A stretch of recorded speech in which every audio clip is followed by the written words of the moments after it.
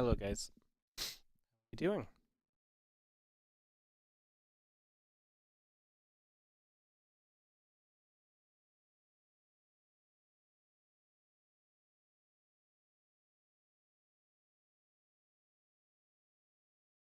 Hello. Let me just sort a couple things out, guys. Because we are going to be covering some Olimoleague edition number 232 happened yesterday. Where's my camera not turning on? Oh, that's not good.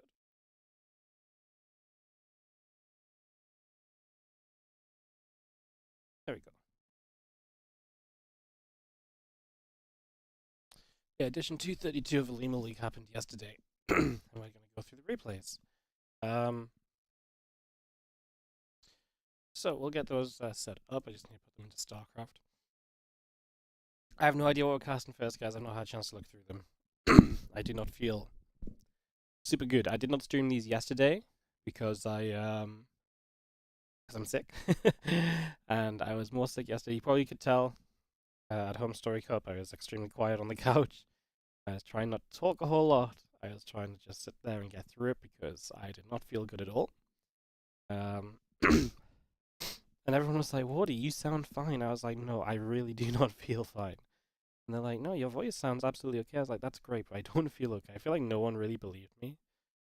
And then just about as I came home yesterday, it really just got a whole lot worse. So I'm a little bit sick, but we kind of got a stream because I'm away this weekend, pending sickness. So yeah, I'll be away this weekend. So I'm not here Friday, Saturday, Sunday for the Masters Coliseum qualifiers. So I want to stream today and then tomorrow's first Masters Coliseum qualifier. I want to get that much done at the very least. Like that is like a bare minimum kind of situation for me. So that's going to be what's going on. It's going to be what's happening. Thank you, Ghostface, for the 45-month resub on the Prime.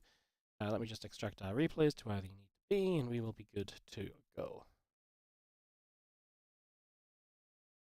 Yeah, we're probably not going to do like a lot of these replays either, guys. I'm really just going to get through a couple of the cooler matches and stuff. I know usually we try and really make it like good 4 or 5 hours, but that ain't happening today. That is not happening today. So honestly, I've not even looked at the list or like try to figure out what we should cast. I'm just gonna like pick some matches and see what sounds cool, and we're just gonna cover them. Okay? Does that sound like a plan? Yes, it does. All right. Let me look at round one. Round one. There's nothing cool in round one. Okay, let's look at round two. Oh, there's a Zoun versus GuMiho. That could be kind of fun. Yeah, Zoun GuMiho could be kind of fun. Oh, Trap Sue as well. Trap Sue could also be interesting. GuMiho, Trap Sue. Oliveira Armani. Man, I've not seen Armani play in so long. Might also be kind of cool.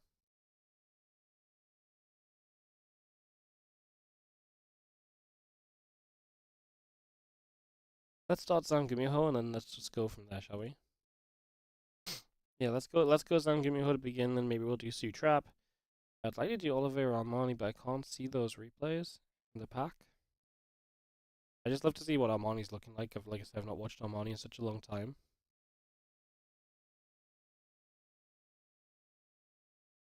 Okay. Yeah, let's start with Zoun versus GuMiho. So yeah, let's do that. Hello everyone, how we doing? How we feeling? We know what's up.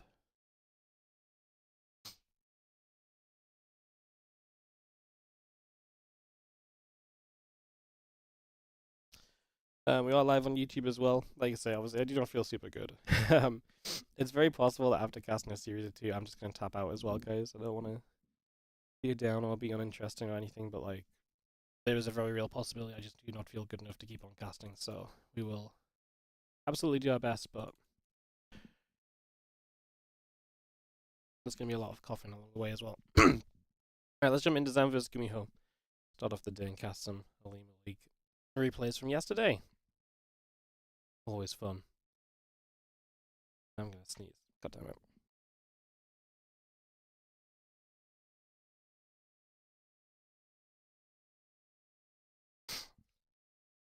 It's gonna be the typical, I was feeling like good enough to do this until like literally the time at which the stream starts.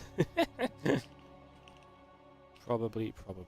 Alright guys, let's go and kick off into some games. Let's have some fun. Let's enjoy some StarCraft 2 again. Thank you so much for joining us early on in the day. Good to see you all. Good to be here. Bring you guys some games. I think it should be a good time. Let's see what happens. Ellie's just come to play. Ellie, I can't play right now, babes. We've got StarCraft to cast. It's that thing that we do sometimes, you know? It's like, ha. Once again, my dad hates me. Ah. In the bottom right, it is Zoun, our red Protoss player. In the top left, our bottom left, our blue Terran is GuMiho. As we kick off into map number 1 of this best of 3, and Zoun is already sending a probe out to proxy. Probe comes out, a pylon goes down, so there you go. Straight away there, pylon gets put into place.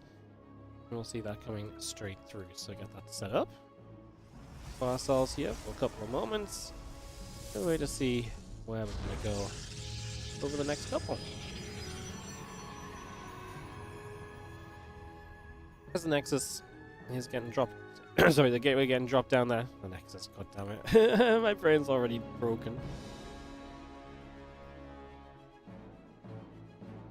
The gateway comes down and that proxy will set up. So 2 gateways of pressure here to start us off on El Dorado. Map 1 is forced. I'm just saying that because obviously we just had a home story cup where this map basically was not played. Which is so sad. I can't believe we finally go into the bigger map pool and people just don't play the coolest map that was in the pool in the PTR. Really hoping that changes in future events because I really think it would be very, very sad if nobody played this awesome map. That would be very sad. There's that probie.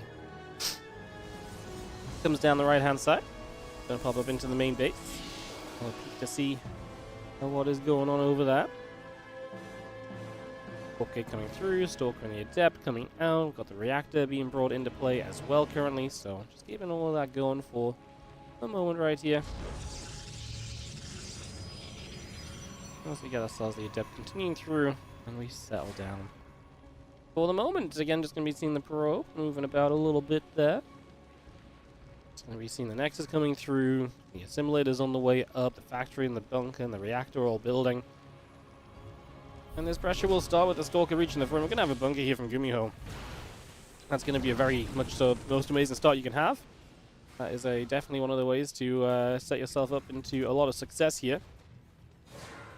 As that Adept is going to shade up, and the Stalker and Adept together will go poking onto the depot, and the depot will start to take some hits. So depot taking some damage. Yeah, I mean, the idea is you want to try and get rid of the depot. That would give you access into the base. The Adept Shade going to provide vision without the Adept taking too much. And I love it. The call down supply is going to fully heal this depot. That was one of the new things from the patch. I saw Clem trying to use it in a TVZ the other day. I thought that was very fun, actually. During Home Story Cup when he came in and he tried to go for the the triple depot drops to heal the wall where the Banes were busting. The heal just comes in a moment too late for it to be, like, super effective. And I only say that because, in the sense of, yeah, it just comes in a moment too late in the sense of it can take a little while to kind of actually heal. So if you try and drop it against Banes, it's unlikely to work. But in a situation like that, that's pretty decent. Cyclone locks onto the Stalker. That's going to get pushed back a little further as well. I'm just going to see those couple of Stalkers going to get pushed away for the moment in general. So some damage being done. As overall, I wouldn't say this 2-gate did too much, but Zoun does have a base up. GuMiho is going to drop across the map with a Cyclone that's hurt and 4 Marines. That leaves nothing in his natural. He is completely open, and our Home Story Cup champ is going to be in some serious trouble here. I mean, this CC likely ends up cancelled, to say the least. I'm going to walk into the main because apparently he just salvaged the bunker. Now the Cyclone and the Marines are over on the other side. I think Zoun deals with this much better than GuMiho does. I think we do have a Siege Tank about to finish up here as well, though, so Siege Tank pops, SCVs will be able to repair that. That doesn't seem so bad. Okay, actually, Tank is going to go get chased away. No, Medevac. Oh, no, the Medevac's going to die. That's really rough. Oh, GuMiho was actually going to say GG. Wow. Yeah, I kind of guess so, because his CC's not building 23 to 36 workers. That's the thing. I mean, I guess he did end up pretty darn delayed off of all of this. So, yeah, this actually ended up pretty rough for GuMiho. And that is not quite going to be the opening he's looking for in game number 1. That was a fast game, wasn't it? Speedy. Sorry, question from the YouTube chat. Terrence, my man, how you doing? Sorry, I didn't properly look at YouTube chat yet. Comments on the Home Story Cup finals. I thought it was a lot of fun. I think Clem played pretty well with his TVP. I don't think that's surprising. He's 6.8k MMR. I think he lacks tournament experience. It's one thing to get up there on the ladder. It's another thing to come out and do in a tournament. So, yeah. I think that was quite apparent. There was, I think, a lot of mistakes, which I think Clem would play that better on the ladder as well. But yeah, I mean, his Protoss looked good. Honestly, not really surprised. I thought it was interesting how many times Clem looked like he was dead, and then he didn't die. And I do wonder a little bit if that's like... Because like, the macro from Clem was just insane. He did survive a lot of situations where it's like, wow, I was so convinced he was dead. And what I think of when that happens is I'm like, well, does that mean that I'm used to expecting Protosses to die in that scenario, but they do, but now Clem isn't? So is like that a macro thing, or was that just like a GuMiho was maybe not playing as hot as he should have done thing and not capitalizing on something? I don't know. That's why it's kind of interesting, right? So yeah, I honestly think Clem was not wrong to play Bros. I actually think his PVTs probably looked more hopeful than some of his TVTs, especially because GuMiho was clearly throwing out the craziest kind of TVTs with new strats and builds, and I just think Clem was just like, look, this is not my strong point. This is not my, what I'm good at, and I'm not definitely no good at improvising. So I'm not super surprised. Honestly, I'm not super surprised he played Pros in the entirety of the finals, to be honest. And credit to him for just sticking to it as well. Like, he lost a map and he did not give up on it. He kept it going. And some games he looked spot on as well. Like, yeah, it looked absolutely perfect. Just, like I say, I think lacking tournament experience and lacking some of those elements that just get really kind of ingrained in you from just playing that race non-stop, you know? There's a lot of that in StarCraft, right? There's a lot of players that play races that have been playing that race specifically for like 10 plus years, right? So it's not surprising when we talk about this concept of, hey, they kind of need to do everything that they can. And they do everything that they can. And a lot of things, just those little natural things that just over years and years have become like, like I say, natural, I suppose. I think is definitely something of a factor to consider as well.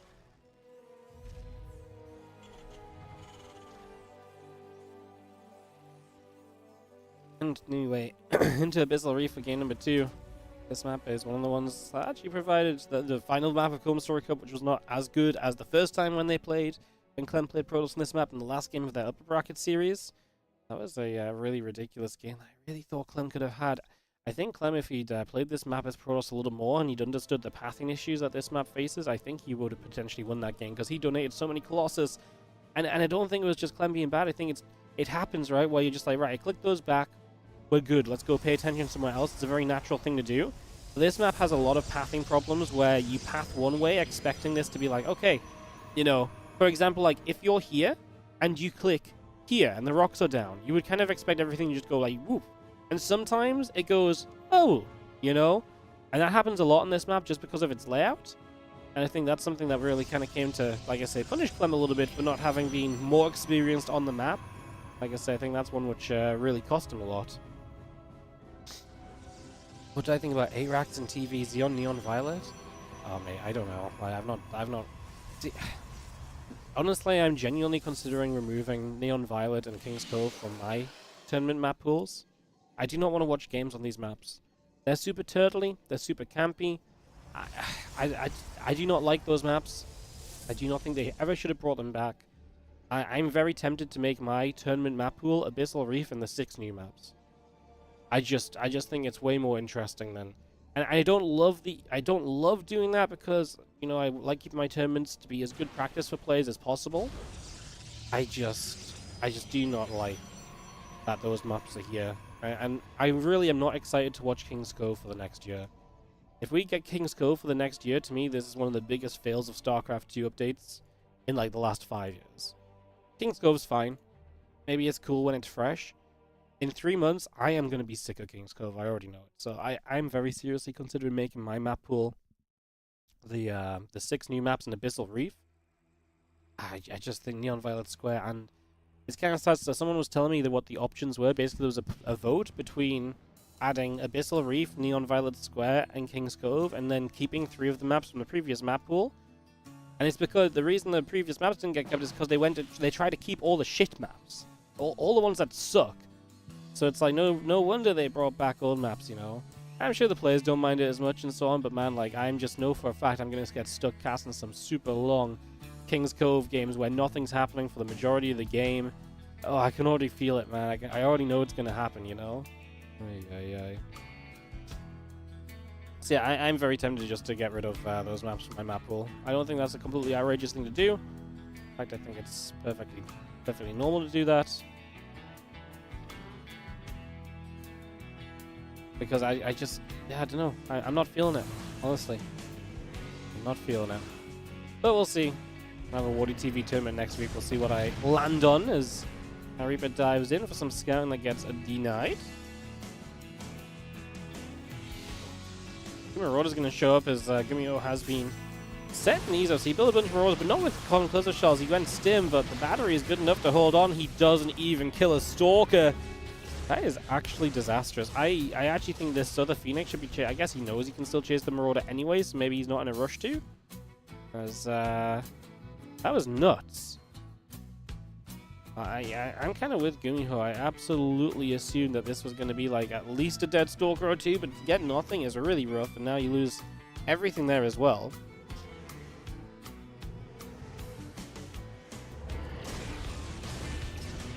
Isn't the great thing about watching games that you can apply this to your games? If you skip King's Coves, then you have to ban King's Cove. I mean, maybe. I mean, just from a viewer perspective, though, I just don't like King's Cove, you know?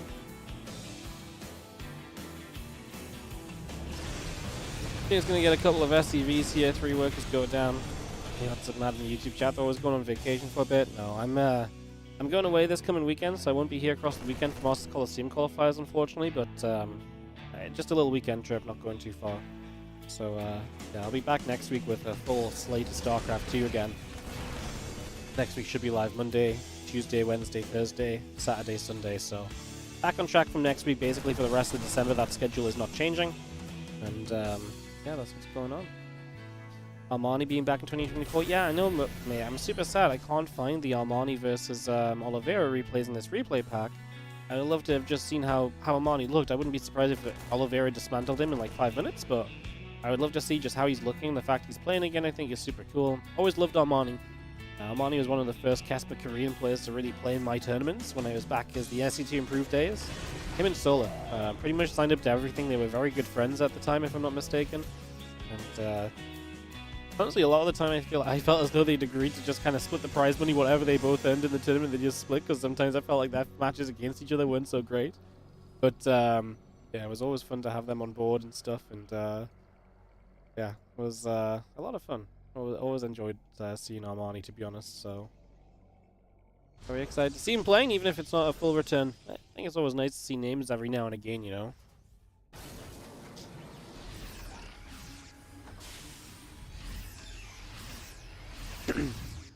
He's trying to catch up on league points. Thanks for the gas. Home Story Cup. It was a good weekend. Hell yeah. No, it was a lot of fun, man. And honestly, I don't know what it is. Every time I go to Home Story Cup, I get sick. And like, I know it's like a meme. You're around people, and like, but like, it's not like I could understand I get sick every time if I go and I drink for 3 days straight, and I party and I stay up late and whatever. But like, man, yeah, I stayed up late, but I had like a freaking like. I mean, it's not even really a beer. It's like a flavored. It's like a very slightly alcoholic thing. Like, I had one of those all weekend. Now I'm just freaking sick again, man. Like, every Home Story Cup this happens. Every single time. I just really love to come home from one just feeling good. Such is life. As our Phoenix get adventurous, and they are going to go down to some Marines. He's going to get healed up a little bit. The Phoenix is going to gather about. Armor upgrade, getting Chrono Boost, the Roboblade, and the Immortal on the way through. The Phoenix is going to get turned away in a couple of moments. They're just going to get pushed back the other direction. Too much TBT makes you sick. Yeah, Clem really saved me on that one then, otherwise I may not have made it home. Oh, yeah. Thank you, Clem, for saving us from the TBT finals. What a champion. Wonder how much Roddy paid him. Wonder how much Roddy paid the guy. A few Phoenix coming around, our medevacs and tanks are going to be there. As we continue to just settle it for a couple of moments, so I can take a few, see where we're gonna go. So yeah, Marine getting lifted off.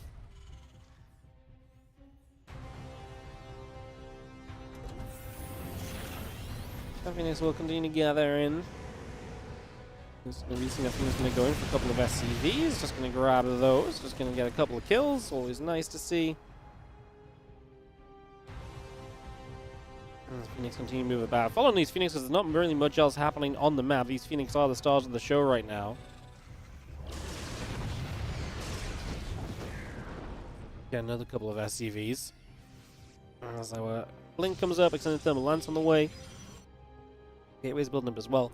I don't know, did anyone catch Olimoleague live? Did we play this on the mod that makes cyclones and stuff not busted? Fusion core, by the way, we're going to go Caduceus Reactor. Of all the upgrades to go for, I would not have guessed Caduceus was the go-to for GuMiho in a scenario like that, but you do you, GuMiho. I'm not going to fight you on it. What a wild upgrade to get off the Fusion core when you get that Fusion core early. The Fusion core early is already a little bit of a, oh, that doesn't happen every time. So yeah, definitely a little intriguing. As the Phoenix, let's get back to those. They've been continuing to harass around looking for options. They used Observer ++ Cyclone. Is that the fixed Cyclone, or is that the... I don't know what mod does what, honestly, yeah.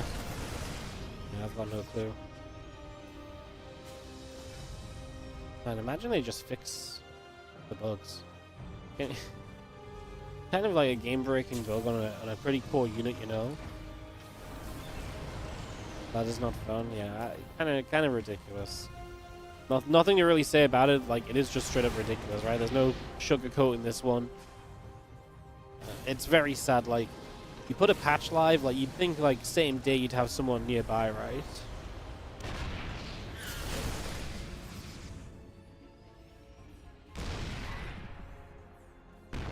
Yeah, you would have thought like on patch day someone could have just paid attention to the game for another couple of hours and be like, oh no, we need to change the number on the Cyclone.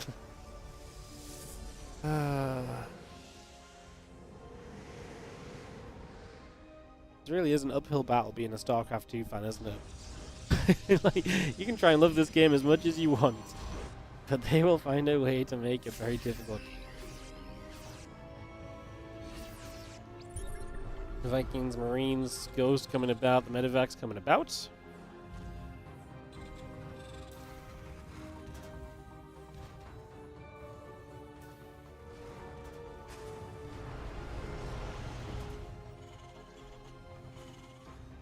We're going to be having this army continue to gather from GuMiho. A few Marines out over in this direction as well, so just going to run those over to the left. But Zap's got a main army coming forwards here. Dark Shrine coming up, the Nexus and the Immortal all coming in as well. +2 ship weapons, +3 attack on the way out still as well. We just have a couple of tanks getting sieged. The Bio army continuing to collect in the center of the map as we speak. And we continue to settle down. 3-3 upgrades continue through. It's been a pretty passive game. When you look at what's being lost this game at Phoenix, a lot of SCVs from the Phoenix harassment. That part's not being passive, but in terms of like major armies moving on the ground game has been kind of non-existent between these two. I mean, I guess that in part is the Phoenix and their dominance in the matchup so far. Zoun is going to take this position and roll with it. Fleet Beacon, 2 more Stargates on the way out, bringing all of that up and running.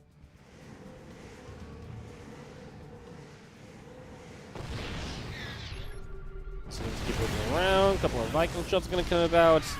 Again, tanks do a very good job of just zoning back on that one, so again, able to turn that away. There's a few ByuN units now going to go through for the set of rocks here. Let's clean those out. Yeah, clear out the rocks. Again, Shadow Strike, +1 air weapons. All the good stuff still coming through for the moment.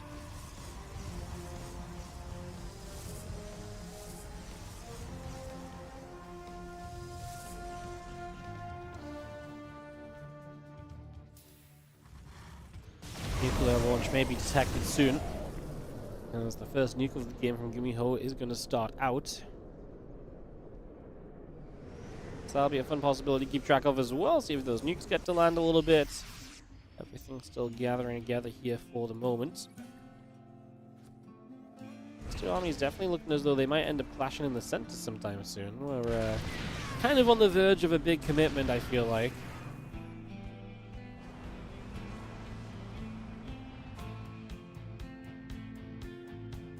Staring each other down. GuMiho still struggling to get anything really on the map.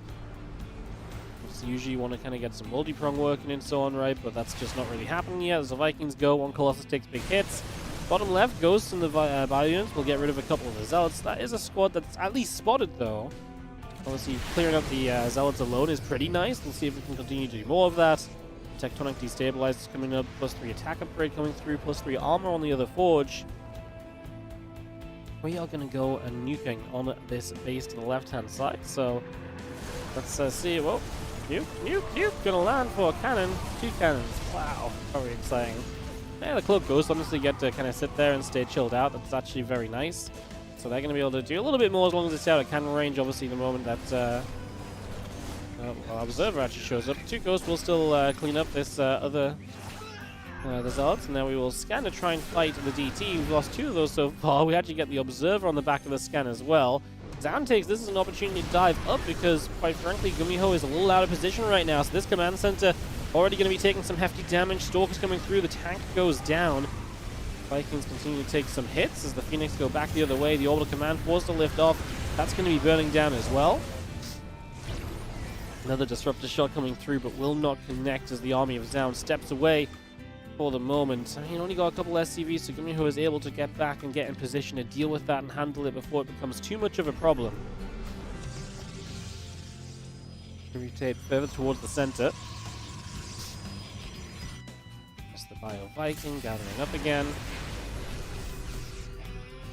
Another scan, another quick little kill, and kind of a little bit of a grab here and there.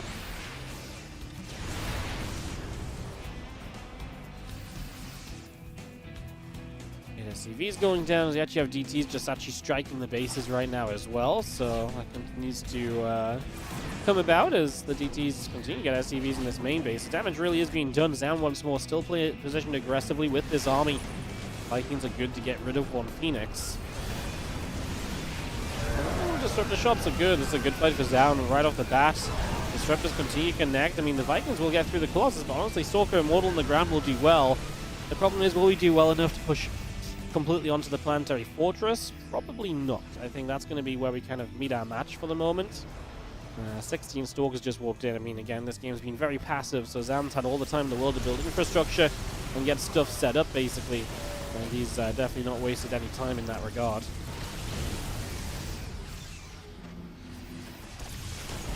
Push through again. CC going to take some damage. Didn't get lifted up into the skies. It's going to burn down or get shot down either way. Both work.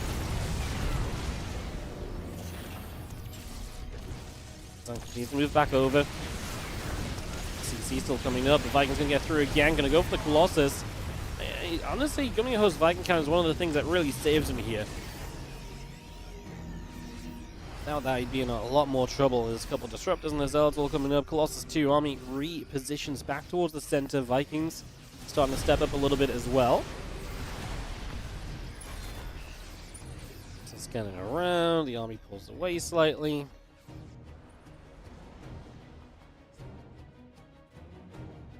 And 2 Liberators on the way out right now also.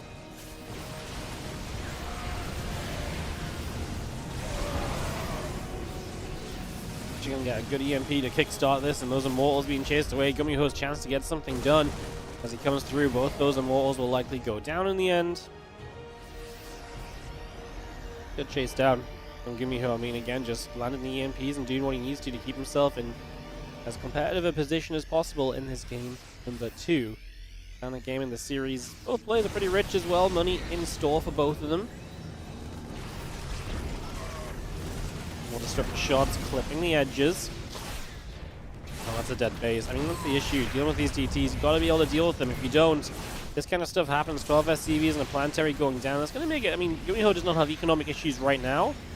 But over a longer period of time, it definitely does become more of a problem, right? So it definitely becomes something that can be, I could say, problematic. It's just something to think on.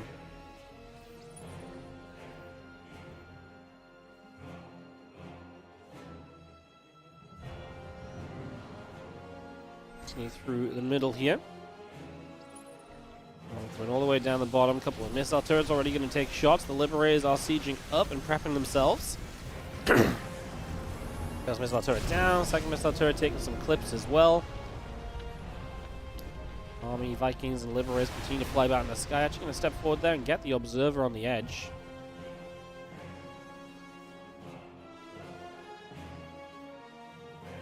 Sitting tight up to the top now. We're going to move through again. Once more, this army of the Protoss trying to get in position. Another Disruptor shot or two flying in, just taking some clips. This is the thing on Abyssal Reef. Very difficult map to attack into. Story of all of these maps that they added from an old map pool is really that, yeah, they're all very difficult to attack into and kind of, you know, push the final buttons of the game on. So definitely a little bit tough, and the Disruptor shot does go flying out. Just keep moving around. One Disruptor, two Disruptors going down, make it three. Disruptor shots in the center, gonna force us to lift off. So we get some Disruptors there, but we're actually gonna kill pretty much everything. Archon's morphing. Well, I guess in the end we didn't need to keep DTs there, but I honestly felt as though we maybe could have done. Probably not. These Archons all gonna die now. His GuMiho's pushback is gonna be very good against Zoun. We know he has a lot of production. Now would be one of those times to put that to use. Couple of libs sieging of the bio, stepping forward, couple cannons on the top side. Gonna start firing away as our Liberators continue to siege, and those cannons will be dropping. Pylon batteries all in trouble. Disruptor shot forcing this to take a few steps back once again.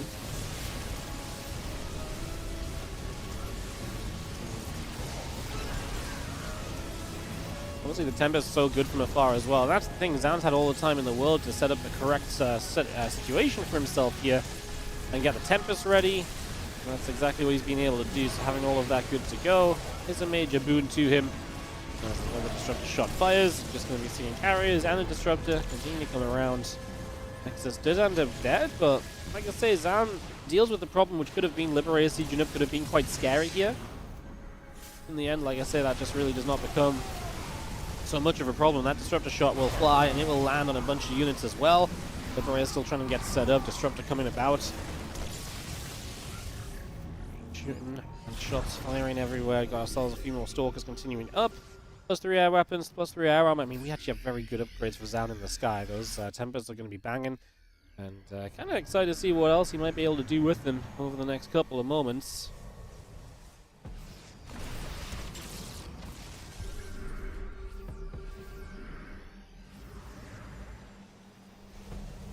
Disruptor coming about. Seeing more Disruptors fire through. The Vikings gonna try and find me with carriers here. This just feels rough for GuMiho.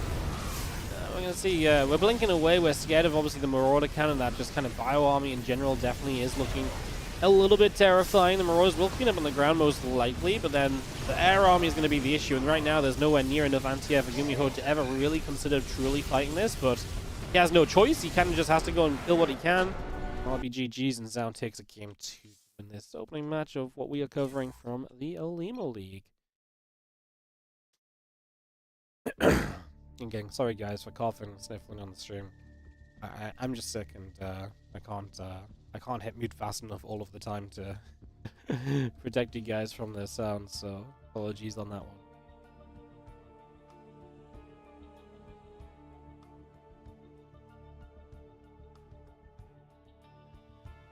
I kind of want to do Trap versus Sue, maybe? I'm just not sure if I'm kind of taking too many series early if we want to try and cover the later games as well.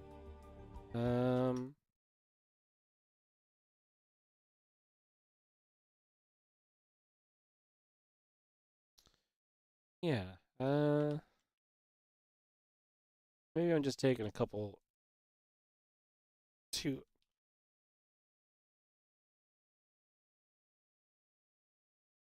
early on.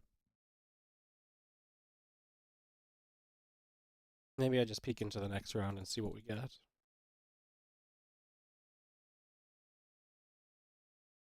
Might not be a bad idea.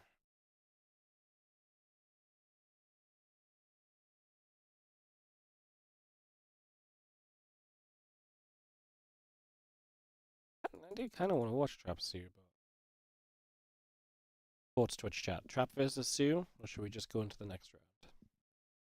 Let you guys decide. If you guys passionately would like to watch Trap versus Sue, then we can passionately watch Trap versus Sue. I will listen to the will of the people.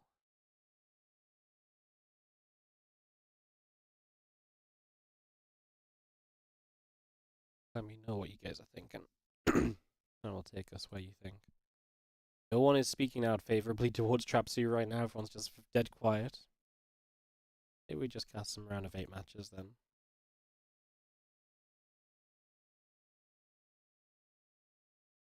We could also actually go to the...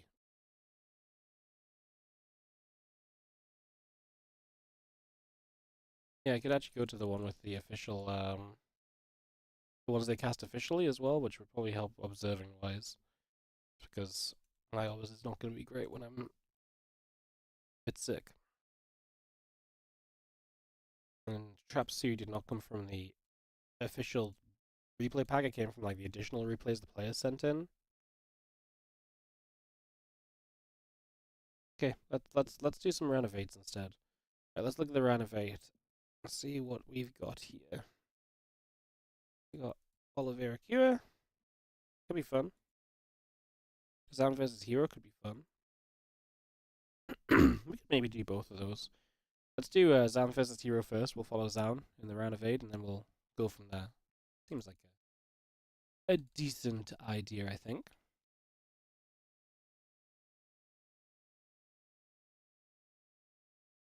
Yeah, let's do Zoun versus Hero. Alright, we'll give it about 30 seconds and we'll kick this off. So we'll go Zoun versus Hero, Cure, Oliveira, round of 8 matches. And then we'll go semi-finals and finals, as long as my... I actually feel my voice is doing pretty well. I just need a cough sometimes, so... Could be a whole lot worse, guys. Could be a whole lot worse.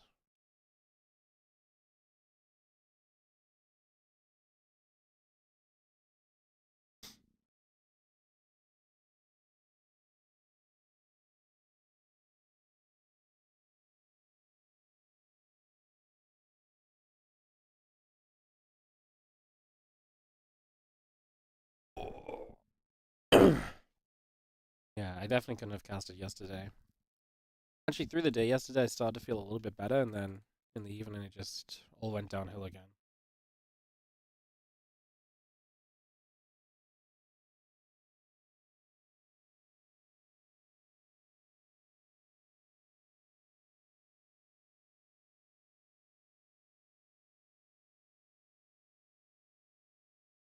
YouTube chat is really moving. I've got no idea what you guys are talking about.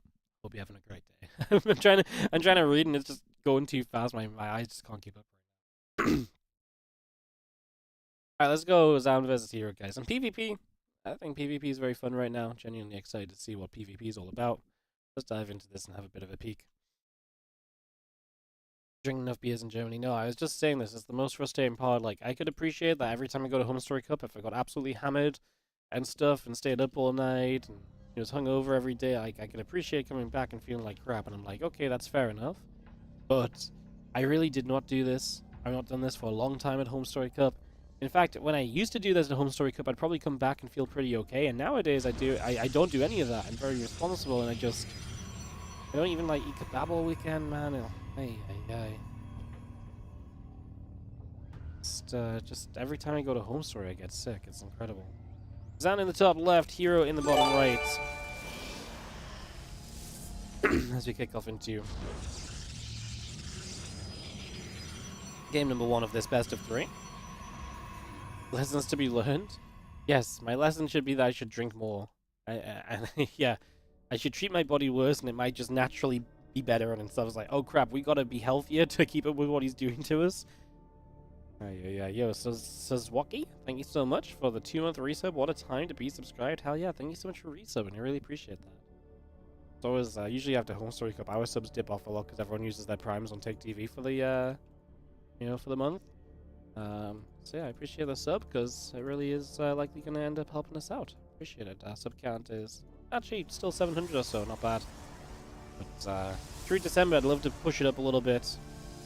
I know there's no WardiTV tree yet, guys. That's probably going to go up for next week. I mean, we've got one stream tomorrow.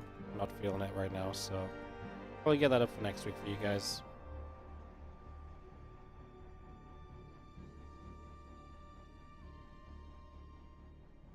Has a couple of gateways come down here to start us off. At least they do from our boy here, Zoun. Hero goes for the single gate, and here on King's Cove, we might just be looking for a nice fast setup.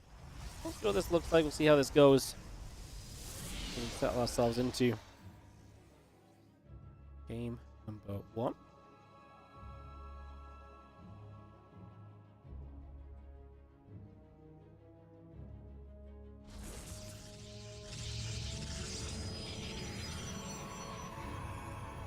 Stargate gonna come over on the edge.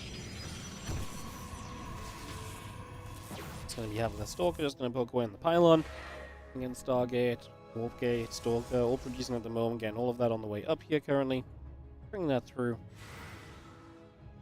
So that's gonna go up over here as well. It's just gonna poke up a little bit right now, trying to see what's going on. See if anything may happen. The Zealot taking quite a few shots, so some damage being dealt. Zealot taking some hits. And that Stargate coming through. The next on the way with the Stalker in production as well. We do have the Stalker building for Zoun. Warp Gate on both sides for the moment.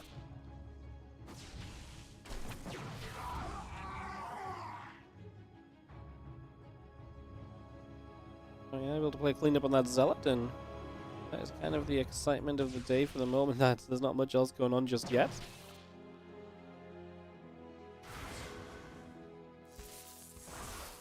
Not much else happening as the Adept gets in, I guess, but pretty good micro is going to mean that the Adept does not really get anything. No probes go down.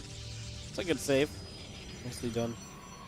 As the Twilight Council Nexus coming through, the Sentry on its way up. Warp Gate still building.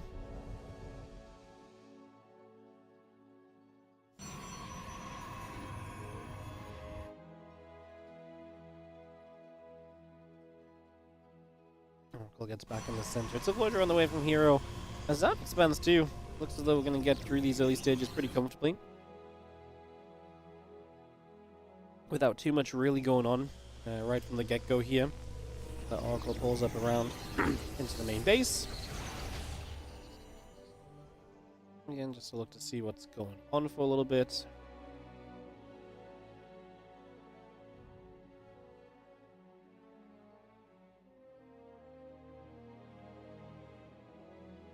Gonna proxy a Dark Shrine this Zoun. It's definitely one way to mix things up and do things very different here. I was not completely expecting the Dark Shrine to make an appearance, but here we are. Actually not proxy, I just wasn't really, I kind of felt like we were just heading towards a fairly normal game, but obviously Zoun has other ideas. The Oracle will be very important. Having that section available is going to do a lot for you, so naturally, it's going to be one thing we've got to keep our eyes out for and keep in mind. As the Oracle will drop down a Stasis Ward. Stalker's going to shoot, Woodray going to fire. I mean, this is the nice moment here for Hero where he can actually come in and get some damage done already. Zoun having to pull the probes again. It's going to get rid of the Oracle. Ooh, that's awkward because now you've got no Oracle. Being Oracle-less is obviously pretty bad when DT's show. Now, that's a nice Stasis to catch a few probes and stopping them from going back to mining for a little bit longer, but yeah, I'm not really feeling it from my boy Hero, because the Oracle, like, this was great for him until the DT showed up. Now, this is going to be actually very interesting, because a new Oracle starts. He'll have detection eventually. This might just be enough time for Zoun to get back in this game after taking some damage. He's actually not even that far behind on workers. Goes for the main. I'm not sure if I love that.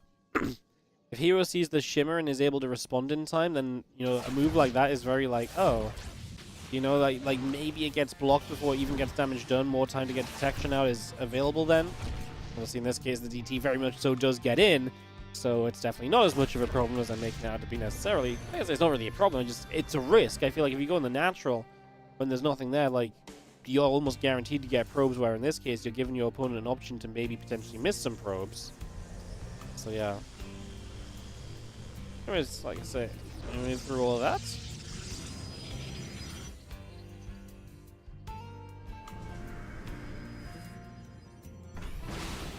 Can see Revelation going down again. Stalkers continue to move about. Taking moments to settle down as we do go through a pylon or a battery. I mean, Zoun now having Blink. I mean, Hero's about to have Blink of his own. 44 probes is down versus 41 of Hero. 18 to 23 is the army supply. So, honestly, an advantage here and an advantage there. It's a very even game at the moment. Very open game at this point in time.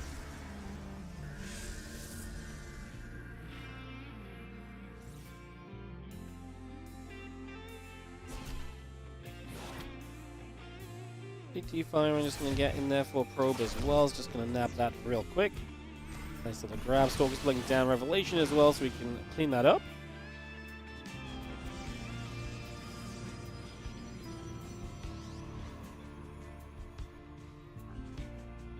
Couple gates coming through. The Nexus coming up as well. The Forge is also on its way in. The Immortal's still producing also here as we continue to get a couple of bits and bobs set. This PvP will develop. I mean, 3 bases each. Obviously, love that Zoun still has the Dark Shrine because now you can use that DT Shrine throughout the game. You can, you know, mix in a DT here or there. I think that kind of stuff goes a long way for you. There's that hallucination that moves across as well. It's just going to keep it going. +1 attack and a charge coming through on both sides. I mean, you know, these guys probably have a very similar idea of where this game is going to be going next, right?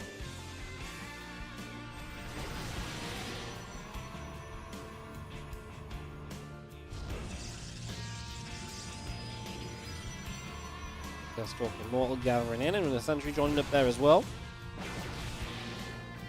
Couple more Stalkers getting walked into. Get all of that settled in right now. Hallucination gets taken down. These Stalkers there to play cleanup as well.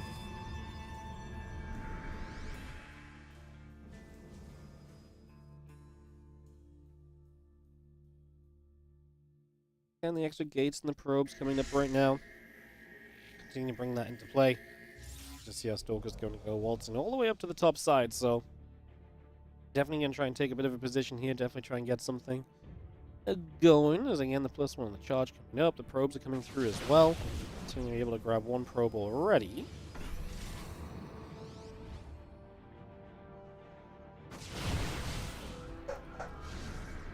Stepping back up.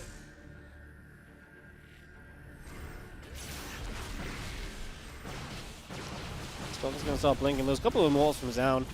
Creates such a stronghold for him. I mean, that's just such a good couple of units to have. Really makes it such a bulkier army. Does so much to the Stalkers of his opponents. Those things are very important to kind of keep an eye on it, especially. So, good to see that. Just going to come back over here. Just going to blink into the naturals. Hero being pretty aggressive. I like it. Trying to make something out of these units. He does have an escape plan, surely, right? Yeah, I mean, not a great escape plan, though. Loses a lot of Stalkers in the attempted recall. It's like, you're tucking yourself in a corner there, but you can't blink out of this natural, so maybe not the best of plays. Maybe something we could have looked at a little differently, perhaps. Different approach might have been the way to go about that one.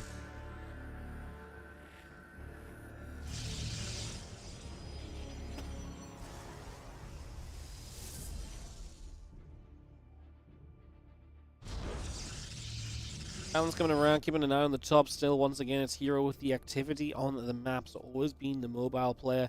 The guy to kind of move here, move there, stay active is definitely the way in which he's approaching this. Stalkers will step up. More Disruptors on the way out, +2 attack upgrades coming by.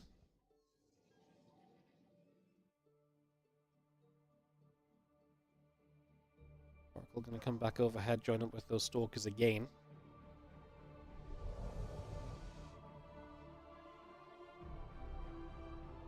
Dark Shrine building. It's the gateway coming through as well, by the way, so all of that just really does continue out for the month when we get all of that set in.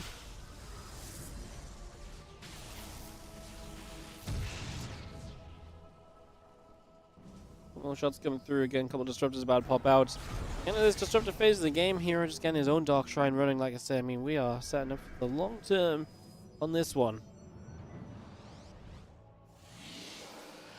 The later game is definitely coming. Always fun to see a later game PvP.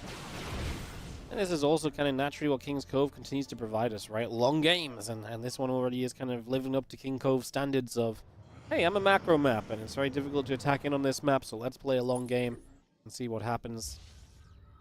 This really is what King's Cove is great at, as more Zealots get warped in as well. So you see you've got a force field going down, another nice force field on the right side, going to catch some of those Zealots as well. And you get a nice nab on a bunch of those straight away.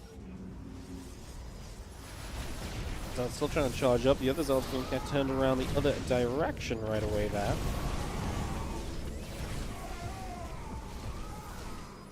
What's coming through across the board. And then again, nice for the Zealots just to be able to get a wrap around and play cleanup quite easily.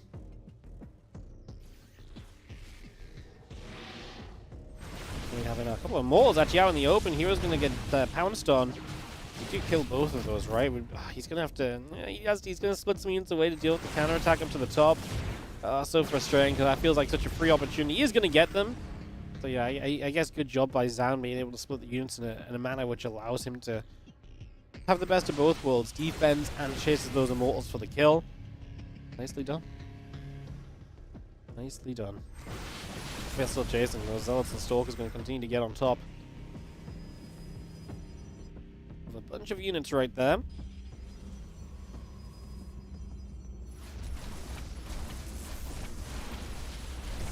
Zealot's going to go running up straight into that natural expansion. The rest of the units on the other side getting moving as well.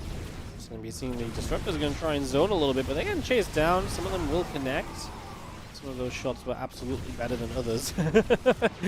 As the Stalkers blink up, we're going to be seeing a cannon going down. The Dark Shroud and the Forge here in some trouble. This is going to be a cleanup on those couple of structures. So Hero loses +3, he loses Shadow Stride. He is killing his opponent's natural, and we enter base trade mode now. As these two armies made their way around each other, I like what Zoun's done already. Like, to me, he's already shutting down some major tech. Having DTs yourself, right, would be a major advantage in a base trade too, potentially, so it's one extra thing he can still lean on here. So it's just something else to, again, keep on keeping on about in your mind, right? Just keep on thinking of that. Zealot Stalker Disruptor continues to move through. The extra Stalker's going to get warped in as well. The DTs are going to come across.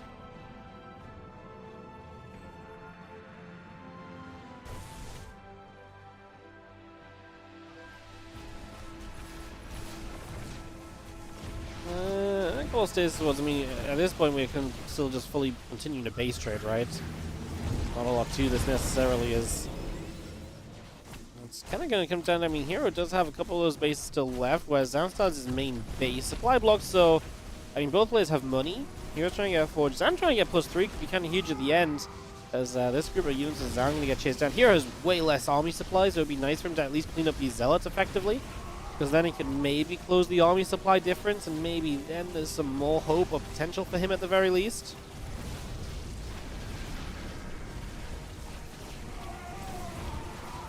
Yeah, army supply does get a lot closer after that, and obviously it'd be nice to get rid of that pylon power and that Forge, trying to stop +3 coming up, because anything you can do to make sure that the fight is as even as possible for you right now is pretty much just your goal. Like, that is the way you want to try and play this. TT's coming through, the Zealot's going to get swiped at. Stalkers will get cleaned up as well.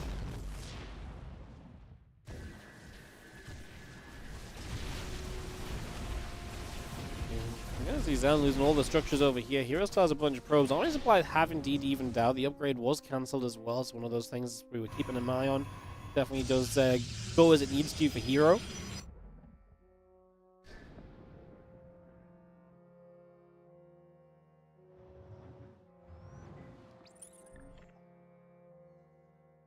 Units of Zoun just going to move up into the main base. Zealots and Immortals, a couple of DTs there as well. Something else to keep our eyes on just for the moment.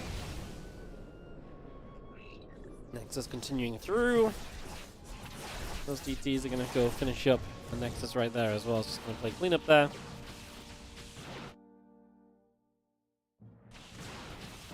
So we'll continue onto this Nexus. I mean, obviously Zoun trying to get the rebuild in. 62 army supply each here. Yeah, Hero having a bunch of DTs is definitely great. At this point, look at his army. 9 DTs, good Zealot count. I actually really prefer Hero's army. I think it's a lot better than his opponent's at the moment. The thing is, Disruptors obviously are really a big, can do anything play, but if they don't hit, yeah, they can also do nothing, right? Whereas, I guess the DTs are detected, then they will not do much either. There are 2 observers available for Zoun. Good thing that Hero is not up against any DTs, because he would be in a lot of trouble if he was. Not have detection. The Dark Shrine's alive as well, right? So that's a win condition for Zoun if you can just get a Dark Shrine up. Oh, sorry, no, Hero has an Oracle. He does have detection. I apologize. My apologies. I missaw that one.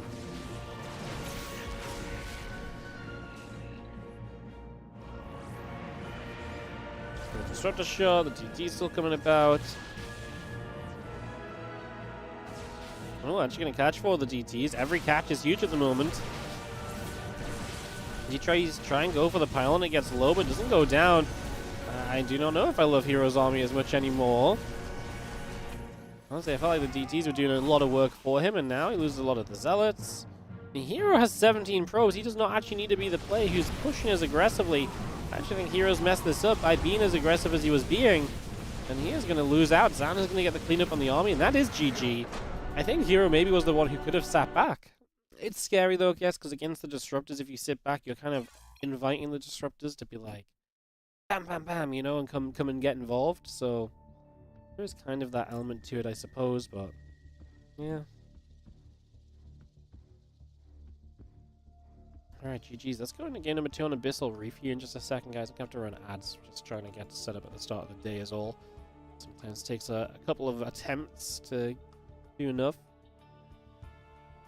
Jump into our game 2 here in a few moments' time. Pick this off into Abyssal Reef, like I say.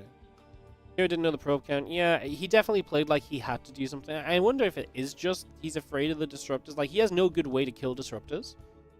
So maybe he's just afraid of 2 Disruptors picking away at him from afar, but I think he would have been better off to sit back and just hang out a little bit, you know? I think that would have been a much better approach. That's okay. Those things happen. Those things do happen. Oh.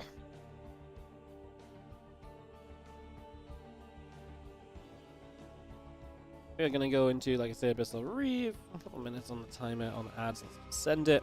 Should be good by the time we load in. Well, maybe not good, but shouldn't be too heavy an overlap as we load in. Let's say that much. This looks like we're good. Let's do it. In the top left-hand side, our blue Protoss player. This is Zoun. And he does take the 1-0 lead after that base trade bonanza on King's Cove, entering a game 2 right now. Heroes on the bottom right-hand side. There's our red Protoss player over here with the Abyssal Reef map. I like it. They're picking all the old maps. Well, again, King's Cove, the first map of a series is predetermined in Olimoleague. The other maps are loser's pick, so yeah. Fun. Actually, I wonder if Olimoleague only ran this event with, like, maybe 5 maps available. That's a very Olimoleague thing to do. They did. Abyssal Reef, Amygdala, El Dorado, King's Cove, and Neon Violet Square, so it's kind of encouraging a lot of the new maps, actually. Yeah, that's a very Olimoleague thing to do, just to set 5 maps for that tournament. Yeah, I don't hate it. I don't hate it.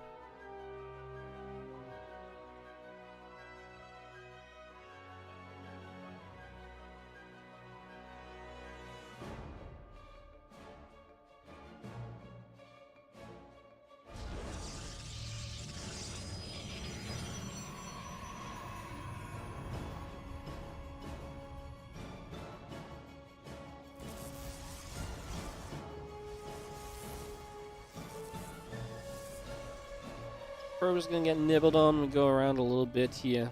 A bit of action, nothing too much. Gateways and the Cybercore coming up as well. Probes continue to be built as we get into play. Just gonna be seeing the probe chasing the other probe around for a couple more moments.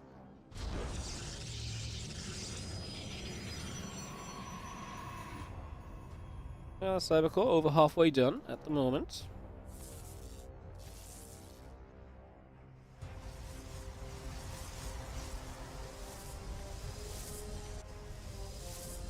It's 2 gateways each this time. Last time we had a little bit of a 1 gateway expansion scenario, but this time it's just going to be 2 gates apiece, so just keeping this a lot more even across the board.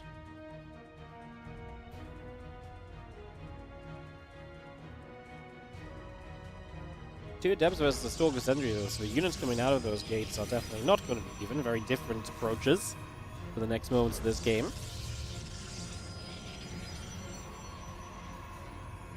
The Warp Gate's coming through, the Adepts in the Stargate building, that Warp Gate coming in on the other side as well.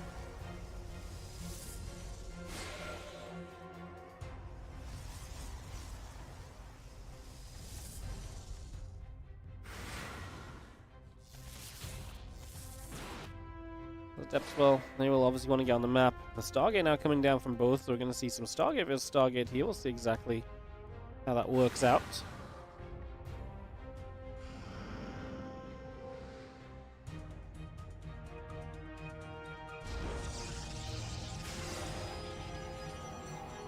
Adepts is going to go shading up.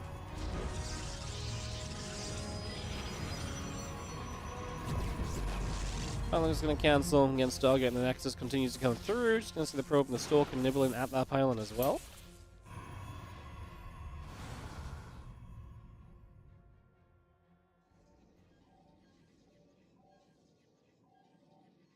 Hallucination just up in the main base. It's going to hang around a few more moments as well.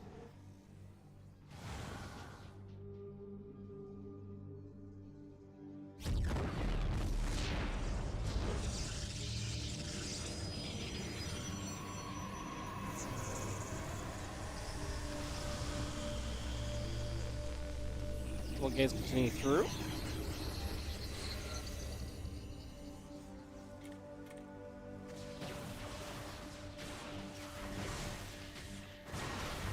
Turning into quite a little push here. Two Adepts, 3 Stalkers, the Oracle as well, continue to come about currently.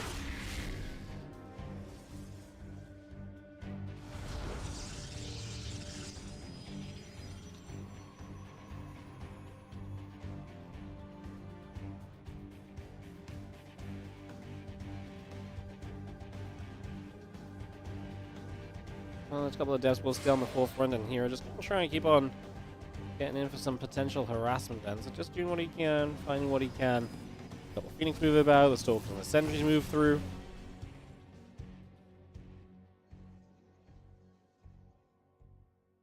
Oracle going to get back to the center.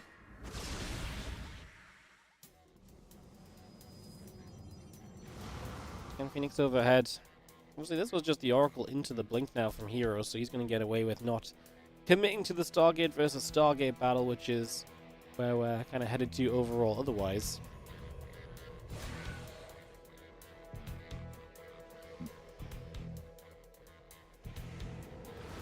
I'm just going to shade up there, not much going to happen. Phoenix and a couple of probes are continuing out as well. Probe facility on both sides, that blink continues in.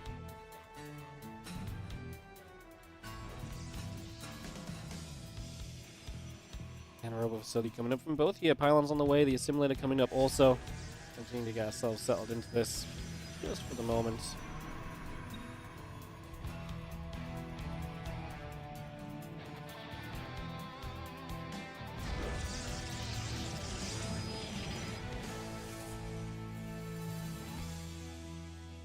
Phoenix still moving up to the top. Blink on the way. Sentries producing Nexus or battery. Everything being brought up at the moment here as the Robo Facility and Twilight Council continue through.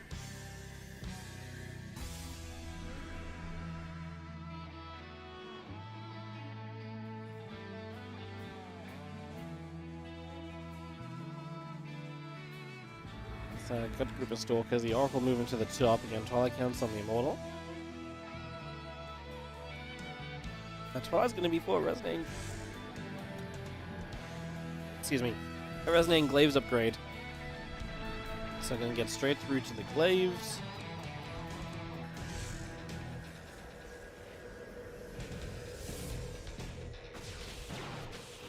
Still going to start fighting. They've got an Immortal up though.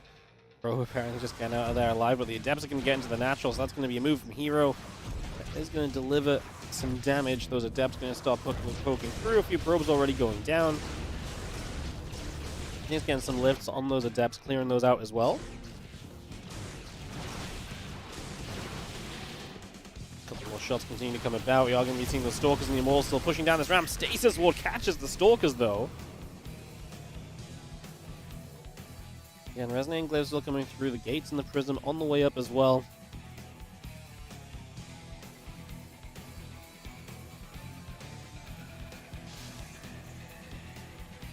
Cole will chill out overhead for now. Just going to see the, again, Resonating Glaives and the prism all continuing up currently.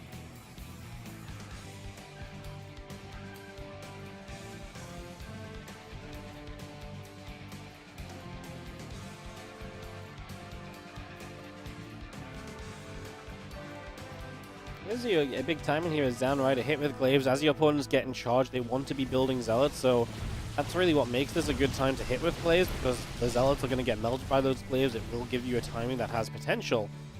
Let's see what Zoun can do with it, to see if it's good enough. Prism just popping out on Hero's side, the +1 attack continuing through for him. That's something which Zoun is not invested into. Zoun's game is very much so about the here and the now. Big stasis ward's going to help Hero a lot. I mean, you get the 2 immortals, so you really can't fight without those, and that's going to buy Hero time as he's taking a 4th base. You can see Hero set up for the future. His army composition, his base setup. Like, Hero is ready for the future, Zoun is ready for the here and now, and Zoun just took away one of his here and now options due to that very unfortunate decision on the walking into the stasis. I mean, maybe not a decision. The mistake of walking into the stasis is very much so a hefty mistake. That's going to cost you fairly heavily here at this point. Continue on to the prism for a second. Have you seen the other units coming around, going around this direction?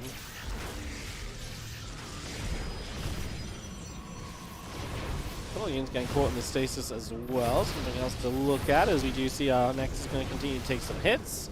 Just going to have the sentries and the adepts continuing up as well. And that stasis connecting nicely and really having a being a good capture point at the moment as the Stalk is still lifted in the skies. The units will continue to come through. Just going to get a jump onto the Archons for a moment. The Nexus will fall. We continue to step forward at the moment as well.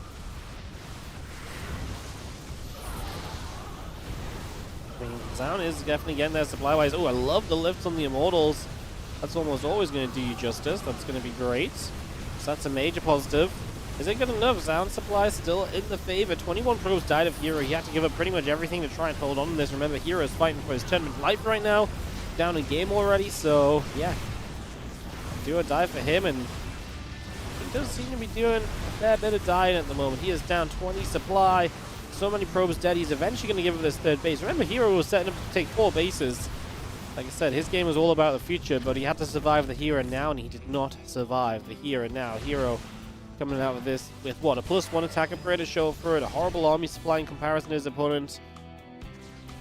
His opponent's army composition is not good, right, long term, but for right now, it's decent. That's actually a nice save on the Immortal. It does not get trapped in by that force field, so that's a fortunate moment, I think it's fair to say, on the side of Hero there, because that could have been so much worse. Losing the Immortal. I mean, he's going to lose it now, but at least it took a little bit more attention. At least it took a little bit more effort. Guardian Shield up from Zoun to minimize damage taken from all of these range attacks.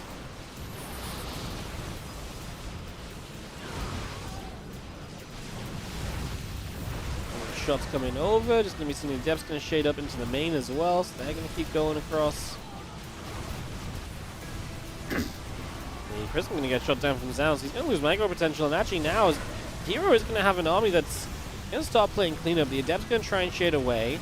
They are going to get into the main base. They're going to commit to that and try and deal damage here, try and get even more worker kills at this point. Obviously, why the hell not?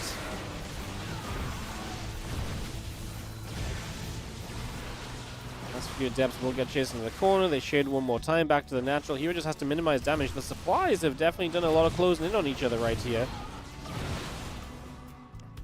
Hero's going to come out of this, though, down 20 workers. But with a much better army, because Zoun really lost his entire army just then. So that's actually kind of crazy, because now Zoun's going to have lost his entire army. That's got to stand for something. Oh. How interesting. What a position we end up in right now.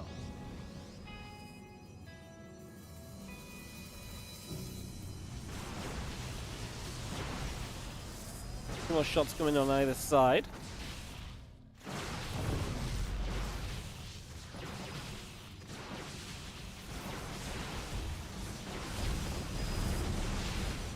So, you know, Immortal was able to hit this Nexus. I mean, yeah, this is fascinating. We're going to see a complete turnaround from Hero. That Army Supply is doing well. Dealing with the depth still. I mean, love to see that the Resonating Glaives is still being put to good use, basically, on the other side. So, getting that Resonating Glaives going, the Zealots are going to come charging through. Prism moves about. The Prism of Zoun sets up as well. More probes just in production currently. Blink building from Zoun also here.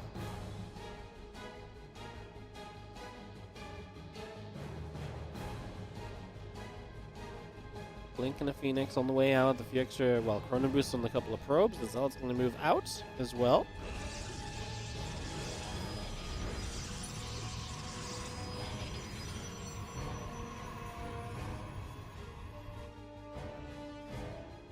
Hero will step forward, ready to push his way into the front again. Blink, the Phoenix, and the Immortal will continue to produce. This game is, I mean, Hero still has to do something, right? Like, his army is not built for the long term right now. Yeah, his army is not really built for the long term at all currently. It's, well, his economy isn't, I suppose. His army can do decently now. I mean, I guess it's still better than the Adepts. We see Zoun trying to get to Blink, but obviously that's just taking some time, and he does not necessarily have time on his side at the moment, so that's a little bit of a rough scenario as, you know, probes are dropping, the harassment continuing. The Blink's still coming up as well. Next in production, the Immortal going to get surrounded, but actually gets saved by the Prism. Hero's still down 25 supply. I mean, is he just fighting a losing battle? He does have 1-1 upgrades. That's something. I'm trying to find some positives for Hero. I mean, Zam back to third base now as well. He was doing a great job of making this, you know, competitive. Alas, competitive does not necessarily net you the wins a lot of the time, so that's our current issue. That is our current issue, as actually are going to see there's a depth shade, and they're going to catch the Immortal. Prism is not there in time to save it. I was going to say maybe the Phoenix can get the Prism, but the Stalkers can obviously try and fight back and fend it off a little. As the Adepts continue to shade through, and they will continue to hunt for those Stalkers. So they hunt all the way through. The Prism going to move back and forth a little bit as well. Zoun is here, what, 20 army supply lead, 13 worker lead as well. Turn it around, a couple of Archons going to fire. Oh, the Adepts! Oh, the Adepts got stuck. That's a great fight for Hero. Wow, that was amazing. That was incredible, no? The Adepts just got stuck trying to back away. Their shades did not go through the force field, I want to say. Like, that's what it kind of looked like. They got stuck when they should have just shaded away, and ouch, that's bad, because all of a sudden Hero is able to take out a good chunk of his opponent's army supply, and once more, Hero maybe has some hope in this game, whereas kind of getting depleted previously.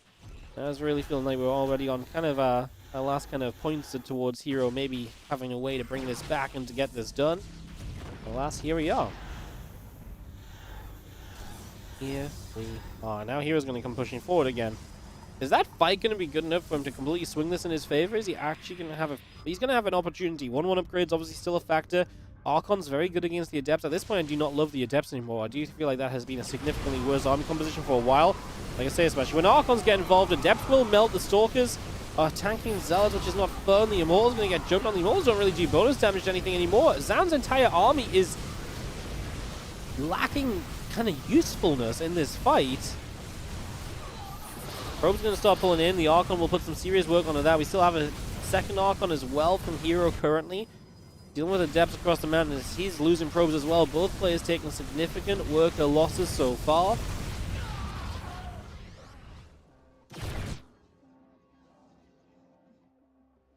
$19 probes going down. Again, Hero, now the upgrades will continue to do so much for him. I mean, they might actually be the thing that really make a difference in this game at the end of it all.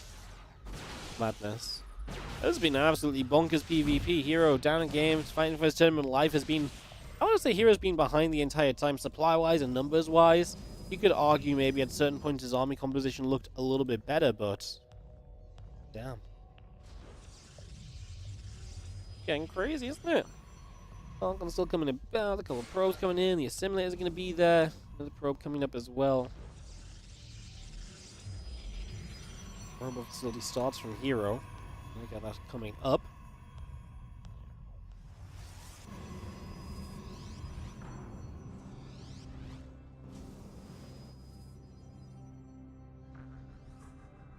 Funnily enough, we actually kind of slow the game down again now because Hero's done enough to maybe be in a playable spot, and Zoun knows he can't go rushing into anything. Hero also doesn't have the army to go rushing into a future attack. So they both back away here on Abyssal Reef, and things will slow and settle once again.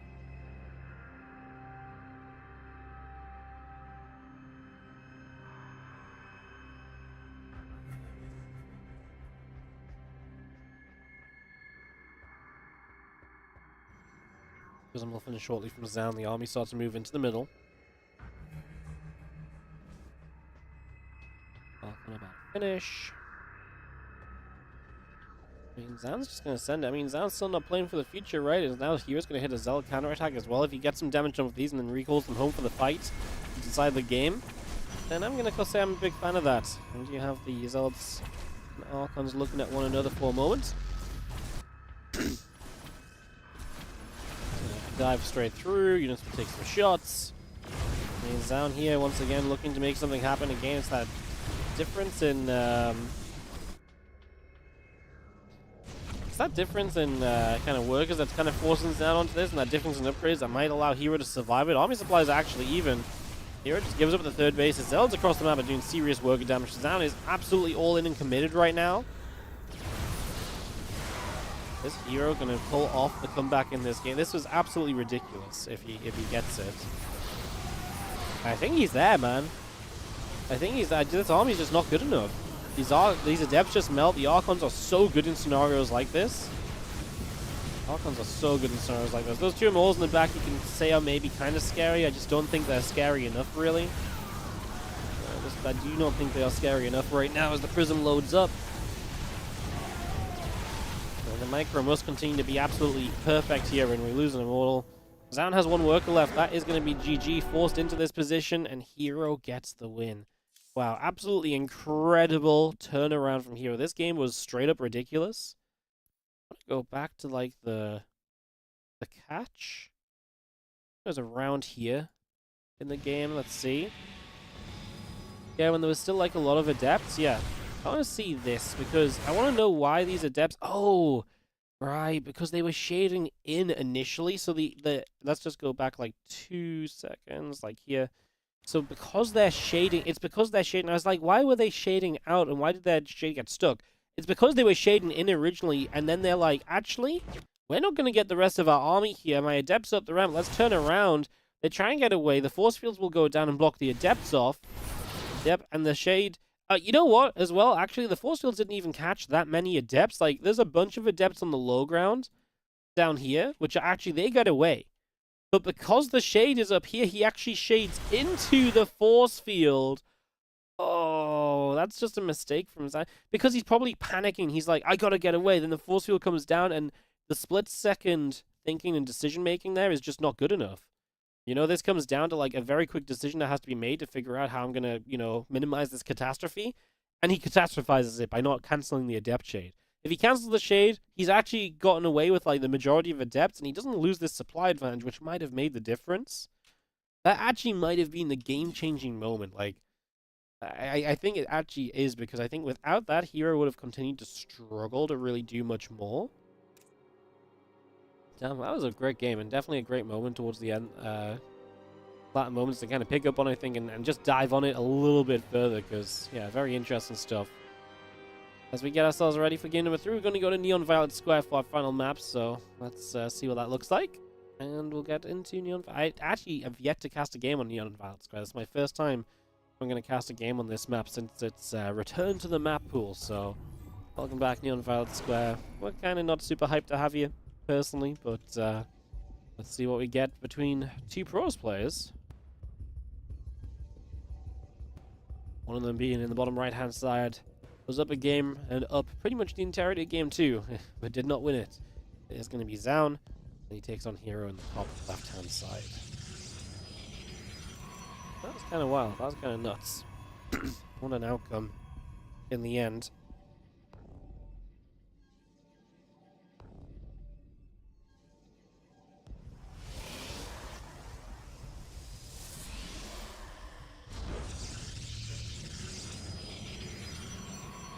It just drops down. We're seeing the probe getting up that right-hand side. And starting to move out into the center. These little squares are path blockers. They make some very weird things happen later in the game.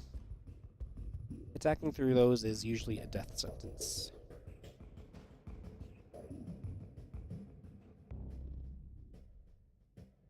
A couple of simulators coming up. As we take a moment to establish game number 3, going to be double gates from Zoun. Here on these bigger maps has had the tendency to play one gate. Does seem like that's going to be his tendency here as well. Second gate, as you can see from Zoun, would have been on the way up from now. If Hero's going to go into it, clearly seems like that is not going to be the plan from him. Alright.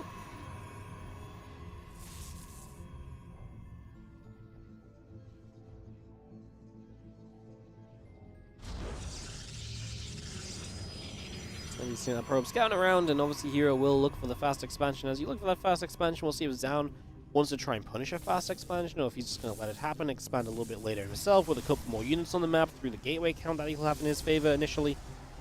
Those will be kind of our initial questions. Start this game off.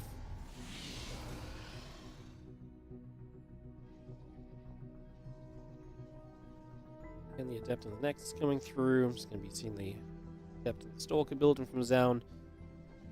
We will very soon really see just where this is going to turn out to be and where this is going to turn out to go to as trying to boost on a couple of those units continuing on by for the moment. Again, the pylon coming up, the warp gate coming online. We get settled here at the moment, let's say.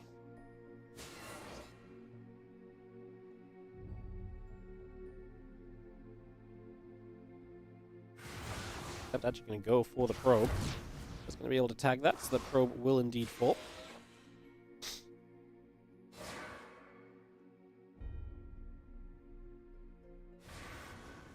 This is a replay. Yes, these games were played yesterday. Usually we try and cast the Olimoleague on the same day it was played. We're not allowed to cast it live because they're only allowing live casts on the Korean streaming platform that sponsors the tournament. So to cast it on YouTube and Twitch, we have to do replays. And we usually try and do it the same day. I was just super sick yesterday. I'm still sick today, but at least able to get a couple hours of streaming at least today. Yesterday that wasn't happening, so yes, this is a replay played yesterday. But like I said, we like keeping up to date with the Olimoleague and seeing how things are going and see what's happening, so that is what we're doing. Why? Okay, why would you just write the result in the chat? Thank you so much for literally ruining my cast of this game. Literally, why would you jump? People fucking suck. Ay, ay, ay.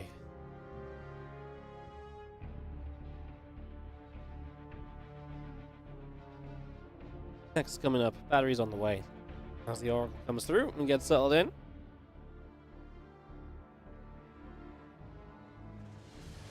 We've seen a couple of stalks set up on the left-hand side. He's just going to have a couple of stasis ward coming down as well.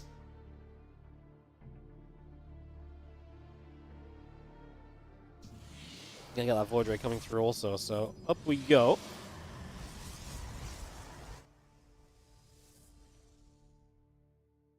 And the blink starts up as well. Get this going. Yo, what's up, Powerbytes, man? How you doing? Thank you so much for the 68-month resub. Welcome back, mate. Appreciate the resub. How you doing? I think Wardy's also on YouTube. Yeah, it was in the YouTube chat. But, I think I deleted it fairly quickly, so hopefully people will be able to avoid. I mean, I saw it, but such is life.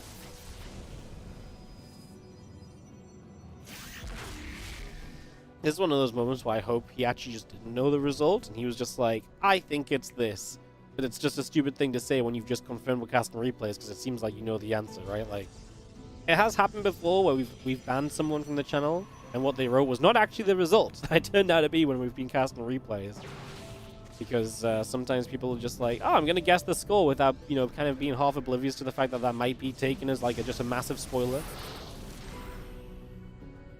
Anyways, we'll see what turns out to happen. Like I said, I don't think majority of you guys saw anything, so it's all good. It's just going to be seeing the voids.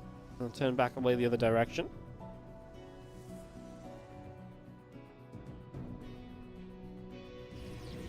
we are proxying up a storm over on the left side. Three gateways in total there, so just completely trying to hide what's going on. As the Stalker and the Sentry come through, the couple gates and the Assimilator come up as well.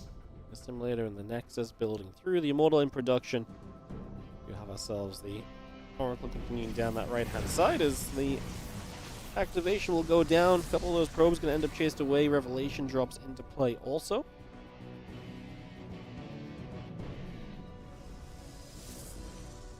And +1 on the Immortal coming through. The Nexus coming out. The probes on the way through also here. Need to get that settled in just for now. Is Fetch going to blink up and just going to go after the Immortal, but that Stasis Ward is going to catch, and it's going to catch very easily, in fact, so it's definitely a factor.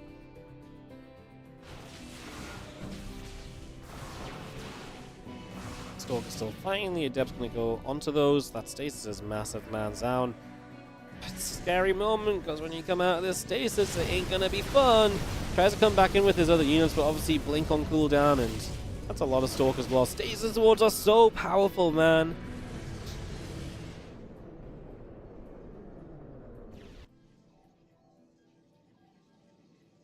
Twilight Council building. The Gateway still coming through. Immortal and the +1 continues in as well.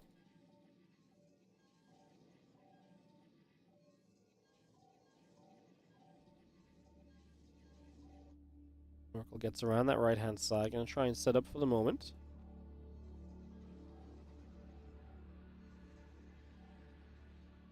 Oracle still up the right-hand side. Stalker's going to come around the left in a couple of moments as well, so we can continue through with this. Stalker's actually going to come pushing straight up. The Immortals and the Stalker's going to be there.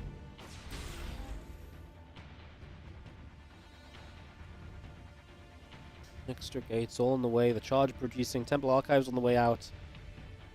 And the Forge continues to build with the Robot Facility coming up as well. The Oracle continues to get down to the bottom.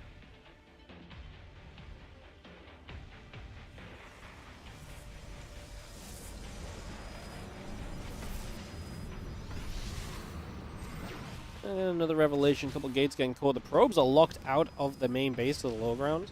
I forgot Neon Violet Square has that backward base as well. Man, I completely forgot about that base. God, it's funny what you forget. I mean, I appreciate Heroes got it. It's just kind of really realizing what it is right now that we're looking at. But yeah. Man, this map's... I don't like these maps. Honestly, like, we've had so many cool maps made recently that could be in the map pool. I really feel like a map like Neon Violet Square has no place in the map pool. I feel very strongly about this. I know we've got so many better maps that could have been in a map pool than this. Better maps, more up-to-date maps, not shitty play late game because no one can hit your bases maps, you know? I feel very... Honestly, I would not have minded them bringing some old maps back if they brought back better old maps. Like, I don't hate that idea. I still think it's silly. But now you're bringing back old maps, and you're also bringing back bad old maps. I don't like this at all. I feel very... I'm going to take Neon Violet Square and King's Cove out of my map pools. I'm not supporting these maps. They shouldn't be here. They suck. They really suck. Straight up.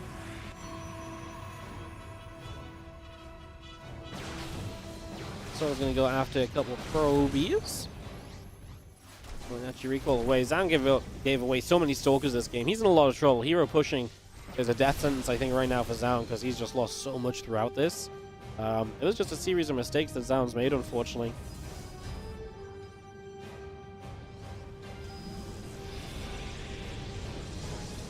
Don't I destroy integrity by removing them? No.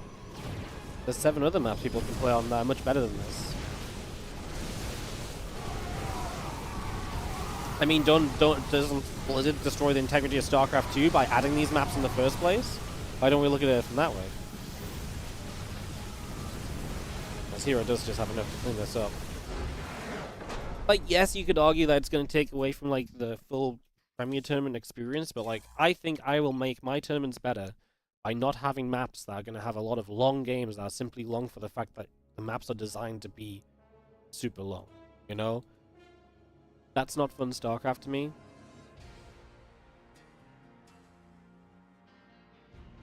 And like I said, I think the thing is, like, they've added 3 maps that are super macro intensive. Like, let's sit there and not let the game develop like the game's just gonna go on and on and on because of the map design.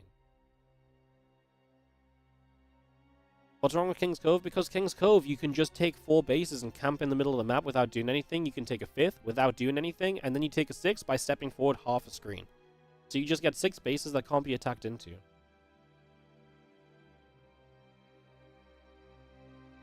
So it's just uninteresting. It's not the map that it's not that the map's large. It's that the map creates an extremely favorable scenario for any sort of turtling play. No. I removing a nerf Race Rye? Yeah, but they buffed Race Rye by putting that map in the first place. I don't think you need 3 massive maps.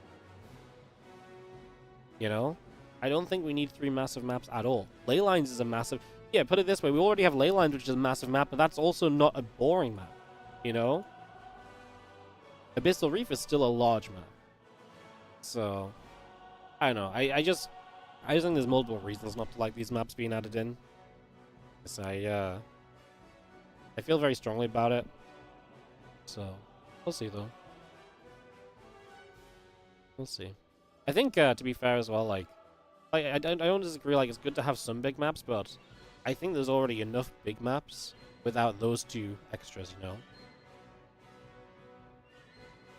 Alright, what we're gonna do, we're gonna do, TVT? I think? I think we're gonna do TVT, guys.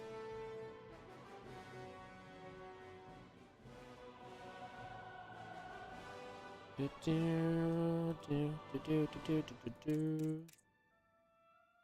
let's do the TVT, I think. Of, Oliveira versus Cure. That's from the quarterfinals as well. Then we'll just go through the rest of the round of 8 matches that we have officially, which is basically the Oliveira Cure, and then into the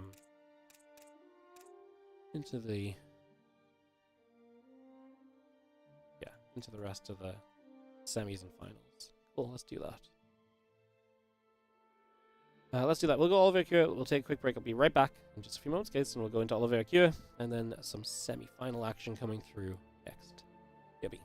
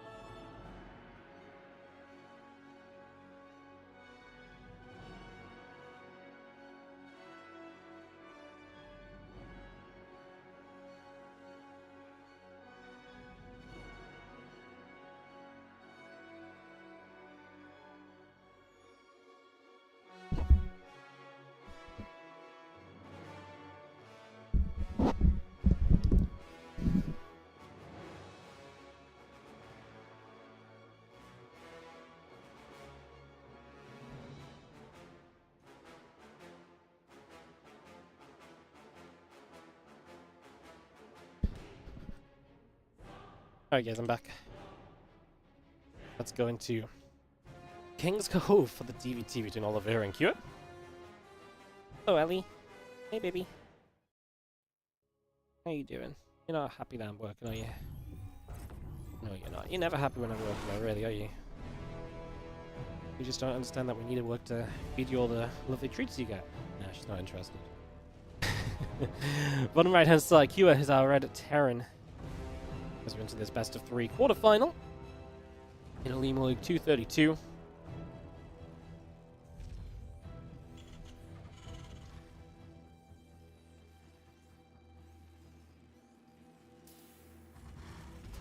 And in the top left, blue Terran is going to be Oliveira.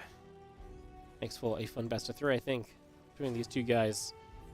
A competitive one as well. I wouldn't say that this is favored one way or the other. I think actually Oliveira's been a stronger player recently. I feel like he's had some more success in the online events. Cure's kind of not been as part of as many of those online events. I would not say... I would say Oliveira's kind of playing up to his level. where Kira has not been playing up to his level as much.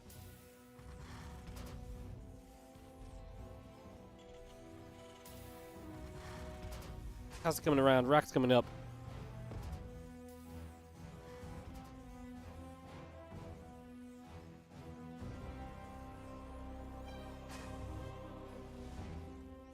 Let's just have ourselves a few moments to get set in some TVT.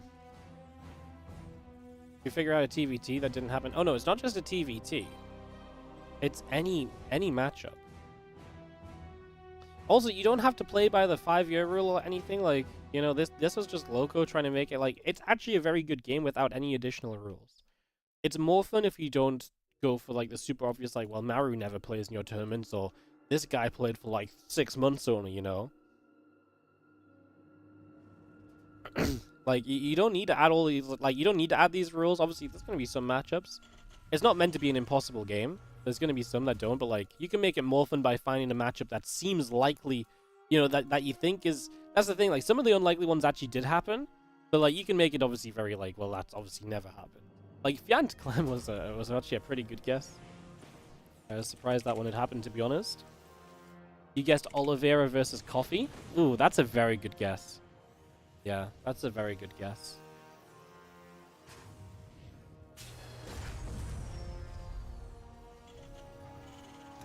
Yep, that's never happened in a WardiTV tournament. Yeah, that's a great guess.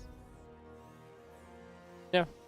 Coffee's a very good guess because he has played in a couple of our events, but he doesn't play in them all the time, and Oliveira's also played in some of our tournaments, but he's never played in them all of the time. Yeah, that's a great guess. You're taking two players which I would not say are boring guesses either. Like, the two players which have played in WardiTV events, they play a decent amount, but not all the time. Yeah, that's a great guess. Want to find that one where you go, oh dang, really? Yeah. Like, when I asked Mana this question, and Mana was like, well, me against Cyril, because Cyril never plays WardiTV events, right? But they actually played in, like, Cast of Civil War or something, or War Chess Team League, you know? So, yeah. That's what I mean. It's a fun game. It's actually a very fun game. Like, more fun than you think it is. Yeah. Like I say, Loco was being like, okay, in the last 5 years between these people, I'm like, no, Loco, you don't need to add all these rules, buddy. Like, this is genuinely just a lot of fun in its own regard, so just let it be.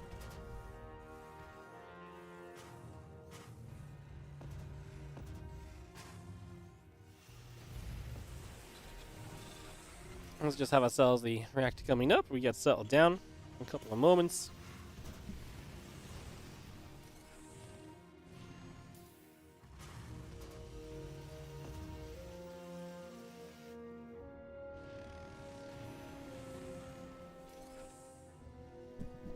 Bunker sits in a nice cozy place for a little bit as well.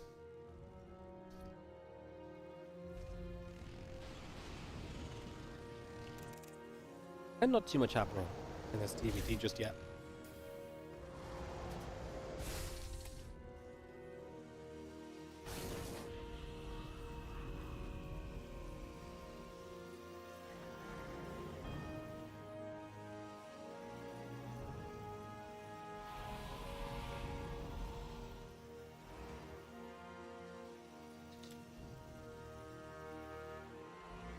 Again, Reaping the Cyclone moving about a little.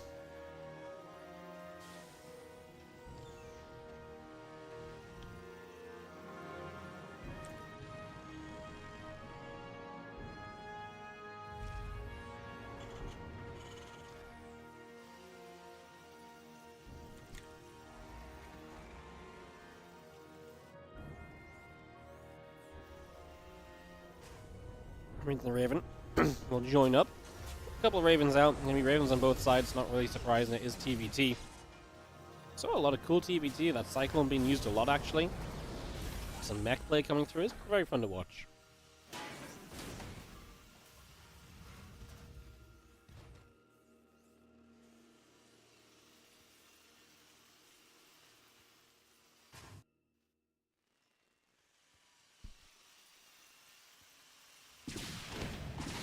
Punch comes up the left-hand side. Gonna get behind the mineral line. Shoot away at a few SCVs.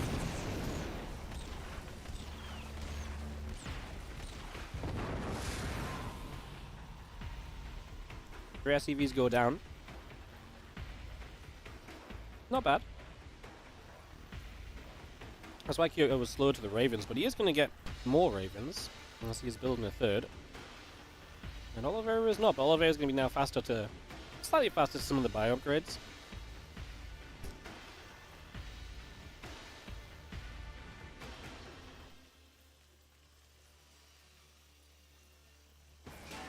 Fun place to be right now in this game 1.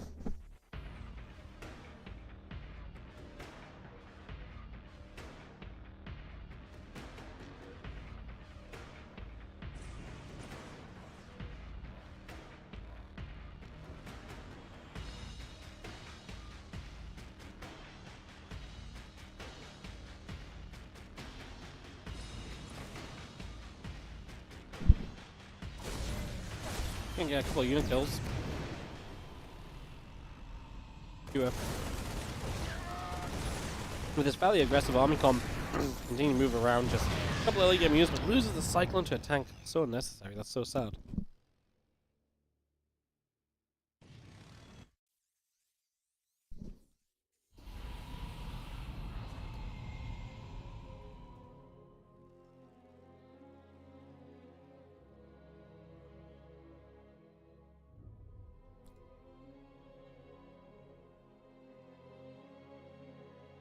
Gonna be seeing the Marines coming back up the other side. Away they go. Siege tank coming through, Marines on the way.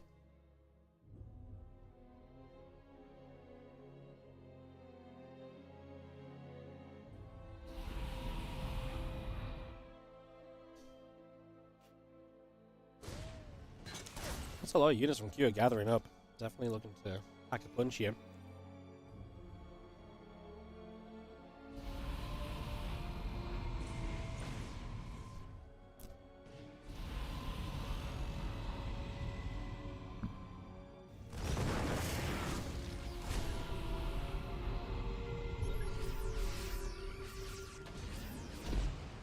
Needs to move around. A few Marines going to unload.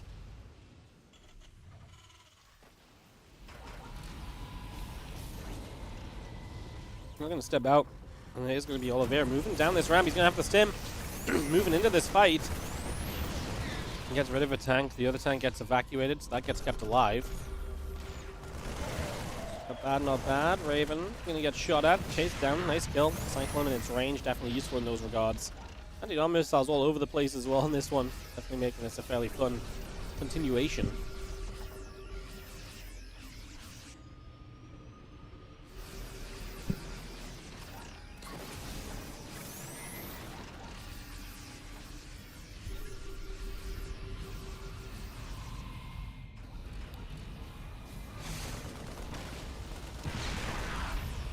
We have an hour. Interference medics coming down on the siege tank again.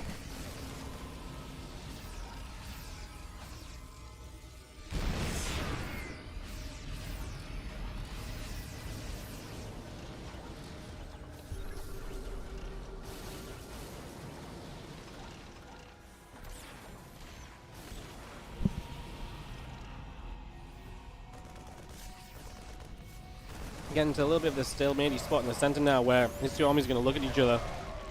Stimming a little bit. Raven's going to drop anti-arm missiles on 2 different sets of Marines. Does Oliver think he's got enough? Yeah, hits the Matrix on the tank. There's not really any defense now. He's going to chase up. He's got anti-arm missile on his own Marines too. Yeah, there's too much from Kiev for Oliver to really attack into though.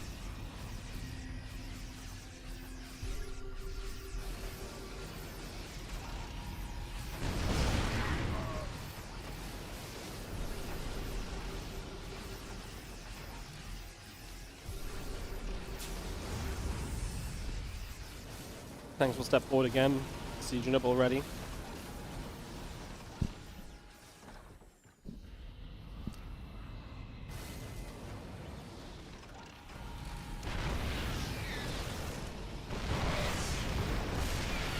Deep taking a lot of shots. We are going to see the tank firing back. Viking's going to push through here up in the skies. Medevac's coming in. I mean, you're going to try and come in from all angles, but so many tanks all over here, and that's going to be a one-sided battle. That heavily goes in Oliveira's favor. He closes out game number 1 of the TVT. So Oliveira gets it done in game 1 of the TVT. Now let's go into game number 2 on Amygdala. Boom, boom, bang. From one game to the next. What? I'll just stare it down.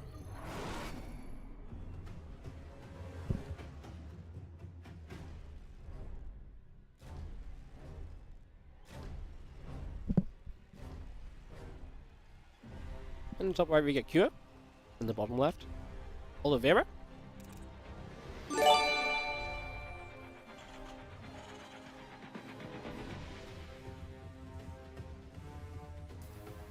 Game 2 of our best of 3. Thank you, Ivy, for the 23-month resub. Welcome back. Appreciate it. We're doing well.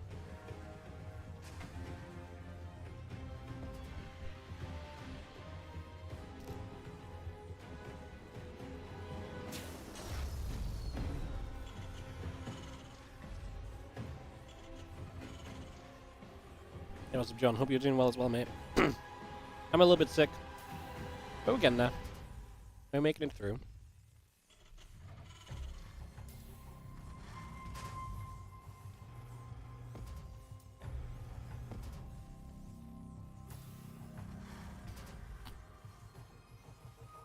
Haven't seen Classics game in some time. Is he competing anywhere? Yeah, Classics been playing.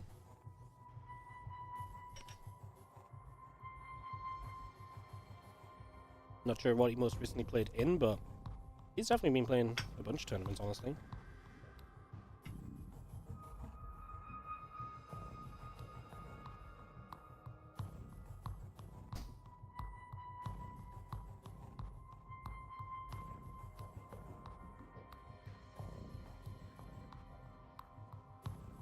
As he rescan from Q here as we get across down the bottom left.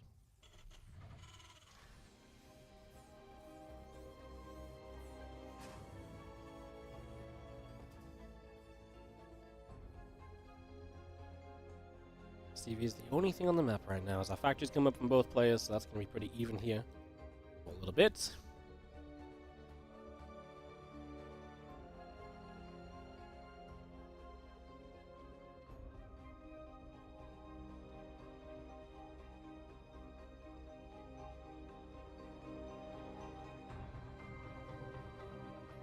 And Reaper coming down the bottom, moving across a little bit here.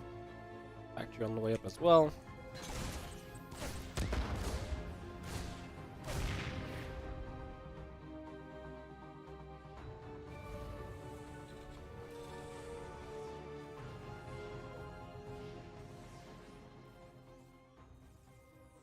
The Reapers will step the other way.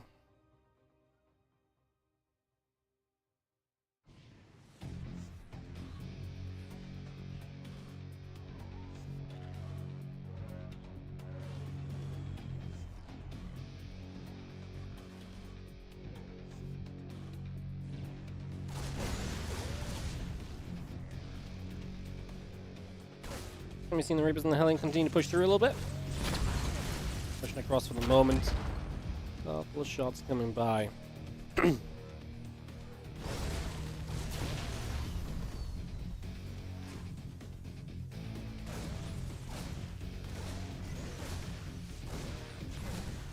have a couple of Reapers and the Hellion continue to poke about. Gonna hit the CC secure, try and get a little bit of delay going in those early stages.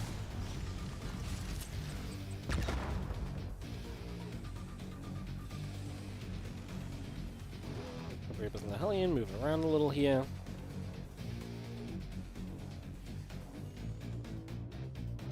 Cycle coming up as well.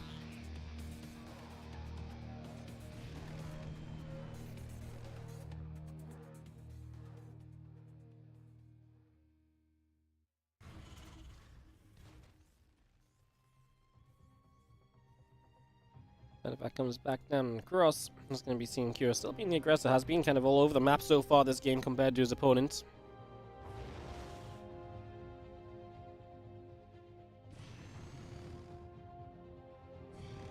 The team's just gathering up. Once we do have everything joining in there, a couple of shots coming through. I mean, it's going to take some losses.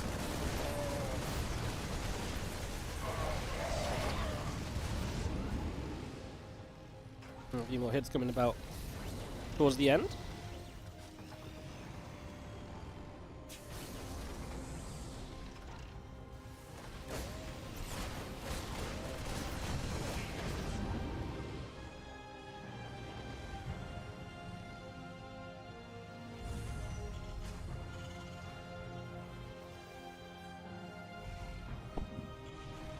Alright, let's keep moving through. I was gonna see the interference matrix is coming up as well.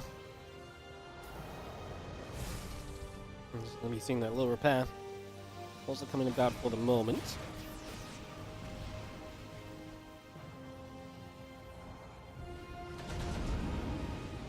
So a little bit's being done here right now as we continue our way by.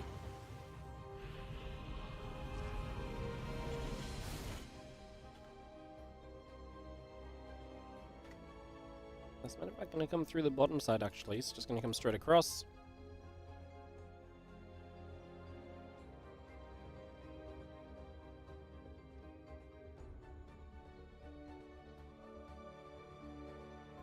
And away we go. So, moving over.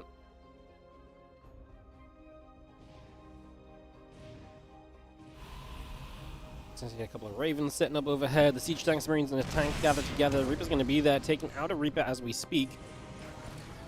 We get a couple of shots continuing across the board currently as we settle down for now.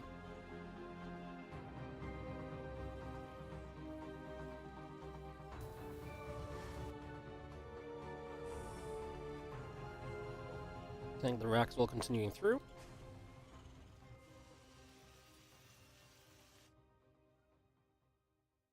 Going to be seeing the Cyclone, the Hellion continue to come across. And you try and get set up here. A big push from Oliveira. Up 1-0 in the series. We're going to take this to a game 2 advantage if he can. See what he can manage. Just a couple of shots coming about there. Some hits coming through on either side. He's going to unload.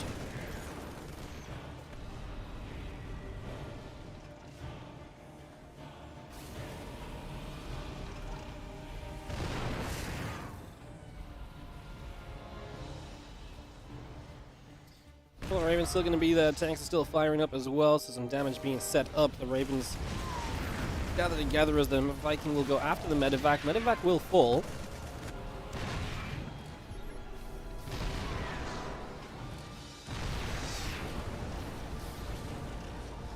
And still just setting up, obviously, Kira in a defensive position. Oliveira trying to push on in. Losing SCVs on the other side, becoming more important for him to potentially get something done here. Otherwise, this game might be a little over for him, actually, very quickly. So, it may indeed be becoming a problem as those units stay gathered up.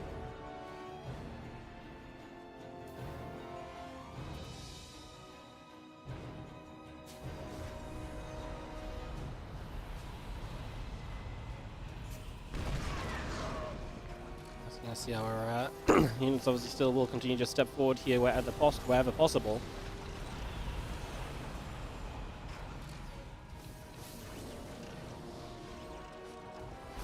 And get away with this, then brilliant, as we just see the Vikings, the Raven moving about a little bit.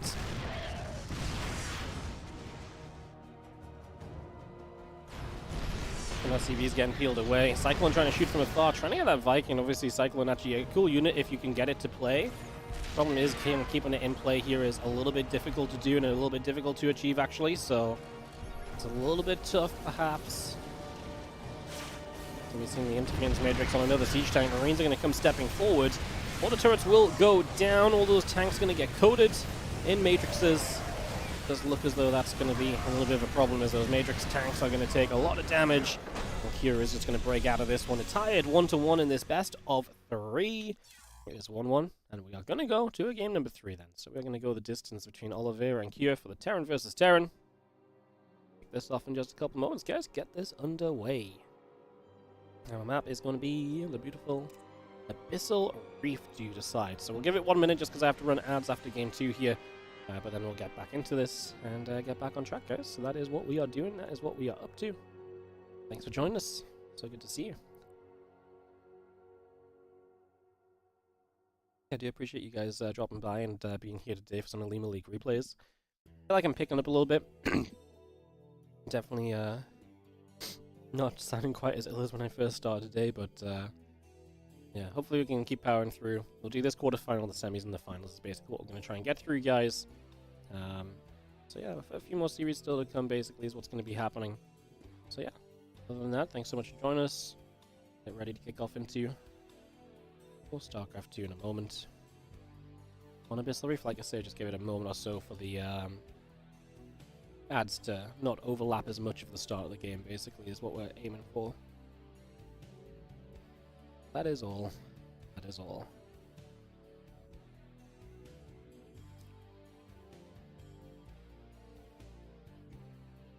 Do do do do do do do do do do.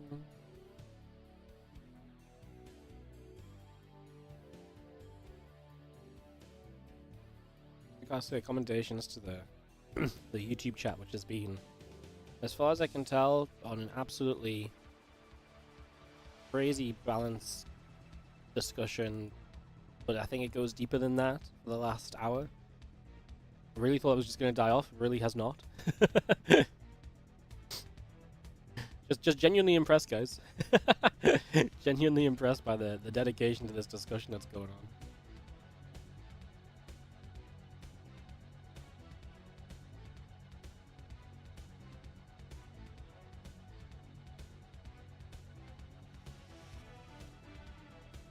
Alright, let's go into game. I'm bored of trying to catch up with chat. Let's go into game 3.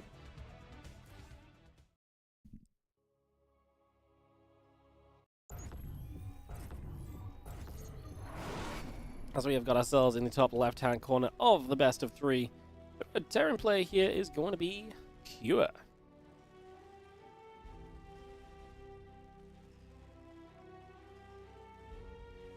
He takes on in the bottom right our blue Terran. We have got ourselves Oliveira.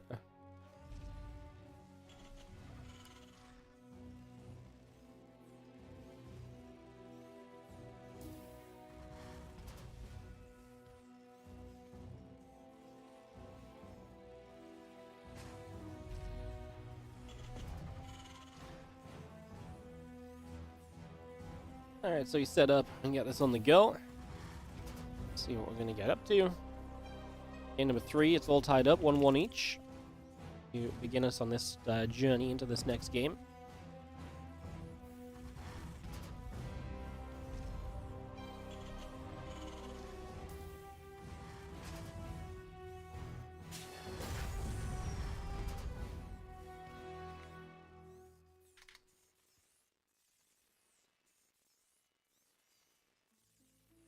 So the Rex just sets up and get that on the go. We settle ourselves down. Rex and the gas coming in on the side of Kira as well.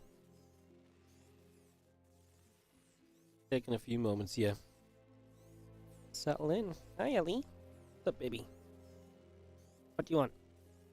I can offer you pretty much nothing, honestly, babes, because I'm kind of busy casting, fortunately. So if you want to play, you're just going to have to wait until the StarCraft ends. Okay, gonna throw your stuff here. Go.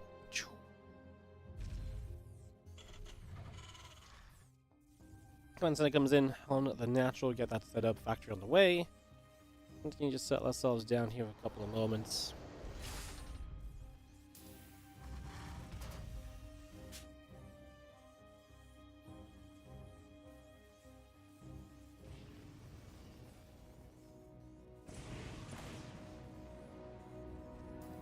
Comes across over the other side. He's going to be seeing the Reaper jumping about a little. We have our factory on the way through on both sides here. Rain building up. CC coming through. CV coming about.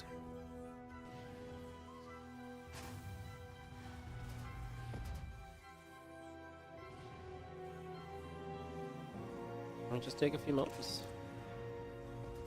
Ellie wants feeding. Well, she won't be fed. Not enough food for the day until later on.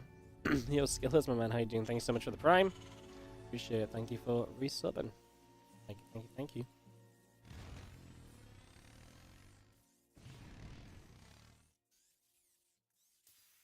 Two Reapers and a Hellion, pretty boring start, right? CC's coming up on both sides. Oliveira got his faster. Not much else really going on just yet.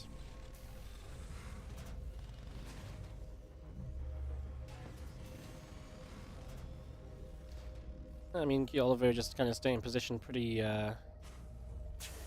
defensively. Because he doesn't know what's up either, and he's obviously playing that faster CC, so it's kind of on Kira to maybe come and do something, but Kira's not really coming and doing a whole lot of anything right now.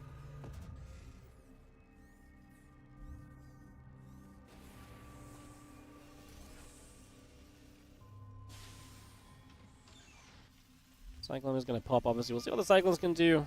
It has been fun to see the Cyclone being used in different ways again.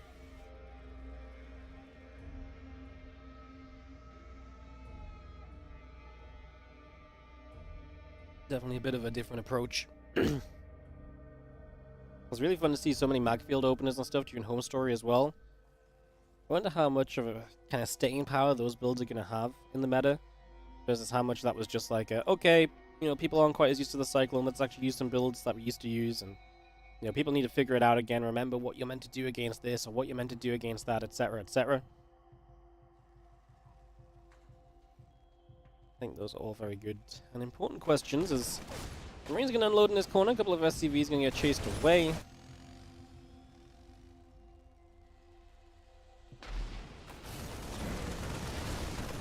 Marines and tanks going to show up there, and actually there's going to be a few SCVs chased away as well. SCVs continue to chase through. Cyclone is there to try and help out. Medevac will load up and escape out of here.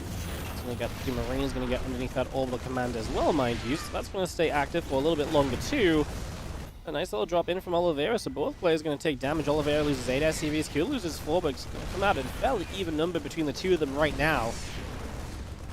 It's not too much of a difference as the refinery will go down. The orbital's going to try and come back to the natural. Back there ASAP as the auto turret comes in. The siege tank is going to fire back the other way.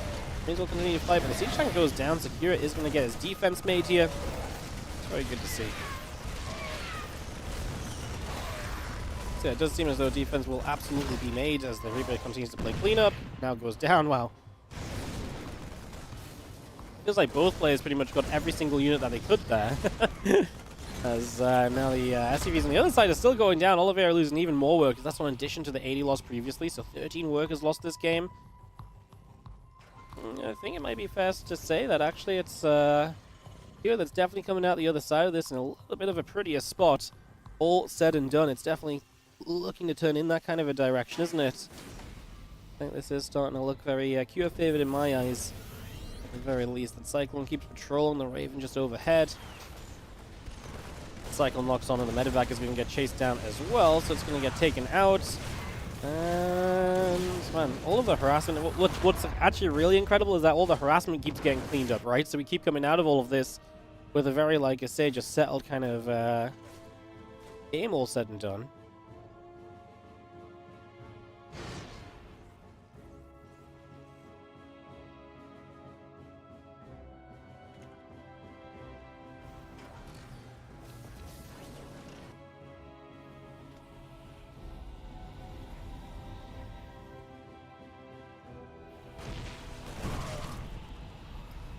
I see a couple of units secure lurking out in toward the center of the map, so we'll see if they can absolutely go for anything here soon.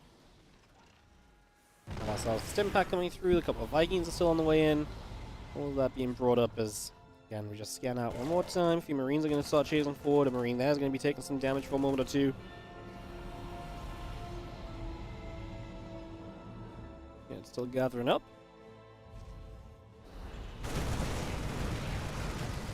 Gonna go knock down this set of rocks, so open those up as well.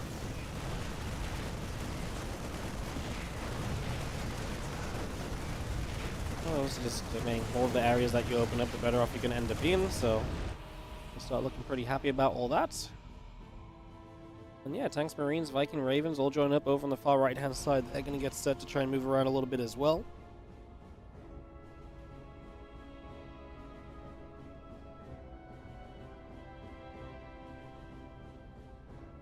Orbital just going to land onto the right.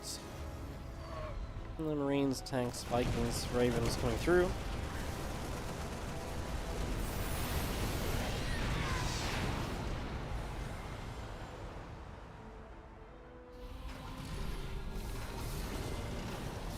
Tanks going to come forward again. Those other few tanks going to be backing it up a little bit.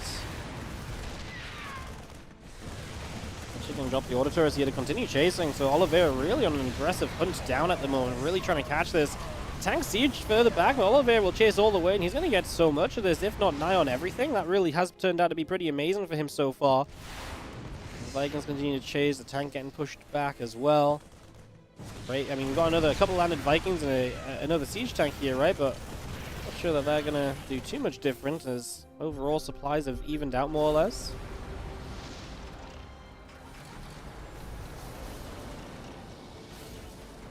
Seeing the Vikings continue to move about a little. Tank's going to step forward. Actually going to get that tank as it unsieges, man. Kira has just bled so many units as he gets chased across Abyssal Reef right now. So many units keep on continuing to go down. And levels are rising.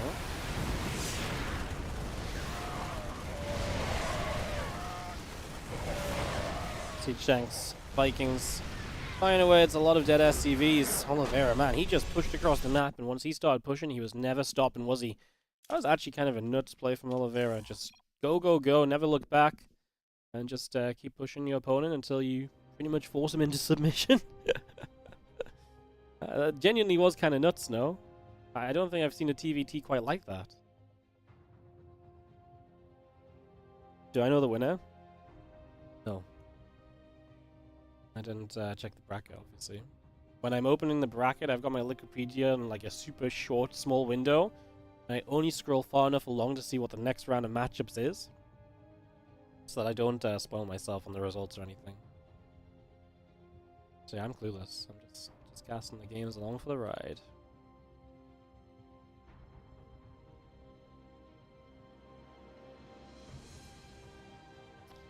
So yeah, let's go into our next series. What is going to be next? This is why I scroll along.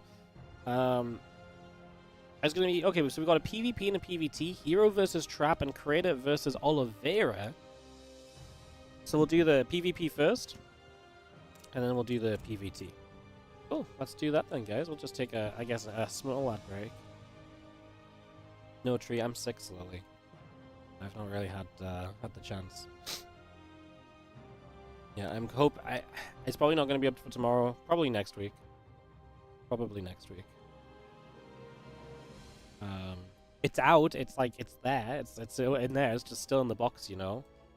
Yeah, probably have it up next week. I'm away the weekend, but I'll get it up over the weekend, like when I come back or so. Honestly, like I don't feel like super bad when I'm just sort of like sat down doing stuff, but like the moment I get up and start doing things, I feel pretty terrible. So,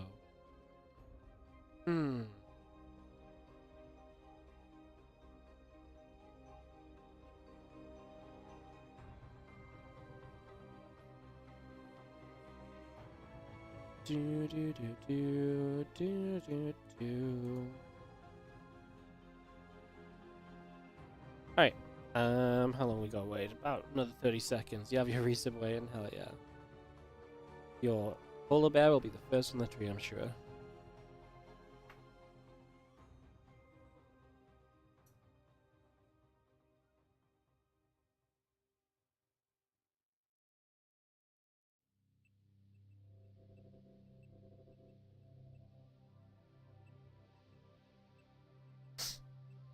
Yeah. That's the start of, guys. I don't think we're gonna miss too much if we just get going.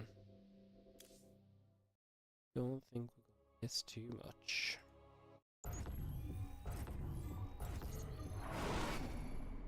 In the top right-hand side of the map, our red Protoss player is going to be Hero as we enter a fresh best of 3. This is the semifinals, guys. Again, thank you for being here and joining us. It's good to see you all.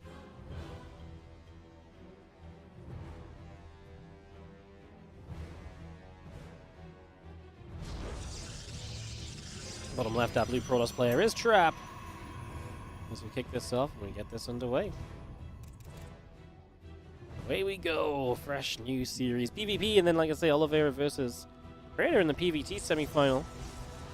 But apparently, so the quarterfinals was 3 PvPs and a TVT. It's kind of a nuts combination of that's kind of a nuts combination, honestly. Pretty bonkers.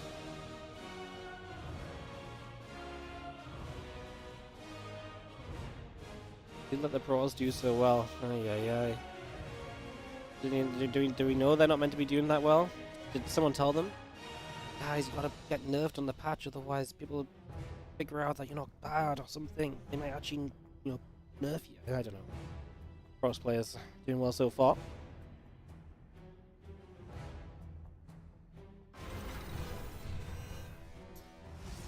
Do.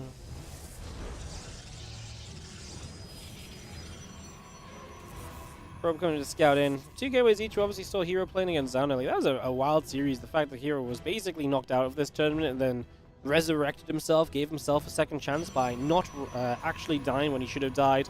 Had multiple points throughout that first game. That game actually was probably the craziest we've seen so far. That was nuts, right? Like, that Hero Zoun game, game 2, was absolutely ridiculous.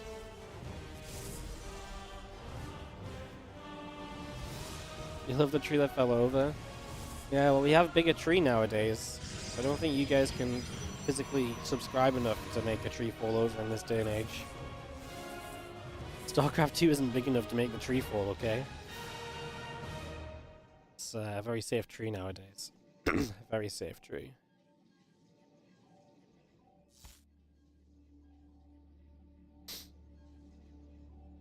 Okay, going in on both sides. Couple stalkers coming up. Stalkers going to grab the Proby. And that is kind of where we're at for the moment. So yeah, obviously continuing to settle into this one.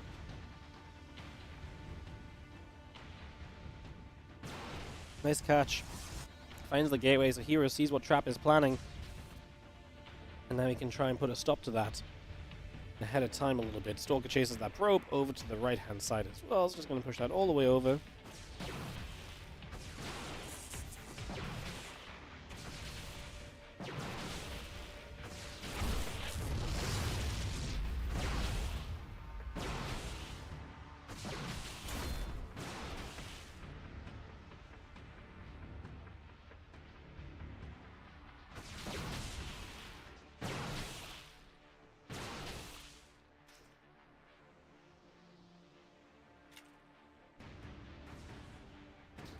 Couple stalkers continuing to chase. Going to be seeing the warp gates coming through. We got ourselves the prism on the way up as well.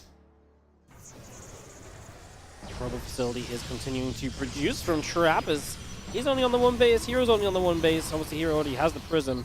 I mean, just having that proxy gateway kind of spotted kind of obviously ruins your plans a little bit here, right? Definitely puts you back a step from where you wanted to be.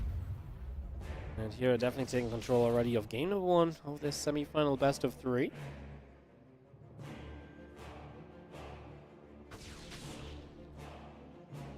We go back and forth, couple stalkers nibble at each other for a few moments.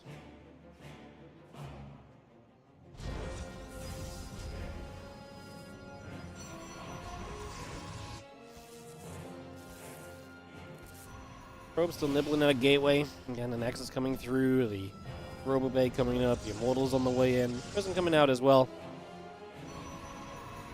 As we continue to settle down.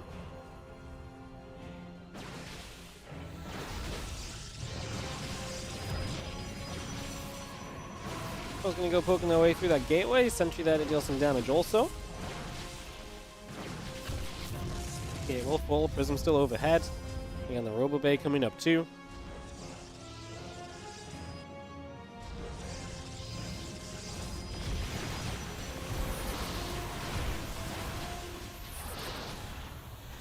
Force field from Hero as he continues to just try and pressure the situation. Obviously the Prism available from Trap as well, and he dropped a pretty good force field there actually. I like that a lot. It's not really making too much of a difference yet overall, it would seem. There's our Stalkers and their Sentries still gathered together there. Again, that Immortal coming through, that Nexus coming up. Get that all up and online. Couple more Adepts coming along with us there as well. As you see, Adept just going to try and put Shade down and block the way. I mean, not sure whether that would have really done because I mean, the Adepts could have gone to the left anyways.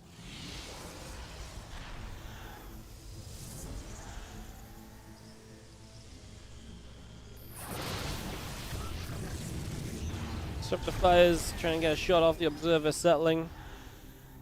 Overhead once again. Prism can easily move about again. The Disruptor coming up, Prism on the way. The couple of Adepts going to shade in toward the main base.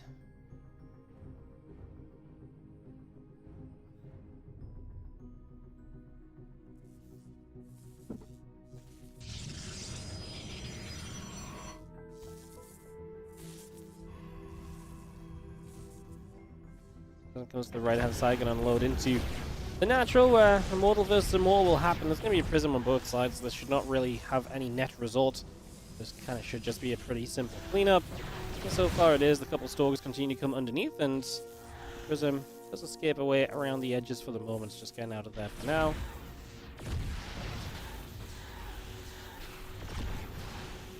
Stalkers will get back onto that gateway, so again, a little bit more damage being dealt for a few moments.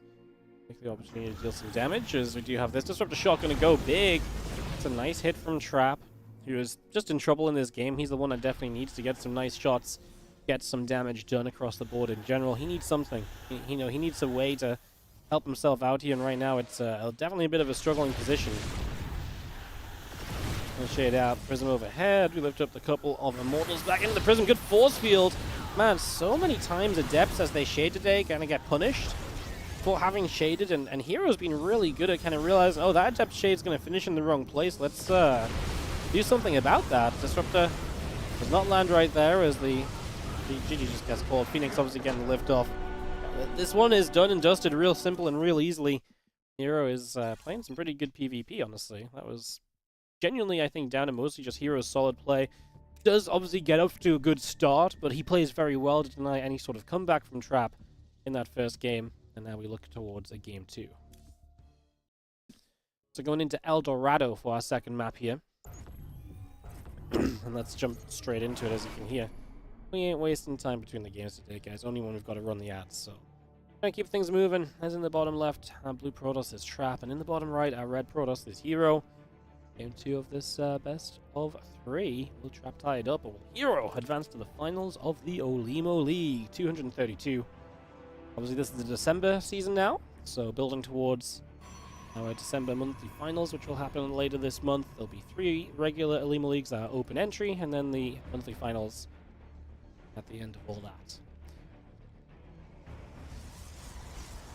Panel coming into place, and probes on the way through. Let's settle down. We've got the gateway in as well.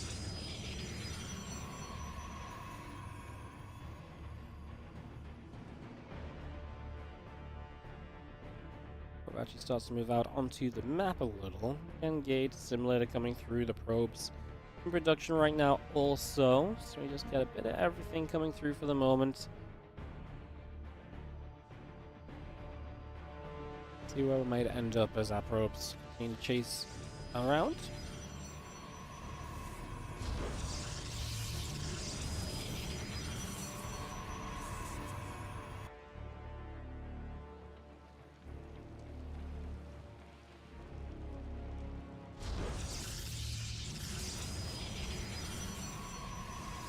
Nexus sits on the natural, just going to see the probes chasing around, the Cyber Core coming up as well, so we continue to bring that through. Again, just the Cyber Core, the gateway, all coming about here, the probe on the way up as well. Let's get our nibbles going across the other side.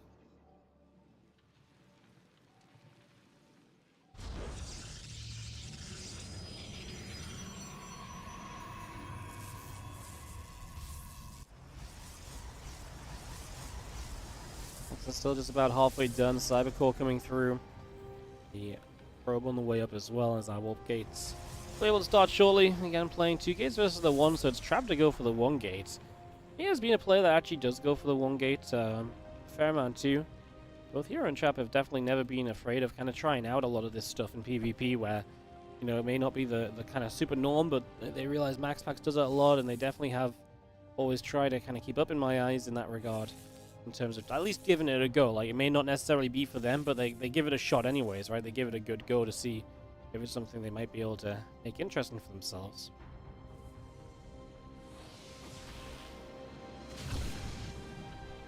Stalker grabs a probie, Robo Facility, and 2 more Stalkers coming up. The Warp Gate coming through.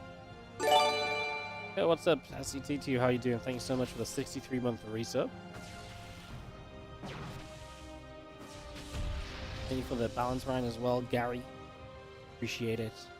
Good to see some good whining in the chat. Only when you pay the correct points for it, though.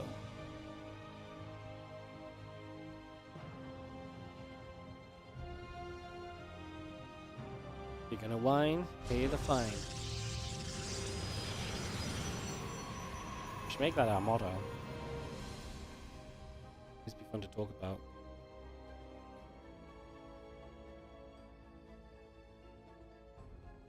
Pelicans on the gateway coming up. Sentry in the warp gate coming online.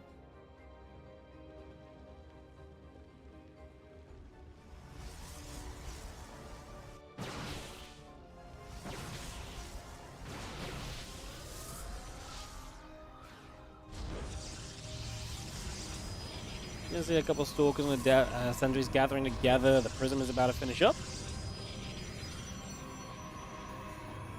The enrollment facility and gateway all coming through. These two stalkers and the sentry are going to step forward a little bit as well. Gates will continue morphing to warp gates.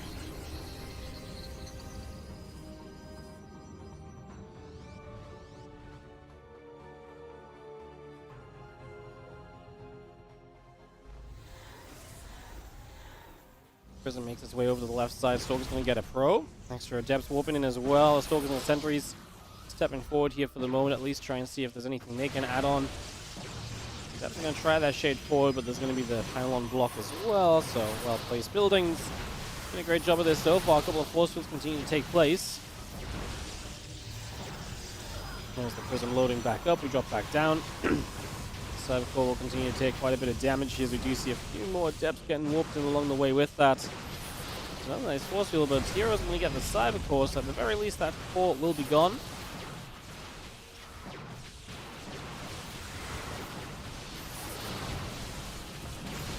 Adepts do shade around the left-hand side, going to get a few more probes now. Going to see the adepts continue to shade. I mean, it's going to be hitting a couple of those adepts also.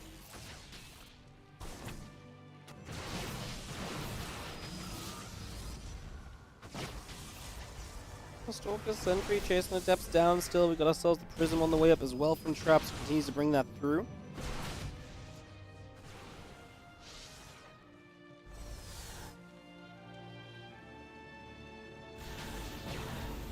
He's going to be taking some shots, and we do have ourselves a hero in control of this front line, but because he doesn't have a Nexus, he's still very committed. I mean, he's down 6 workers in this game. His army supply isn't really that impressive anymore. This definitely feels as though Trap is pushing himself into a leading position here for game number 2. The Stalker's going to be there to play Deflect the Prism as well. That gets shot back easily. Good pushback and good damage on the Prism as well is obviously going to be enough to really make this Prism reconsider how it approaches things in the future too. So that's definitely something else to keep watching out for on top of everything else that's going on. More shots going through. The Immortal will take a few more hits.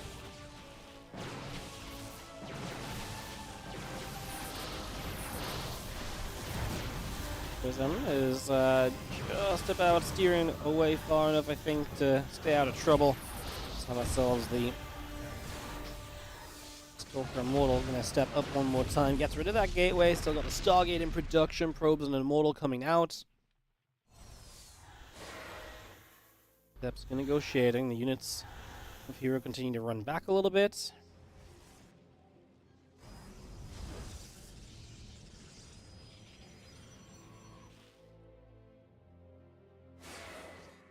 And those adepts are still coming, man.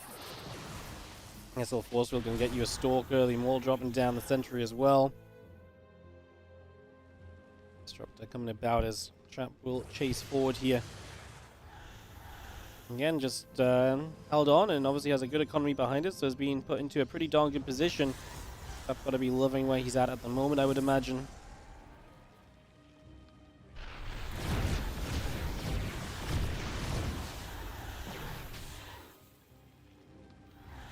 Trying to find a way in with a couple of Immortals in the Prism. Always a scary concept, right?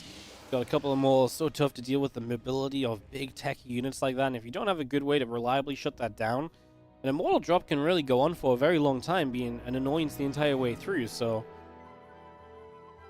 in this case, Hero's now going to do the exact same. He's like, yeah, you know what, Immortal drop's pretty good, definitely one way to maybe turn it back.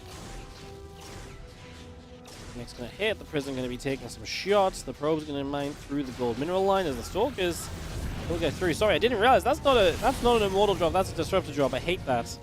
That is not the play. It's not the play in my eyes, at least. I don't like it because obviously the Disruptors can't really defend for themselves. You know, they've got to they just kind of get dropped in. As you saw, they get dealt with very easily, and then they get stranded. I mean, the Immortals at least stand there and fight for a little bit, you know? Okay, I didn't really like that at all.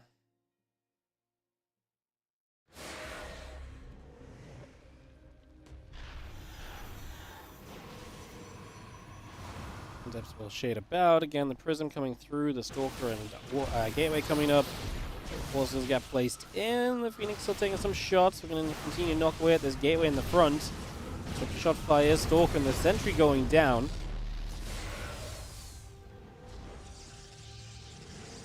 And Depths will shade into the main base once again.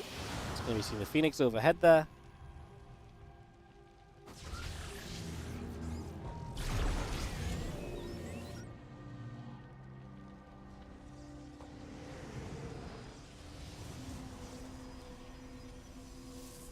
Server coming up, Gateways in production. Obviously, Hero in a rough spot. I mean, Trap is on a taking a third base on the bottom side. And you got the Disruptors, right? With Disruptors, there's always going to be a chance if you come through with the Phoenix lifting those Disruptors out of the equation. As they drop back down, Trap also has the Immortals that are providing the kind of firepower throughout this as well, so doing a great job with those. I like it from Trap. I think it's been a good hold and good defense so far. I like what he's been able to do with it up until now.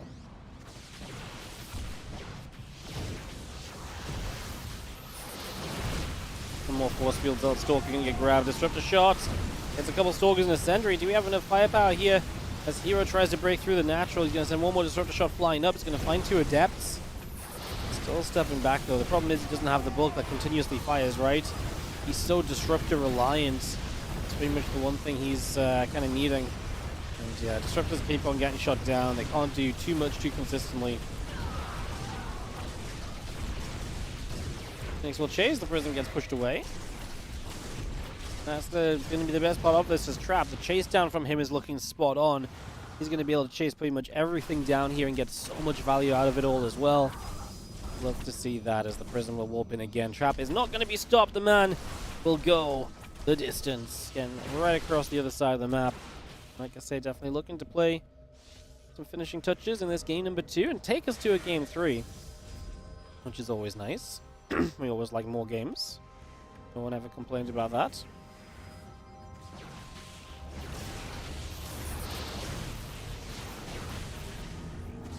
Phoenix so close, but will survive.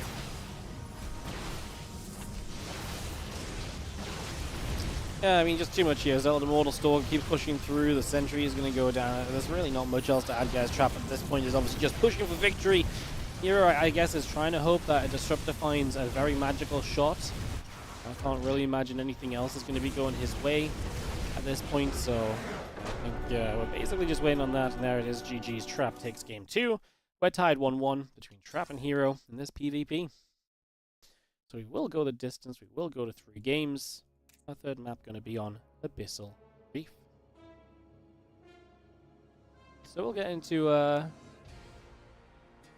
that Trap Hero Game 3 Abyssal Reef in just a second, guys. Let's host it up and go straight in. See who's going to advance on through into the finals here in this Olimoleague today. It's rolling. So yeah, finals opportunity on the line. As we have in the top left our Blue Protoss player. This is Hero. Didn't quite get enough done in that last game with the little poke forward that he ended up going for in the end. Just couldn't find what he needed to.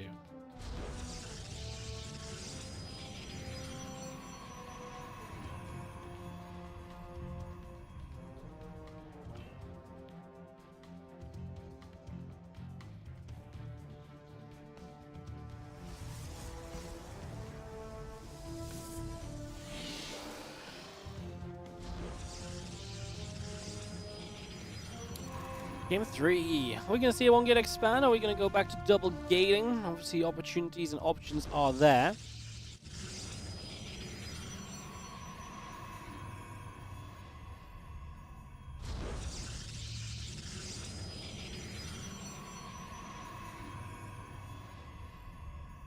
Similars will build up.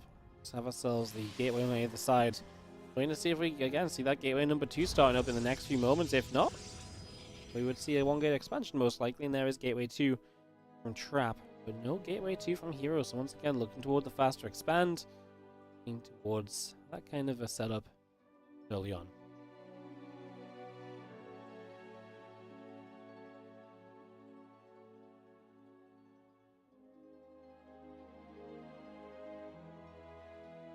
Or we'll just roll over that far right side, drop down a pylon again.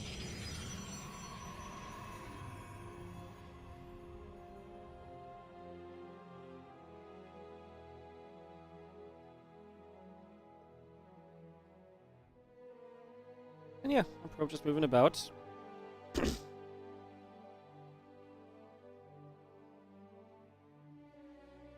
Pylon on the right side from Trap, obviously with the probe abandoning that position.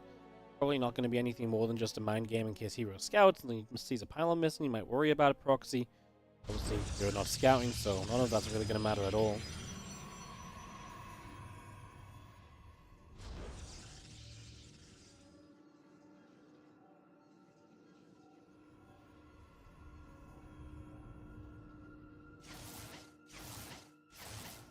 Then they're going to go after the probe. Probe takes quite a few shots. Some damage. Again, the warp gate called through, the Nexus on the way. Sentry in the warp gate building up at the moment as we settle this down.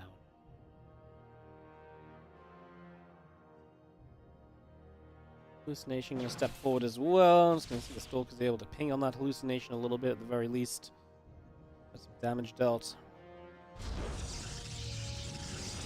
Hallucination continues all the way over to the right.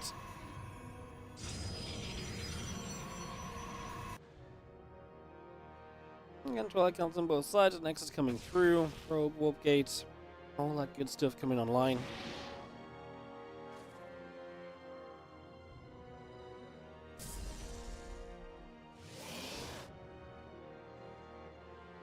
When will the one gate expansion madness end? I think this is the future, man. It's wild though, like I feel like, I mean, Halston was talking about how these expansions and stuff should be worse than they ever were before. And yeah, at the moment, I mean, I guess the maps and ramps obviously do help a little bit defensively on it, so maybe that does have a big part to play. I mean, it definitely does have a big part to play, but maybe that is skewing it more so than initially thought.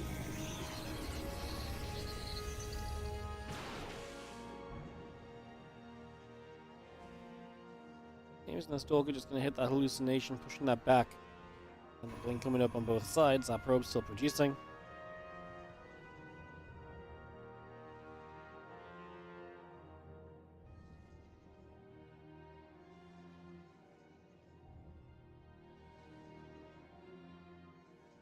Sentry comes around.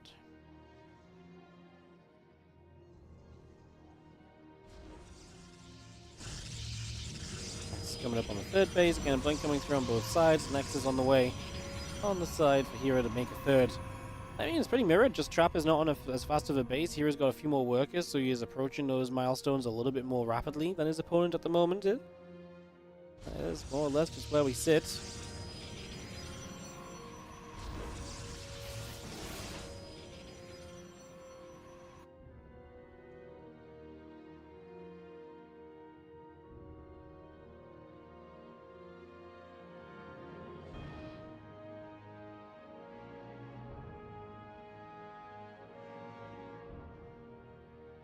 Stoke's going to come moving back across for a couple moments there. It's going to take position. A couple of Stalkers in position at the front also. You get warped in. Stalkers and sentries gather together. And the Forge coming through. The Nexus on the way on both sides. Probe, Sobs, all building.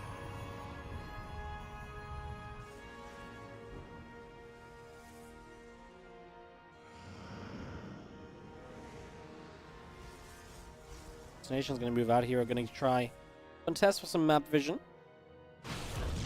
Stalkers are on the other side, and Trap is the one to get some probes. I mean, Hero had been leaving the economically, and so obviously getting rid of a few of those probes is nice from Trap. Try and slow your opponent down that little bit at least. It's generally a good positive.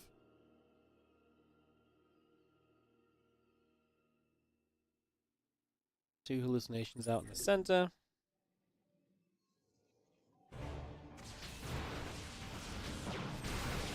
Just gonna knock those down. I mean, they're just trying to look for information. Even just seeing that the army's over here is oftentimes going to be a lot of what you can expect to pick up on, right? Just knowing, okay, he's not actually out on the map with everything. His Stalkers are back here.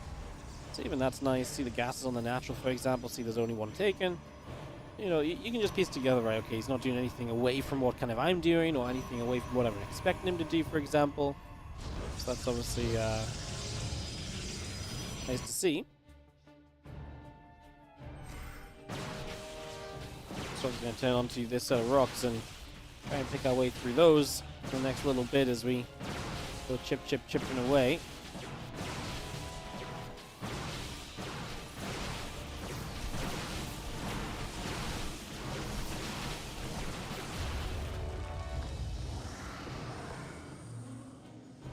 Rocks do fall and the hallucination of a Colossus comes up to move across the other direction, so we are going to see Hero just trying to fake that a little bit, I suppose.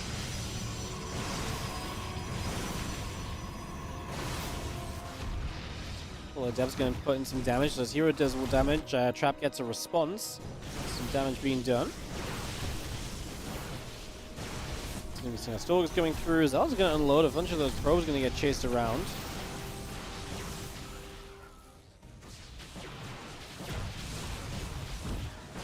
Stalkers hitting Nexus. Going to be taking some extra hits as well.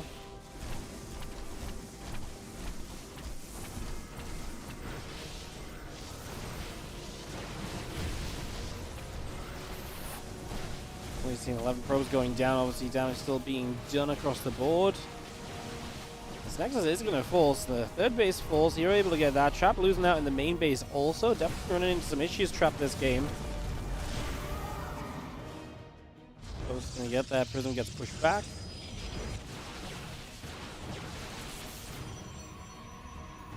And Immortal and the +1 armor upgrade still coming through.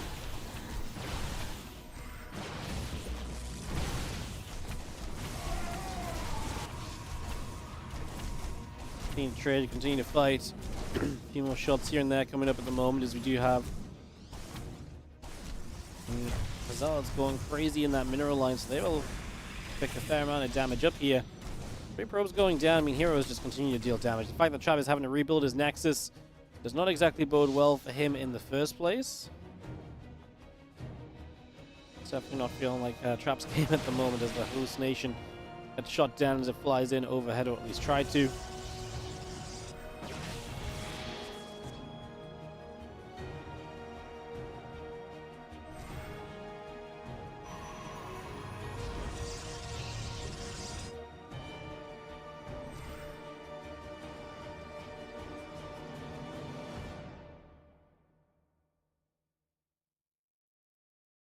And +2 attack, Dark Shrine gets Shadow Stride as well, so that continues to come into play currently. Bring all of that up.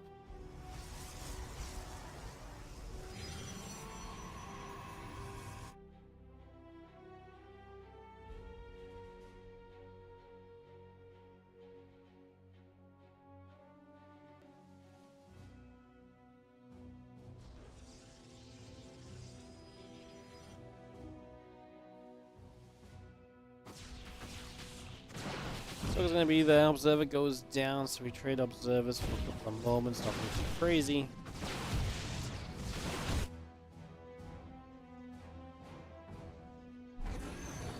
Just going to get a little recall off and just bring a bunch of units back. The DTs are swiping away as well.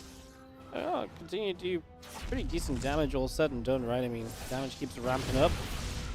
DT's getting some work done, but Hero's still 40 supply ahead, and he just goes in aggressively, utilizing these Stalkers, and he can be pretty carefree about them too, which kind of nice. Just he's got that bit of a lead, he's got the economy bonus, so just try and get in and do even more. Just try and make it so difficult for your opponent.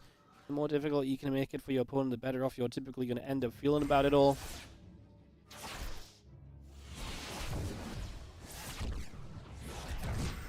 DT gets back to swiping away. Team Probe's going down, the Archon's going to fight, the Zealot's going to be there to push the Stalkers away too.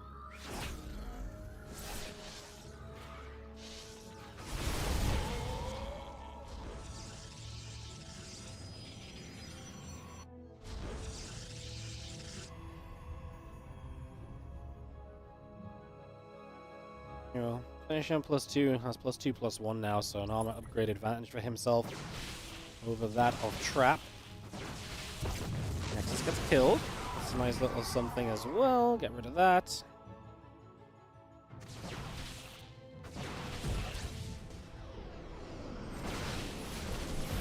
A couple of Force go down here. Is the Zelda Archon going to be in the front trying to do some damage? My hero has a bunch of Immortals, though. You know that they're going to pack a punch, and obviously having those really bulks up your army. We talk about that a lot in PvP, the bulk units, the Archon, the Immortals. The thing is here as well, there's a lot of stuff that the Immortals are good against, right? We've got 5 Immortals, and it's a Stalker and a single, Stalkers and a single Immortal left over. Some will show up now, but this is where the bulkiness of the Immortal comes in as well. It's not always just about what it does bonus damage to, just the fact that it will survive a lot of shots can do a lot for you sometimes. Stalkers blink for the Prism. Trap says GG. Hero goes to the finals. As Trap gets knocked down in the semis of this Olimoleague. Can't get away from that one. That is going to be GG's, and that one gets rounded on out, wrapped up, and Hero takes the 2-1 victory. Up next, Oliveira takes on Creator in a TVP to figure out who will play Hero in the finals. Can Oliveira make it a TVP final? Are we going to get another PvP? We'll find out real soon as we'll get set to go on Amygdala here very shortly. Just once again, going to give it a moment. Between series for some ads. We obviously are just working off replays, so it's super quick and easy for us to jump into games. We will just wait for the like I say, the ads to play out. Give it a minute. Usually the ads play out while we get vetoes sorted or everyone into the lobby. So there's kind of just, when we do replays, like a minute or so, we just have to kind of forcefully wait just for the ads to play a little bit further. Whatever happened to Hero? You mean Liquid Hero? Yeah, he came back at one point. He came back and tried to make a return for a little while, but didn't really stick. He never really had a good result when he came back or anything, and decided to just back away again, I guess.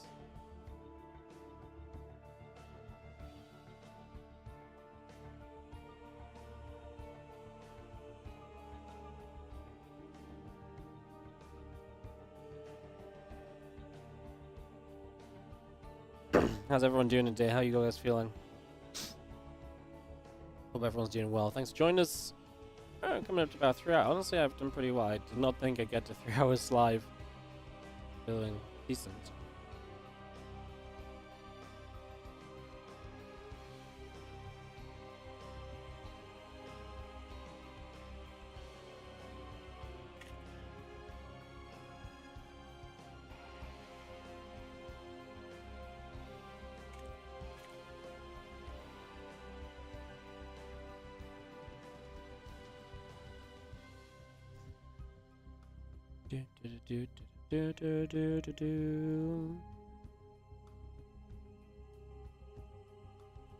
Alright, guys. I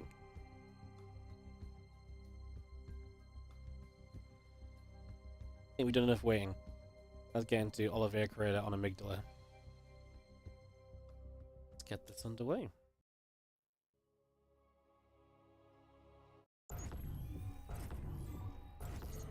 In the bottom left-hand side, we're going to start off with the blue Terran here in the semifinals of Olimoleague. Is he going to make the finals, or will it be the day for his opponent? It is Oliveira. We've seen him play some TVT already. They're pretty good against Kira. See what it means for TVP. Creator is a player who we've not seen as much of lately. Seems to have taken a step back from some of the online competition. Obviously cool to see him when he does play. Maybe just taking a step back in general during the off-season.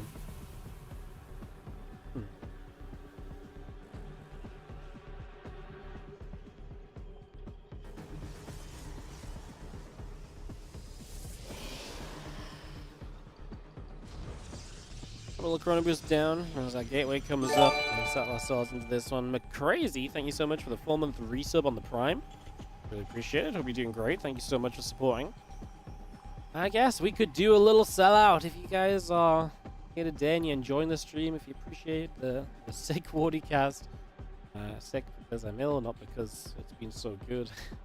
If you do appreciate it, do consider supporting, guys. Always mention, obviously, Prime subs, just following and liking the channel and stuff as well goes a long way. Support if you can is the TLDR. I'm not going to harp on about it too much because if I'm going to talk, I may as well spend it on the game. But yeah, do support if you can. We have got some WardiTV events planned for this month. So we've got the WardiTV Christmas Invitational starting next week. We've got WardiTV Christmas Day Games going to be happening once again this year. That's always a very exciting event. So yeah, we've got lots happening, lots coming up. So come support, come watch. Come watch. Come support and let us help us to keep on making these events happen. The important thing. Because these events, as always, do not happen without you guys. We really do need the support. So yeah, thank you for watching today. Consider supporting if you can. And next comes down here on the side of Creator. Oliveira going to play the second Rax in a factory. Ooh. I was going to say the factory before expansion, and then I was like, oh my goodness, second Rax. That's obviously not normal. That is a lot more aggressive than you would typically expect. So, second barracks on the way up. Just to see where that goes.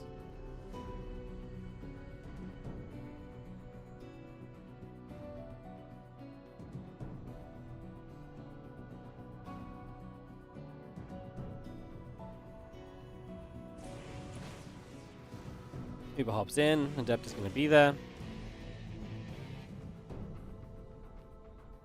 Spotlight counts on the Nexus, continue to come through. The Reaper is going to get out towards the center.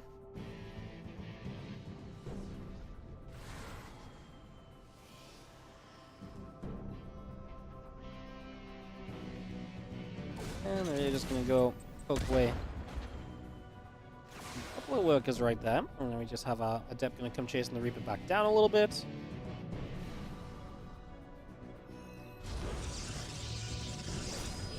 Reaper actually going to dive in. Like I said, it's kind of going to be a very serious attack. You've got Stim on the way, Siege Tank production, Marines building, 3 barracks. So this is a super committed attack. I mean, this is a 1 base all in from Oliveira. Creator can't afford to take any damage he's not meant to take. So specifically so far, stuff like, you know, getting chased around by a Reaper and losing some mine time, that kind of stuff adds up. You know, that sort of stuff is a pretty serious issue, so those are problems you got to try and stay clear of to some extent. As the Stim, and the Combat Shield, and Siege Tank, and Marines all continue through for the moment. Robo Facility and Gateways coming online as well. We continue to get that up and running. The Blink continuing through is about halfway done. Stim and Combat Shield continuing in production for now.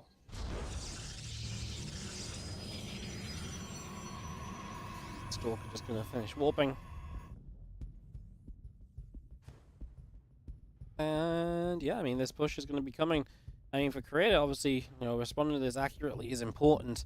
When you look at the situation, his vision, he doesn't really see much. Like, he never saw into the base, so he doesn't know necessarily what's going on, but he builds 2 batteries, so I think he has got some indicator.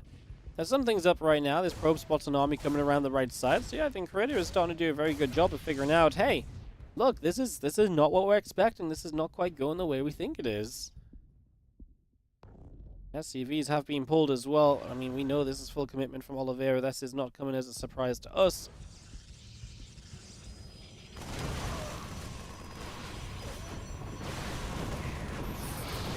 Force field goes down. Tank sieging, pushing the Stalkers back. Sentry as well. Marines will be the big buffer at the front with those SCVs. And let the tank, I mean, the tanks being sieged up is really the big damage dealer, right? They can do a lot. They can put into, you know, really zone the Protoss out, make it very difficult for them to commit into a lot of the certain fights that they want to take. You can see Creator already putting a few Stalkers up to the top side so they can get ready to maybe come in from a weird angle over there. Now the tank's going to unsiege, but Creator does not find that moment. So often it's like, oh no, the Terran siege, that was the moment. He unpowers 2 batteries. Remember, these Marines have Stim, so they are deadly. Tank's going to try and target fire down the Immortal, but the Immortal will live. And I think Creator is actually kind of held. I mean, we're not there yet.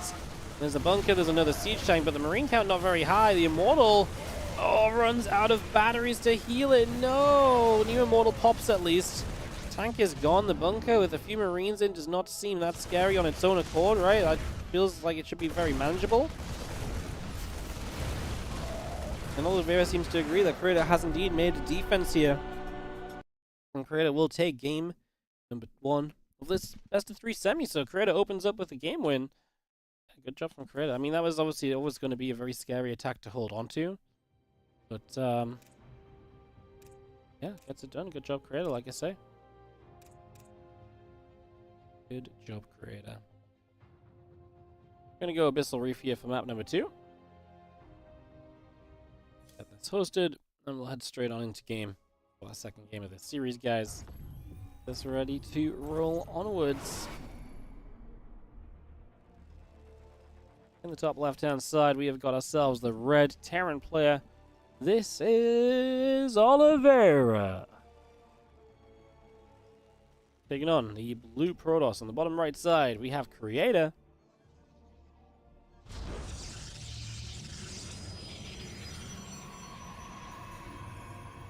Who is up a game? in this best of 3. Reda has battery overcharge. Oliveira doesn't do that build. And alas, Oliveira did that build and it didn't work anyway. Incredible. Yeah, I mean, obviously battery overcharge missing is... I don't know if that's necessarily true, honestly. I mean, a lot of the time Oliveira has been one to kind of do the one base pull-ins even when battery overcharge was available. I don't know if that's true, honestly. He one based a lot over the past few months.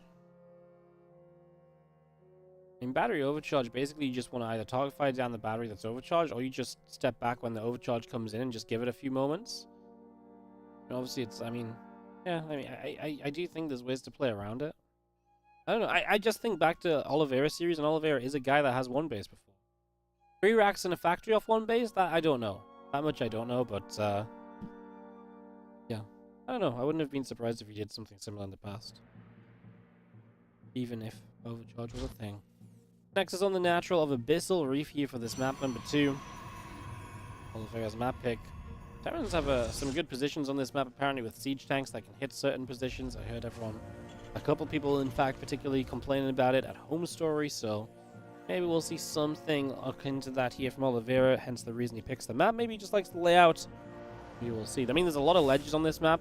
In theory, the deeper the game goes, even, there's a lot of ledges for Terrans to position onto, and Terrans do generally like those ledges. They like being able to shoot up at something or siege a certain spot from behind while being protected by the ledge, so I think those are a few things to just in general look at.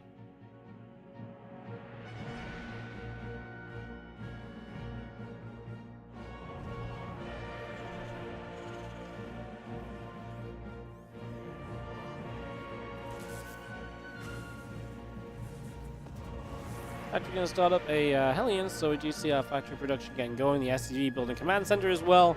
Turns out for game number 2, we are going to fall back to the expansion play. Who would have guessed it? Oliveira saying the one base is obviously not quite as hot as he wanted it to be. So we're going to go back to the expand here for the second game. Get this set up and rolling. Zep coming up to the top. Shading its way through for the moment.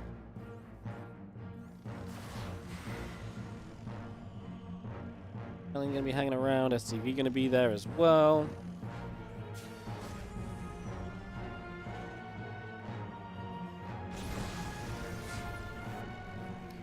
Yeah, Hellion and Reaper just gathered together. Twilight Count's on the way through. The Warp Gate is building. The Stalkers are on the way out. Those units set up around the left a little bit. The Twilight Council about to complete. So we'll get that Twilight Council done. Again, a couple of probes and a Stalker are going to be coming through now as well.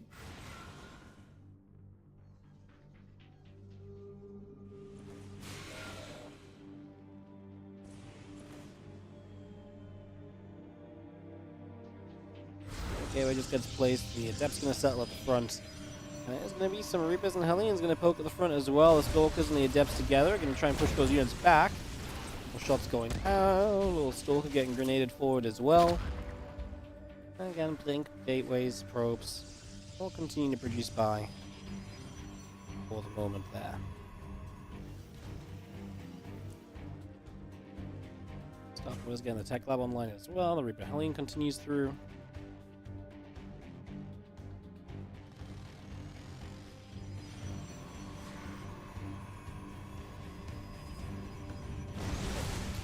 Shots. Stalker's going to get kept back once more. Go.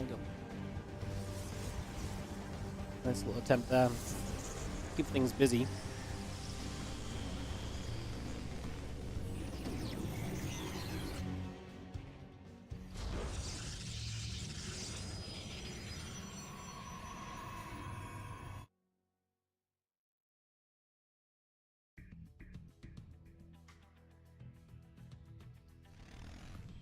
And Hellions will get back to the middle. Again, Raven coming through.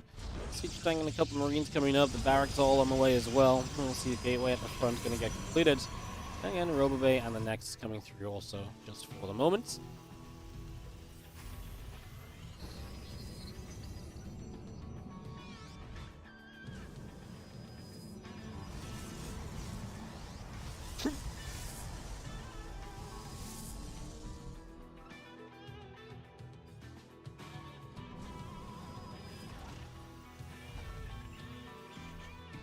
Again, RoboBay coming about.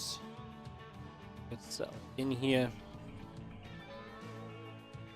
Again, just take a few moments to set up. The RoboBay going to be the choice. I think it's actually kind of a fun choice, so going to be pretty neat as well.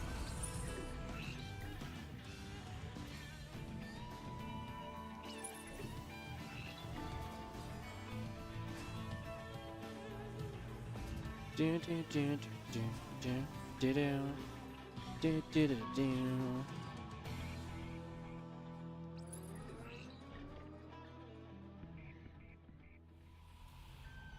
Yeah, still just keep moving back away then. Take a couple moments. Settling down.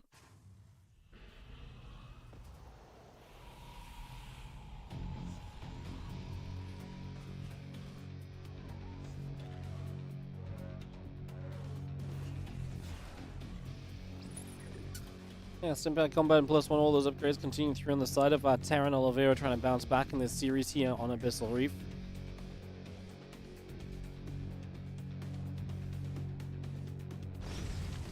And it's going to get the mineral line and hit the probe. Whoa, the probe's around! Wow, the probes live to tell the tale. Man, that must be terrifying. 6, 7 probes all surround a heli, but you're the probe getting fired upon. It's like, I'm alive. You make it through, you get rid of the flamethrower card just before it actually gets you. Intense. It's funny, usually probe defenses against a Hellion go much worse than that. You know? Usually they go much worse than that.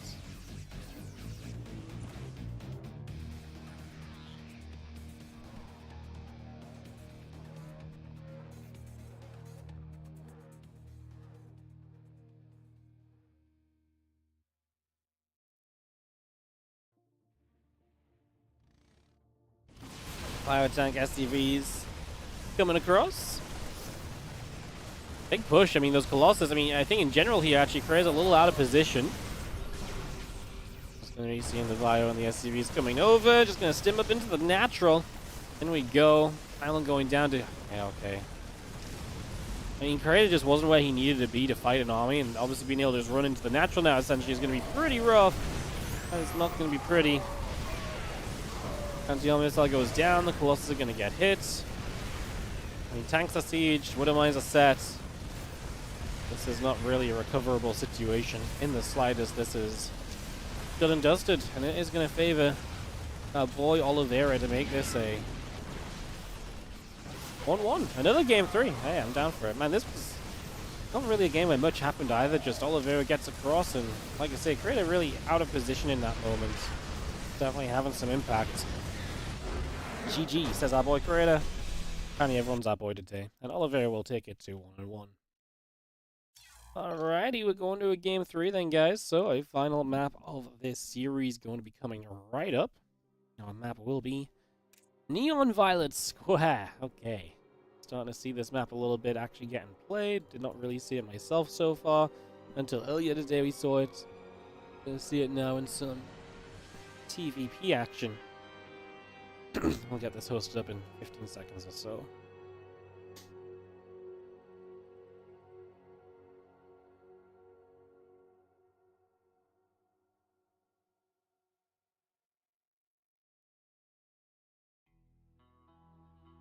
Do, do, do, do.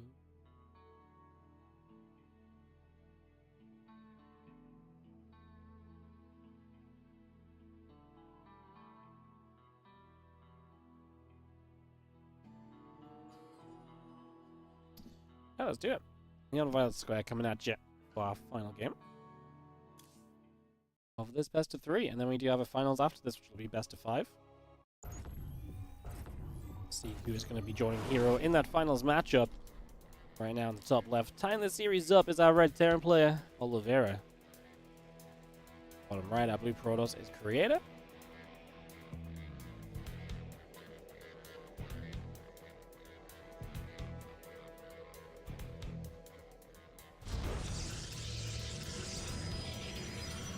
Neon Violet Square to wrap it up. What a fun map to tie it up on, like I say. I'm not a big fan that it's in the map pool, but it is something different. It is definitely going to make us think a little bit.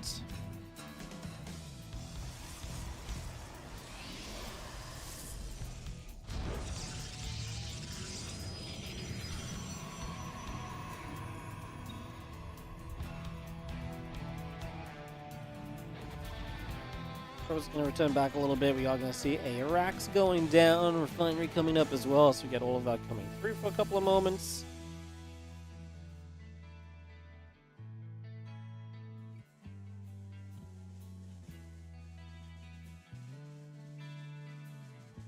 Probe just heading out into the center, going to start a journey across. Okay, we're coming through. Probe on the way. And the Rax and the SCV coming about at the moment as well.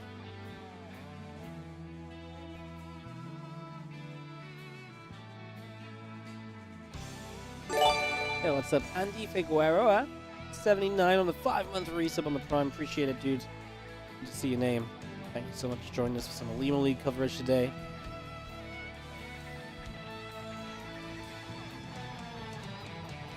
Oliveira, you have to click. Yeah, Oliveira is kind of amazing what winning a world championship does for your popularity, huh?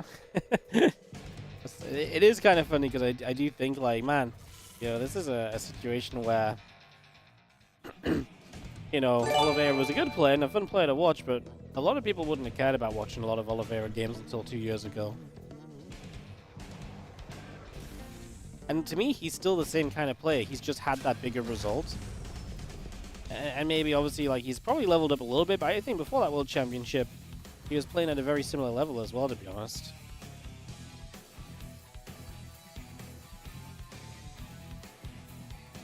Video replays. We don't have to deal with the problems. Lemming C, thank you so much for the 20-month resub. Appreciate it.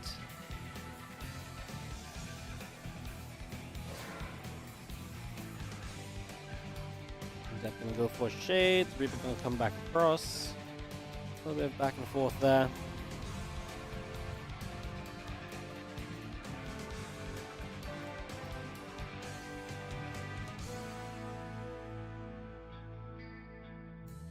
Oh, now Reaper obviously in the center as the Twilight Council tech comes online. There's a Hellion on the way. It's going to make it a Reaper, a Hellion, then just Marines behind it. It's nothing super crazy. Wouldn't mind going to follow that Hellion. Probably just 2 mines and a wouldn't mind drop as I set up from this point on, I would guess.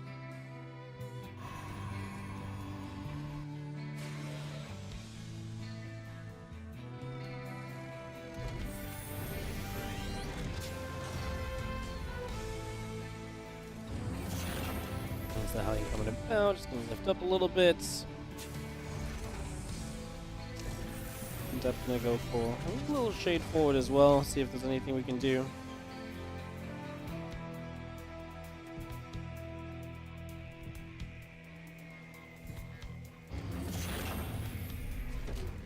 I'm definitely going to commit to the high ground. What am I going to load up? The medevac going to bring some units out onto the map now, so bringing those out down to the bottom right. Twilight, Dark Shrine on the way, Robo Facility building, and Gateway and Probes reducing through as well currently, so a lot of setting up being done at the moment. Medevac is going to boost all the way down to the south. Again, Dark Shrine about to finish. The Robo Facility is coming online as well. All of that continuing to be done for now. As I wouldn't mind, Marines are going to come straight through. Stork getting pushed back. Probes getting pulled away as well.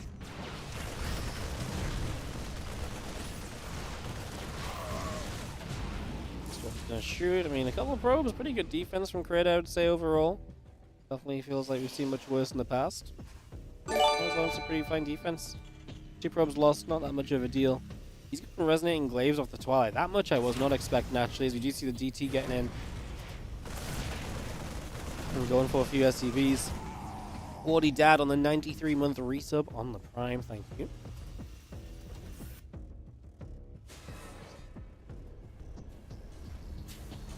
WardiTV showing you all how to do it.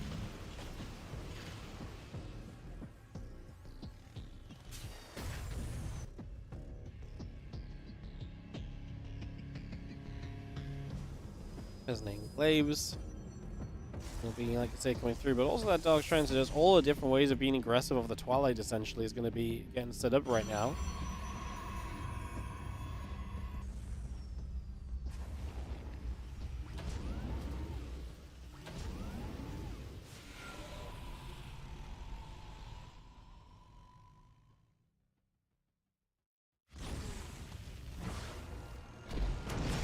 The tank's dropping down. We definitely gonna take a few more shots.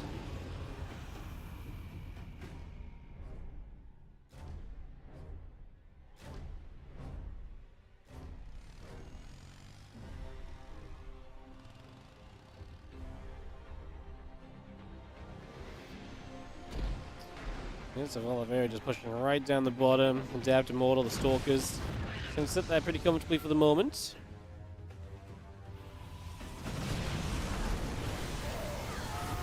Archon dropping down, auto turrets coming through.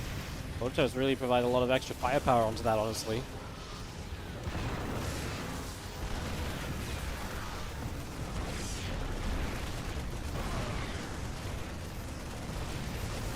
Shots coming through, the Robo Facility going to be in trouble. Obviously, the tank's able to really siege this position. Very choosing this forward base and kind of getting hit on it as. But am I going to hit the Archon? That's massive. Shield bonus damage, and the Archon really suffers from that. Did Hero just die? Sorry, did Creator just die? I think Creator just died. I think Creator just died indeed. That Robo obviously being hit hard is going to be rough. That stops any future of this game really developing. I love this as well. Dropping the Marines to try and chase the Prism. However, the Archon actually does pretty well. But we actually do indeed kill off the freaking Prism. So I thought he might not kill the Prism because the Archon would clean up the Marines, but apparently that's just not enough. Looks like Oliveira's clearly got this one. Couple more shots. Stalker's still coming through the other direction.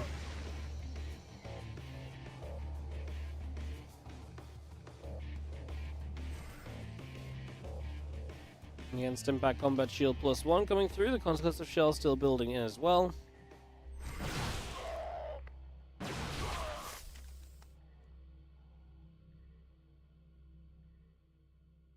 Stalkers will chase, blinking after those few Marines there, getting some more damage done. We have our units on top of the ramp are going to be involved in a bunch of Widow Mines, and it's going to force some blink backs immediately.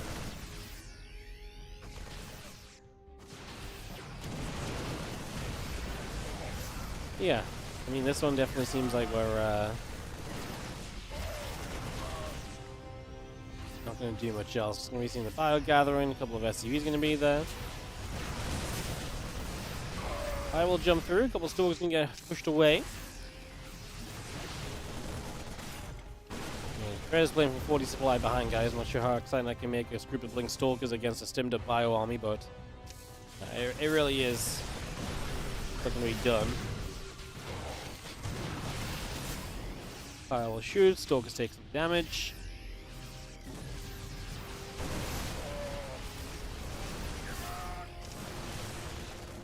Go back and forth one more time. The Widow Mine's still going to be there, chasing those Stalkers back once again. Bang, bang, bang. We're actually going to lose a lot more Stalkers there. He stepped forward to try and target, but Micro's good. And the game was kind of already decided as well. GG's, and that is going to be Oliveira. Moving to the finals, going to give us a PvT final. What could have been a PvP is avoided.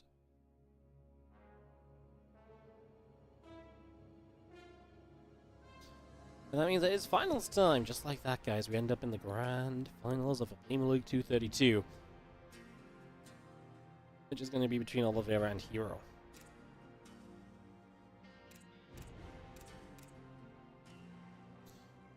So yeah, we're going to get this going in just a few. We'll just give a minute or so for the ads to play by.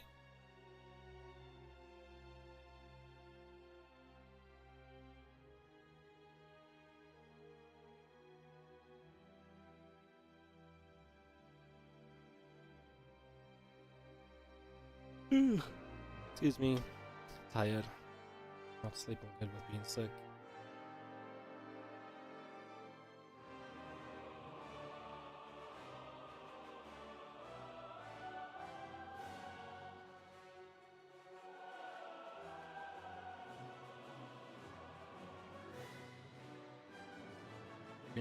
Yeah.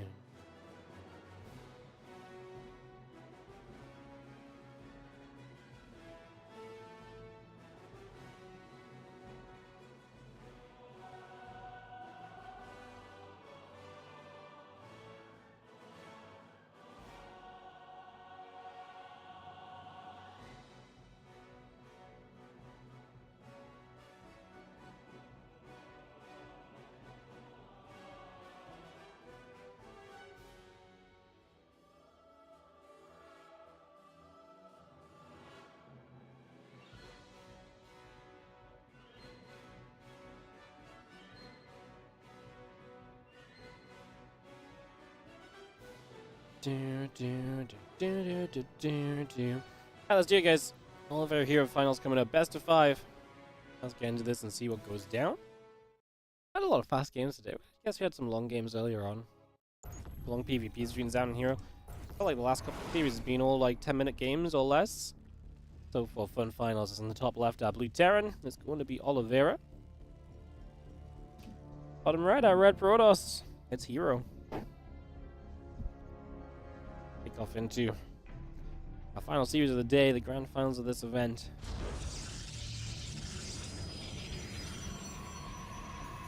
And get this up and running. What are you guys thinking? Who are you guys feeling? Let me know who you're cheering on. It's Hero on the bottom right, Oliveira in the upper left.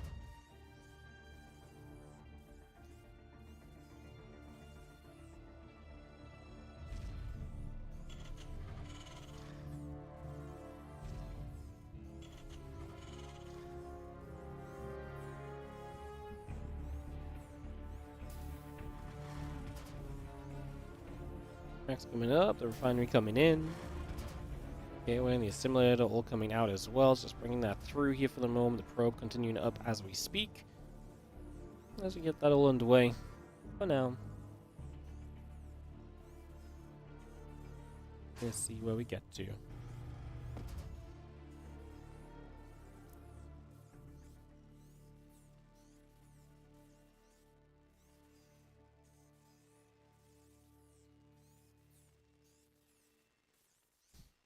Here, Oliveira is always a very fun matchup. Two players that do like the aggressive nature of their races.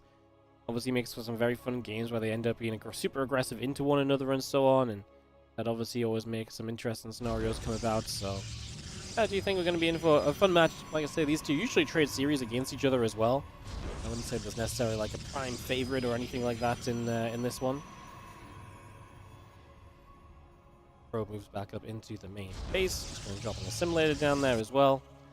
And yeah, pylon cyber core assimilator coming up as we continue through for the moment. Keep that going. Get that underway.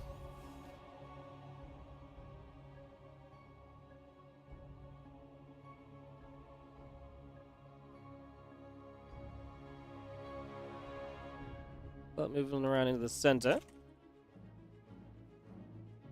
Racing again the CC, the factory, the refinery, all coming about at the moment here.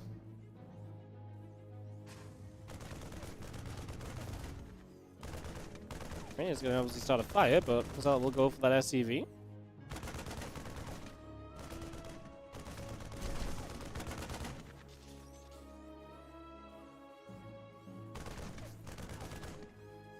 Couple Marines will be there. Zealot gets pushed back.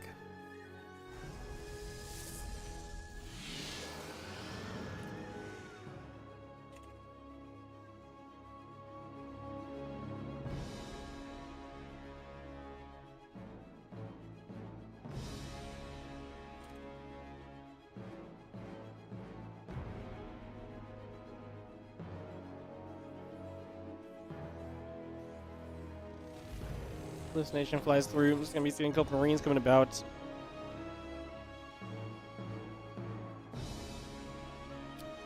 There's our warp gate. We'll finish up in a couple of moments.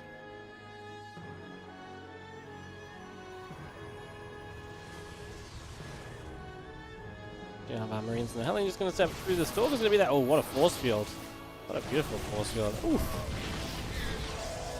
Wow, Hero just completely annihilating those couple of units right away.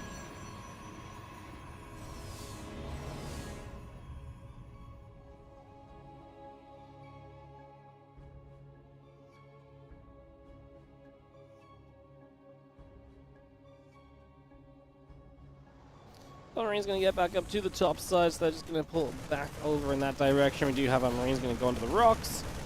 More Marines continue to gather together as well. Liberator and Siege Tank coming through. Extra Marines producing. Twilight Council also coming up for the moment, so continue to bring that through.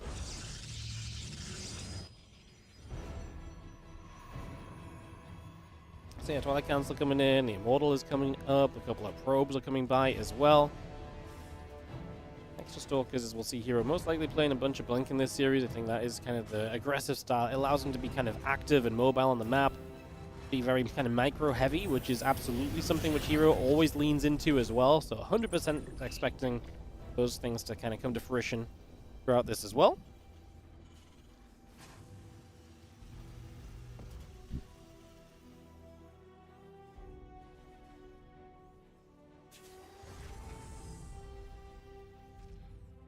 Help's just moving around. Liberator going to come up around the left-hand side, so it's going to go up toward the main base, it would seem.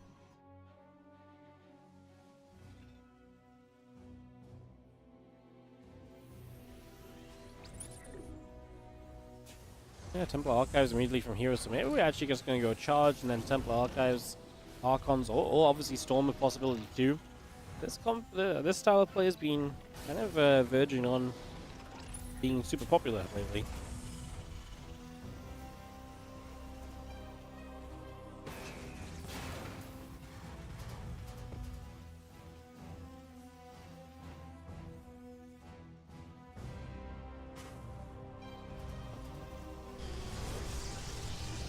And charge coming through, the Storm is on the way. Having ourselves the combat shields and the stim pack continue to come up as well. Again, Marine Marauder tank on the way out. A couple High Templars warping as we get ready to gather energy to get Storm available. And Hero will play the Storm opener and look for a chance to get some work done early on in this matchup.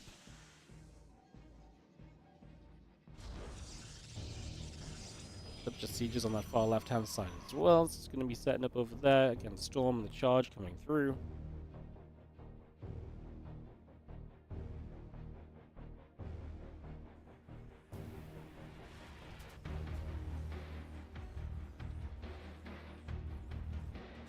Firehead's back down to the bottom. Storm drop of all things from Hero, and now the High Templar will very slowly chip through a couple final SCVs. Always amusing because you know they're never really going to do anything.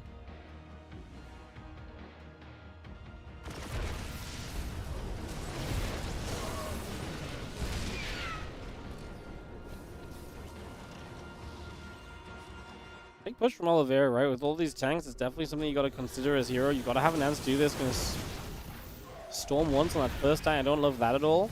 My Templa's taking a tank shot. That's not fun either. I'm a little afraid that Oliveira moved all of his tanks at the same time. Hero is kind of tucked into this corner. Not really a great way out. He's going to charge.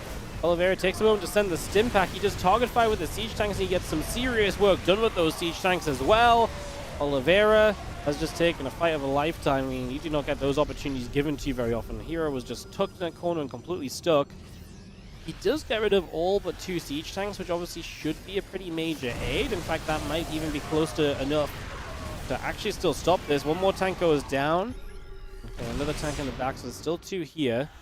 The Marauder count is, I mean, just the bio, I guess, is hurting. Only 1 medevac is not exactly proving to be super beneficial, obviously. Maybe we actually are going to still make this a little bit of a defense. Those couple of Zealots will go down, still trying to charge on down.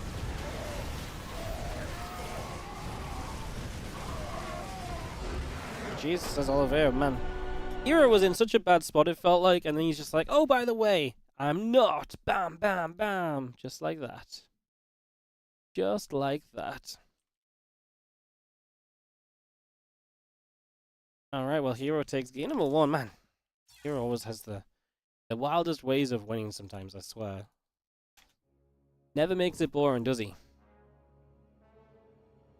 Never makes it boring. As we head into game number 2 on Neon Violet Square. We're going to go straight into it, guys. I don't actually have ad requirements for a little bit, so if the games aren't long, we can just go for a little bit. Let's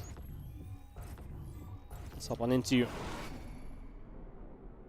game 2.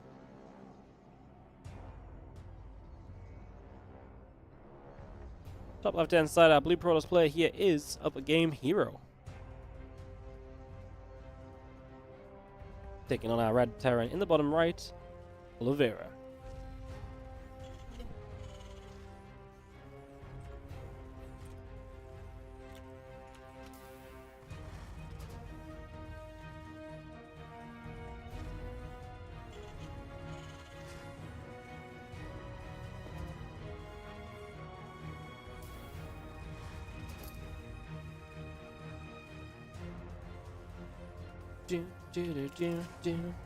Dropping the racks at the top of the ramp. Here on Neon Violet Square. See what the approach is from these guys.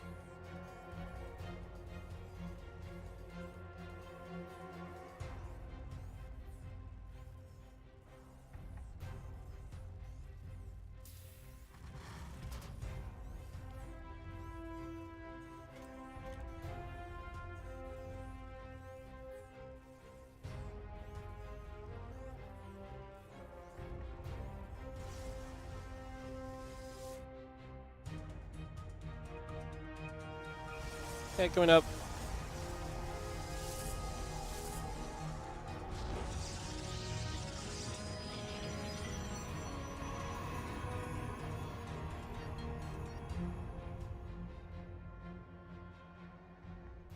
Cell coming through, Sabico coming in.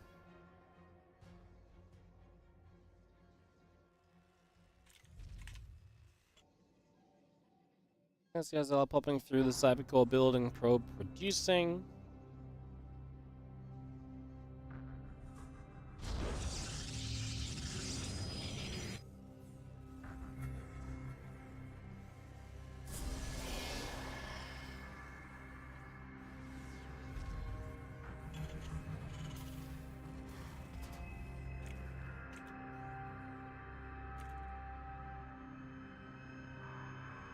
Here it comes towards the upper left-hand side. So we're heading across Stalker, Probe, Nexus. Coming out for the moment, our factory on the way through as well.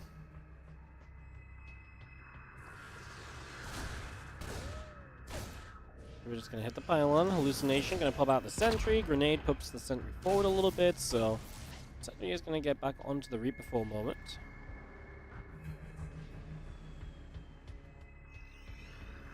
So the sentry pushes that Reaper down the left side. What's up, Jeff? Thank you so much for the 4-year resub. Welcome back.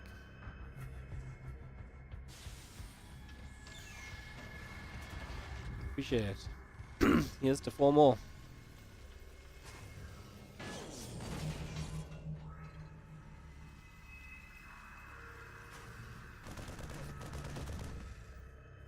Hallucination moving about.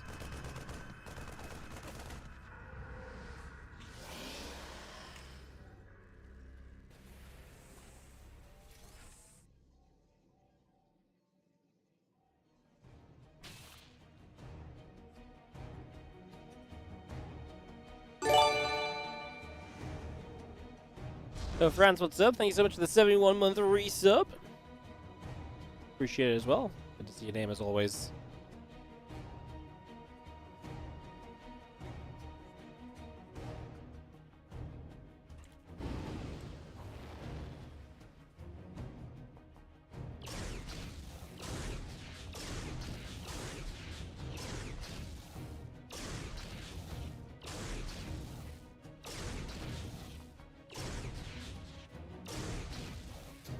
Hallucination's gonna chase the medevac back, so the medevac is gonna get pushed away a little here. It's just gonna get shoved all the way back to the top side, where it is gonna try and get into the base, but now there's a very real couple of Phoenix waiting to meet it, so the medevac is gonna regret that for a moment. Phoenix gonna shoot, the Widowmine tries to target a little bit. Not really much coming out of there. Let's see the Phoenix getting another lift off. Trying to do a little extra. Now, as we do see other units coming back across.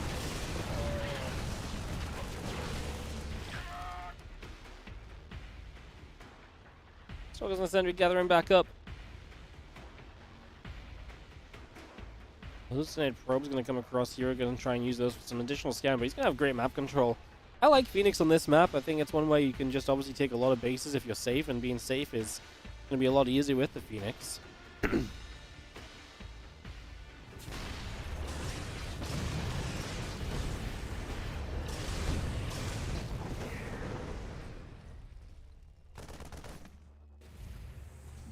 Next, moving about, Nexus on the way, the Gateway Robo Facility, and the Twilight Council all building up here from Hero. A couple Marines coming about, a few SCVs going down.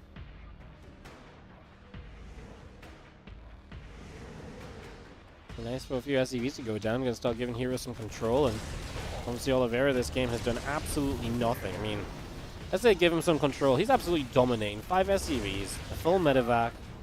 The Liberator's sat doing nothing at all right now. I mean, Hero's having a perfect game. 6 minutes deep here on Neon Violet Square.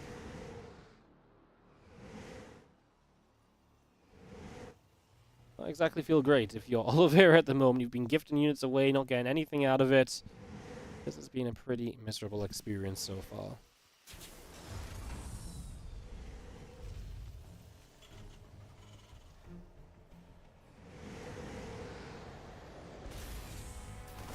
He's trying to move back down to the bottom side. He's going to get a lift on an SCV for a moment, although not too much going to really come of that. Still got charge and a couple of zealots on the way. The gateways and the temple archives will build up as well as we lift up for a couple more SCVs perhaps.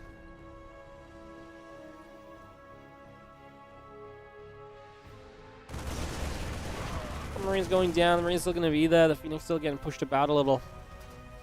Marine's pulled back to the low ground, get back onto the tanks.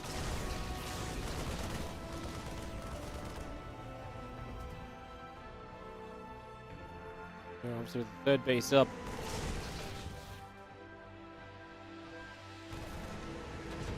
There's a Marine tank just going to continue to come through. Heading to that upper left side, the Phoenix again. Thinking of jumping onto the medevac perhaps.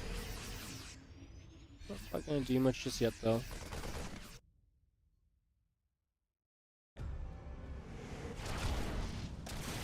Liberator sieges and a couple of probes will begin to drop. That's 6 workers going down.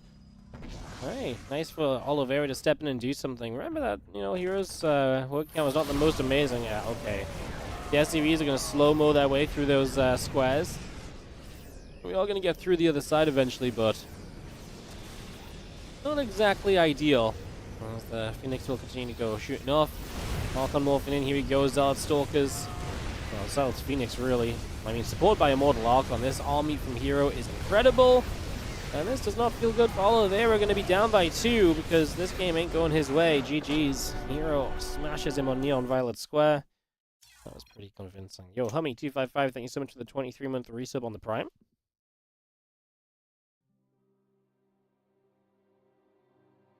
Appreciate it. Thank you so much.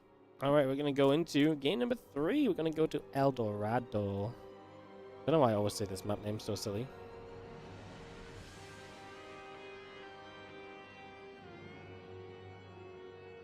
Siege tank should siege faster. Yes, big agree.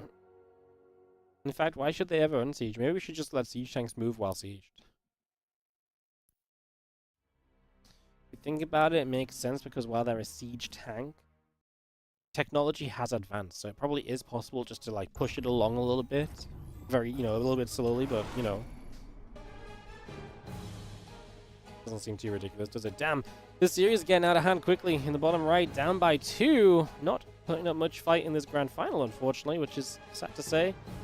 It is Oliveira. Can he bring it back a game on El Dorado? Or is Hero going to just fully run away with this series? Because it certainly feels like that is going to be the way that this goes so far. It certainly feels like that is the way we are headed.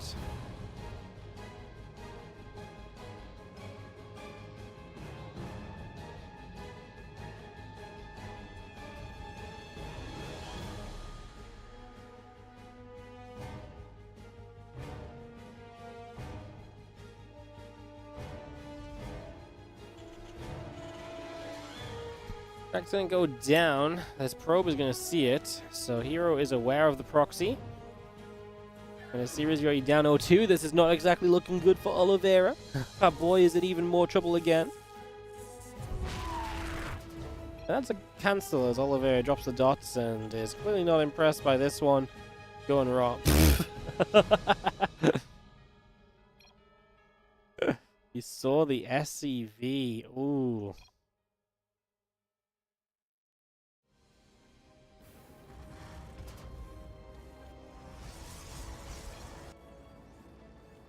She bounces Oliveira. Not having a good time in this series. It's obviously going a little bit haywire for him. Not exactly going to be too great.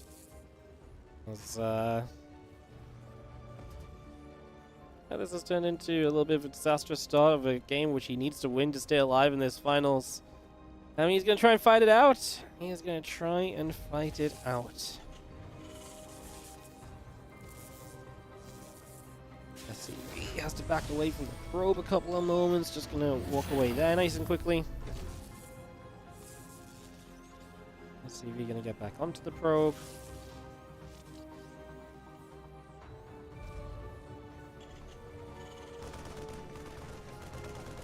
We'll get the probe kill. I'm just going to be seeing a warp gate depth continue to come through for a moment.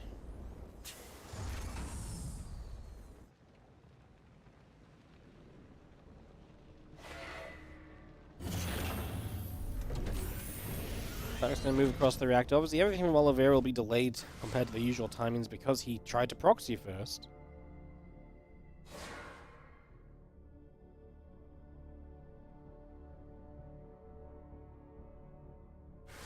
Depth shades over to that right-hand side. You have our Stargate still building. Again, Nex is about to complete. The Adept is going to move into the main base in just a moment.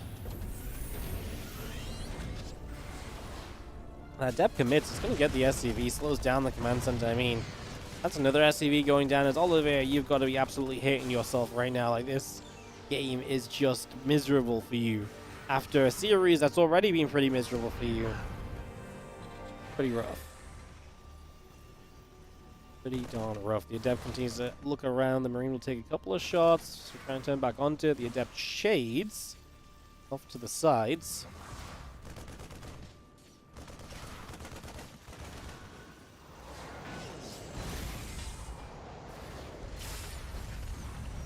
Cyclone locks, so you're going to see the Adept chased away.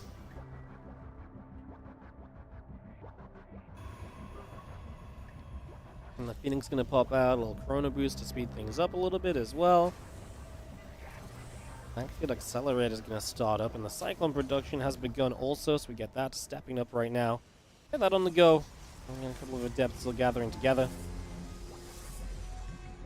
Just for the moment.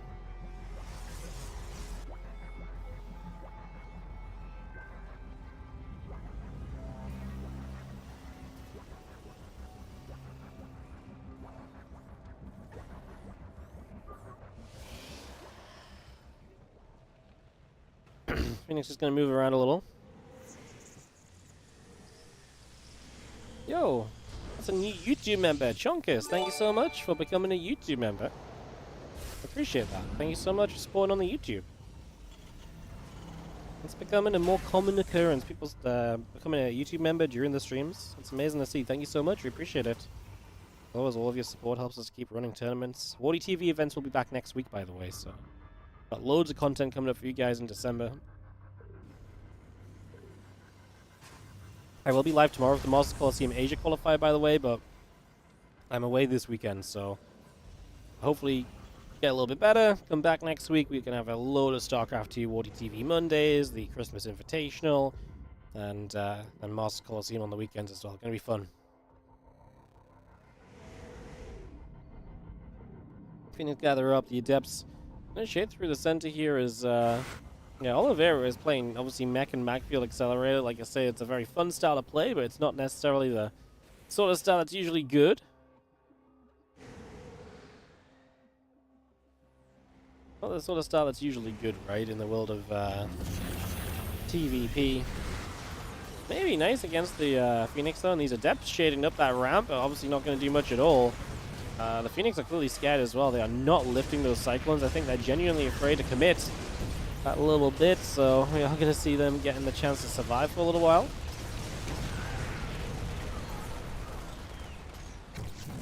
We've seen 5 SCVs going down.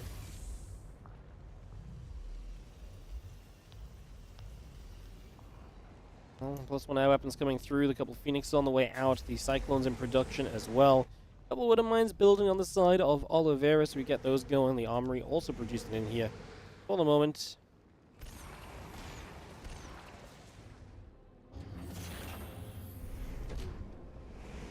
The fact here is on double Stargate Phoenix is almost a little concerned, because against this many Cyclones, I don't know if that's really the best play. And Oliveira is going to say, I do not know why you're fighting into me with your Phoenix. Hero's just going to lose every single Phoenix. Well, not every single one, but most of them. That was horrible. Hero, what are we doing?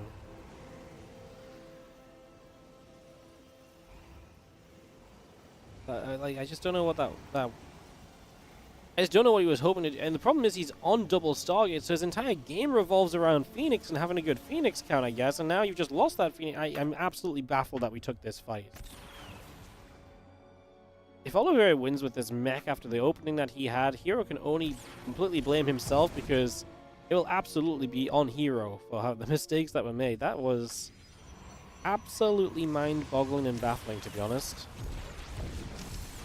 Like, completely. 100%. 100%. Cyclone's still locking on. He's stepping up. Probe still going down. 7, 8 workers. Plain and simple, guys. The damage is very much so being done right here, and this is going to be GG's. Oliveira is going to get a game in this series. What a stupid way to lose. I'm just going to say it, honestly. Like, what a stupid way to lose. Really, like, that was just so unnecessary. That's weird, no? Not quite what I expected that game to end up on. Especially after the start that we had. Alright, guys. Game 4 coming up in a few moments. I'm going to have to run a little ad break here just in case. Oliveira may be on the comeback. It honestly doesn't feel like it. I feel like based on how the games have gone, I'm still fully expecting Hero to win this because that was a bad start for Oliveira too, but Hero just messed it up. Guess we will see.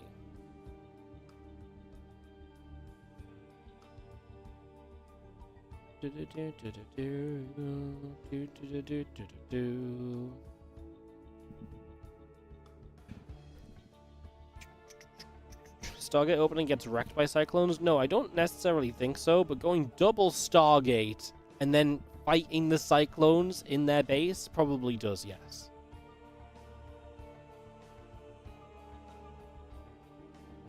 I mean, the Magfield Cyclone, like, the Cyclone should be good against Stargate, right? But they shouldn't dominate it like that, you know? Crazy. Crazy. You love opening with Phoenix? No, Phoenix is more viable now. Phoenix is more viable now than it was with the old Cyclone. The old Cyclone destroyed Phoenix openers. This Cyclone helps deflect Phoenix openers, but it doesn't destroy them. This was a really weird game. This was a really weird game. Let's go to game 4. As in the top right, Red Terra somehow squeezes a victory out of nothing in that previous map. It is Oliveira in the top right corner of Amygdala. Taking on in the bottom left, our blue Protoss player, we have Hero, who really just didn't want to win that game. I don't know. I get it. Maybe you just misjudged the Cyclones and what they're going to be able to do, but it just feels kind of silly because it was such a good setup from here. It never felt as though there should have ever been a contest. So it became a very big one.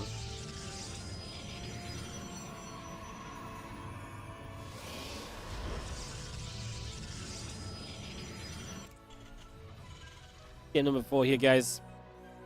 As the Olimoleague finals comes to potentially a close, if Hero can get back on track, maybe we squeeze out a game 5.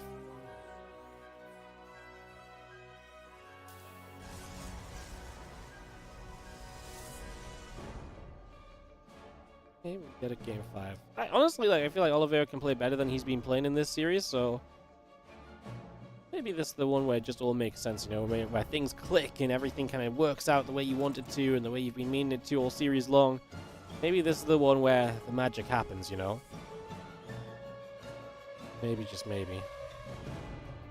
This is the series you've been waiting for from Oliveira.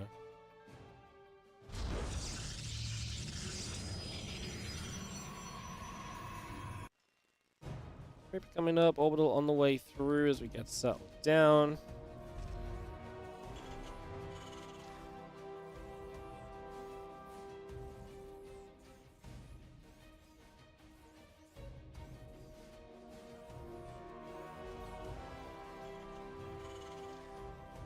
Factory coming up. CC on the way in. The Reaper is producing. We get settled here.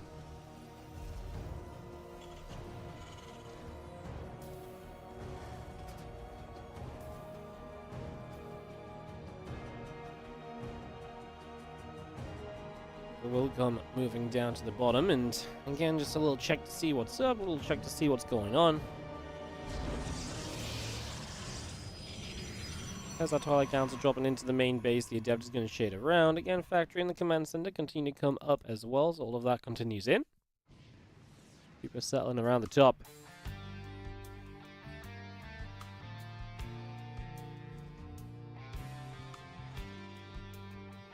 Yeah, we're just going to patrol over there. Again, the Stalker, the Warp Gate, the Twilight Council coming through. Adept just going to go shading.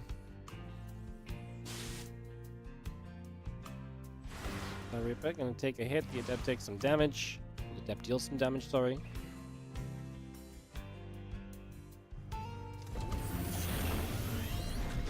What's up, Akari? How you doing? Good morning to you.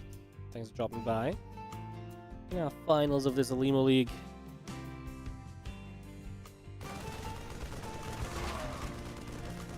The Marine's going to fight. The Adept gets to shade away.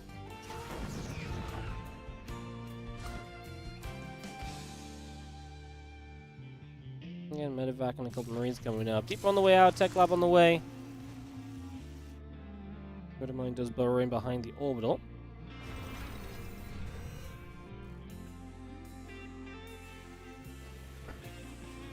Medevac will pop, Cyclone still producing. Cyclone, 2 more Marines on the way out for the moment.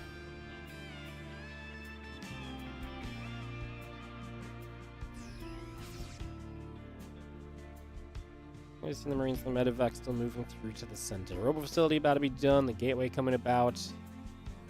And Blink and the probes all producing.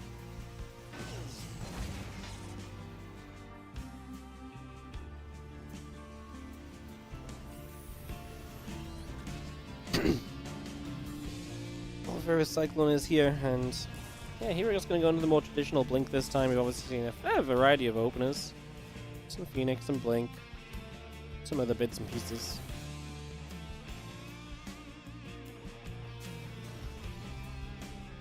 Oliveira starts his stim packers. He sets up on the barracks and the siege tank production. The Stalkers will make their way across. On Hero, obviously with Blink now, should always be looking for opportunities, see if there is a chance for him to get damage done, for example. So, just going to be looking to try that out. There's our siege tank. Across, going to begin to siege up. The Observer and a couple probes still coming through from Hero. The Stalkers on the way out as well. Trying to save some of these units as Oliveira, as they were maybe a little bit too far forward.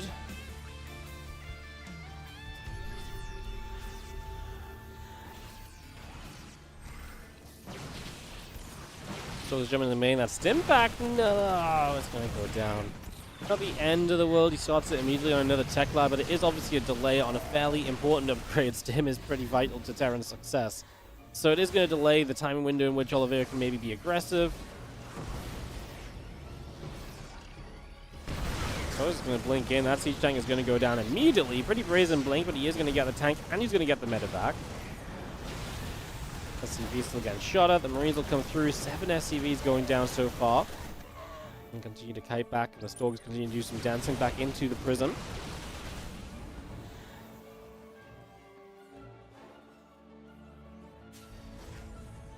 And +1 stim, both building up here currently.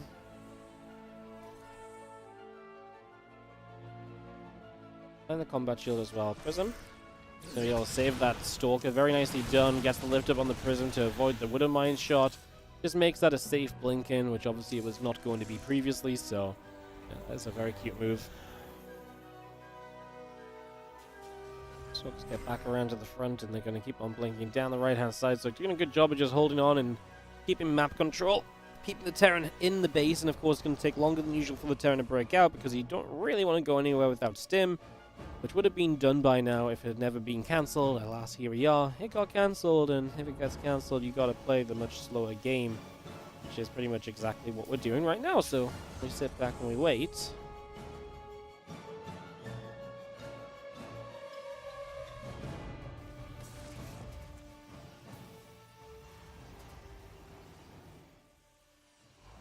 Charge about to be done. +1 attack is coming up again. Colossus, couple of gateways, and a forge all in production as well. Seeing that Bioforce tank, Widowmine all moving out on the map now, so we're going to begin to move through to the center. The observer overhead could get scanned. Could be an easy pickoff. It's a very easy pickoff. That's nice. We're actually losing some Stalkers there. First time Hero's been a little sloppy in these exchanges so far, I would say, on this game. Stalkers going down, and Oliveira getting a good start at least, coming across the other side. Away we go. Zealot's just going to get active on the SCV line already, so some damage done there. +1 attack and extended thermal lance coming through. Stalker step forward, Immortal Zealot. Sentry Colossus coming about. Here are the SCVs. The boys have been pulled.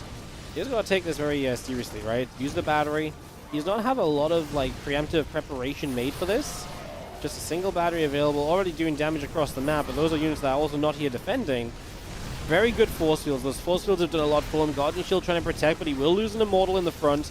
That one Colossus has work to do. A new one is about halfway done currently. SCVs will do what they do best, which is dying, but it's going to eat up the shots. The Bio is very low HP, so the Colossus, if it gets on top of the ByuNs, will do fantastic. Again, Oliveira lost pretty much all the SCVs he had back at home. The Prism play there has been successful, but he's killed a third base. Was Oliveira's army supply taken far enough to close this game out, or is this going to be a little bit too much?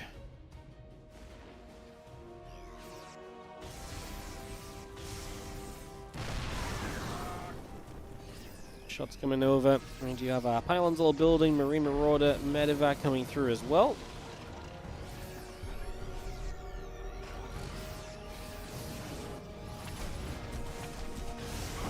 I love that Hero still just gets some weapons on the other side. He's clearly not worried about this army.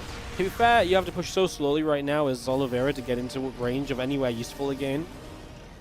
To get from the third to the natural is going to take a little while, and that's why Hero feels confident just going to go in and deny some SCVs. Two Colossus doing their thing. Third Colossus on the way out. The Thermal Lance is done, so the Colossus are rangier than before. Having that additional range really does a lot for them as well. You see, helping them to fight from afar. It makes them a lot safer too, right? They're not getting into the thick of it as much. Obviously, can still be targeted by siege tanks or so, but this takes, like I say, a little longer to get that going. Is, like I say, Hero is, I think, actually just recalled his units out of the main. Yep, he just recalled the Prism and some of the Zealots back, so he's going to have those to come join in for the final cleanup as Oliveira is on a single worker. This army is all the man has, and alas, that will not be enough as Hero is going to take the game and take the series and take the tournament. 3-1 in the finals here against Oliveira to round this all out. Amygdala goes Hero's way, and Hero is going to be our victor of this Olimoleague edition 232. Olimoleague actually resumes next week, I believe. Yep, on the 10th, I believe, is the next date for Olimoleague. So 6 days from now, we'll be hopefully back to doing our same day broadcast. So casting Olimoleague in the evening that it's played on. So usually it plays like around the time we started streaming today. So we usually cast it like straight after it ends. So we'd be starting around now or like an hour from now. So we'll be kind of going back to that next time. Like I said, I was just sick yesterday. I did have it scheduled to cast, but it just wasn't happening. So I decided to cancel what I was going to put together today and just do the Olimoleague replays today, because I feel like today was actually pretty manageable. We made it through. Definitely had some ups and downs. Definitely had some coughs and some sneezes and some sniffles along the way, but we made it. The voices died a couple of times, but like I say, we made it out to the other side. So thank you so much for joining us, guys. Appreciate you being here while I'm sick. I will be live tomorrow covering Masters Coliseum qualifiers, so I'll be live with Masters Coliseum qualifier tomorrow, and then I'll be back with a Masters Coliseum qualifier tomorrow, and then I'll be away on the weekend, and I'll be back next week with a bunch of WardiTV tournaments and stuff. So next week we really get back to the thick of it. This week just going to be a little bit more chilled out, a couple of streams, and then, yeah, like I said, I'm away for the weekend, so that's where we're at, guys. I'm going to run a round of ads on the outro. Thank you so much for joining us. Thank you so much for being here. Appreciate you guys. If you watch the ads, then I appreciate you even more. You're awesome. I'll be hosting up Steadfast. Well, Steadfast is a bunch of videos. Who's playing the King of the Hill? No one too crazy. I'll host up Steadfast, guys, so you guys can go enjoy some OSC King of the Hill action. OSC always super supportive to us as well, so we will do that. I will see you guys very soon, aka tomorrow. For more StarCraft. You guys have a great rest of your day. Appreciate you all dropping by and hanging out with me once again. It's been a pleasure. And like I say, I'll see you guys next time. Thank you so much across the YouTube and the Twitch. Appreciate it. Thank you. Thank you. Thank you. Bye, guys. You guys have a great rest of your day.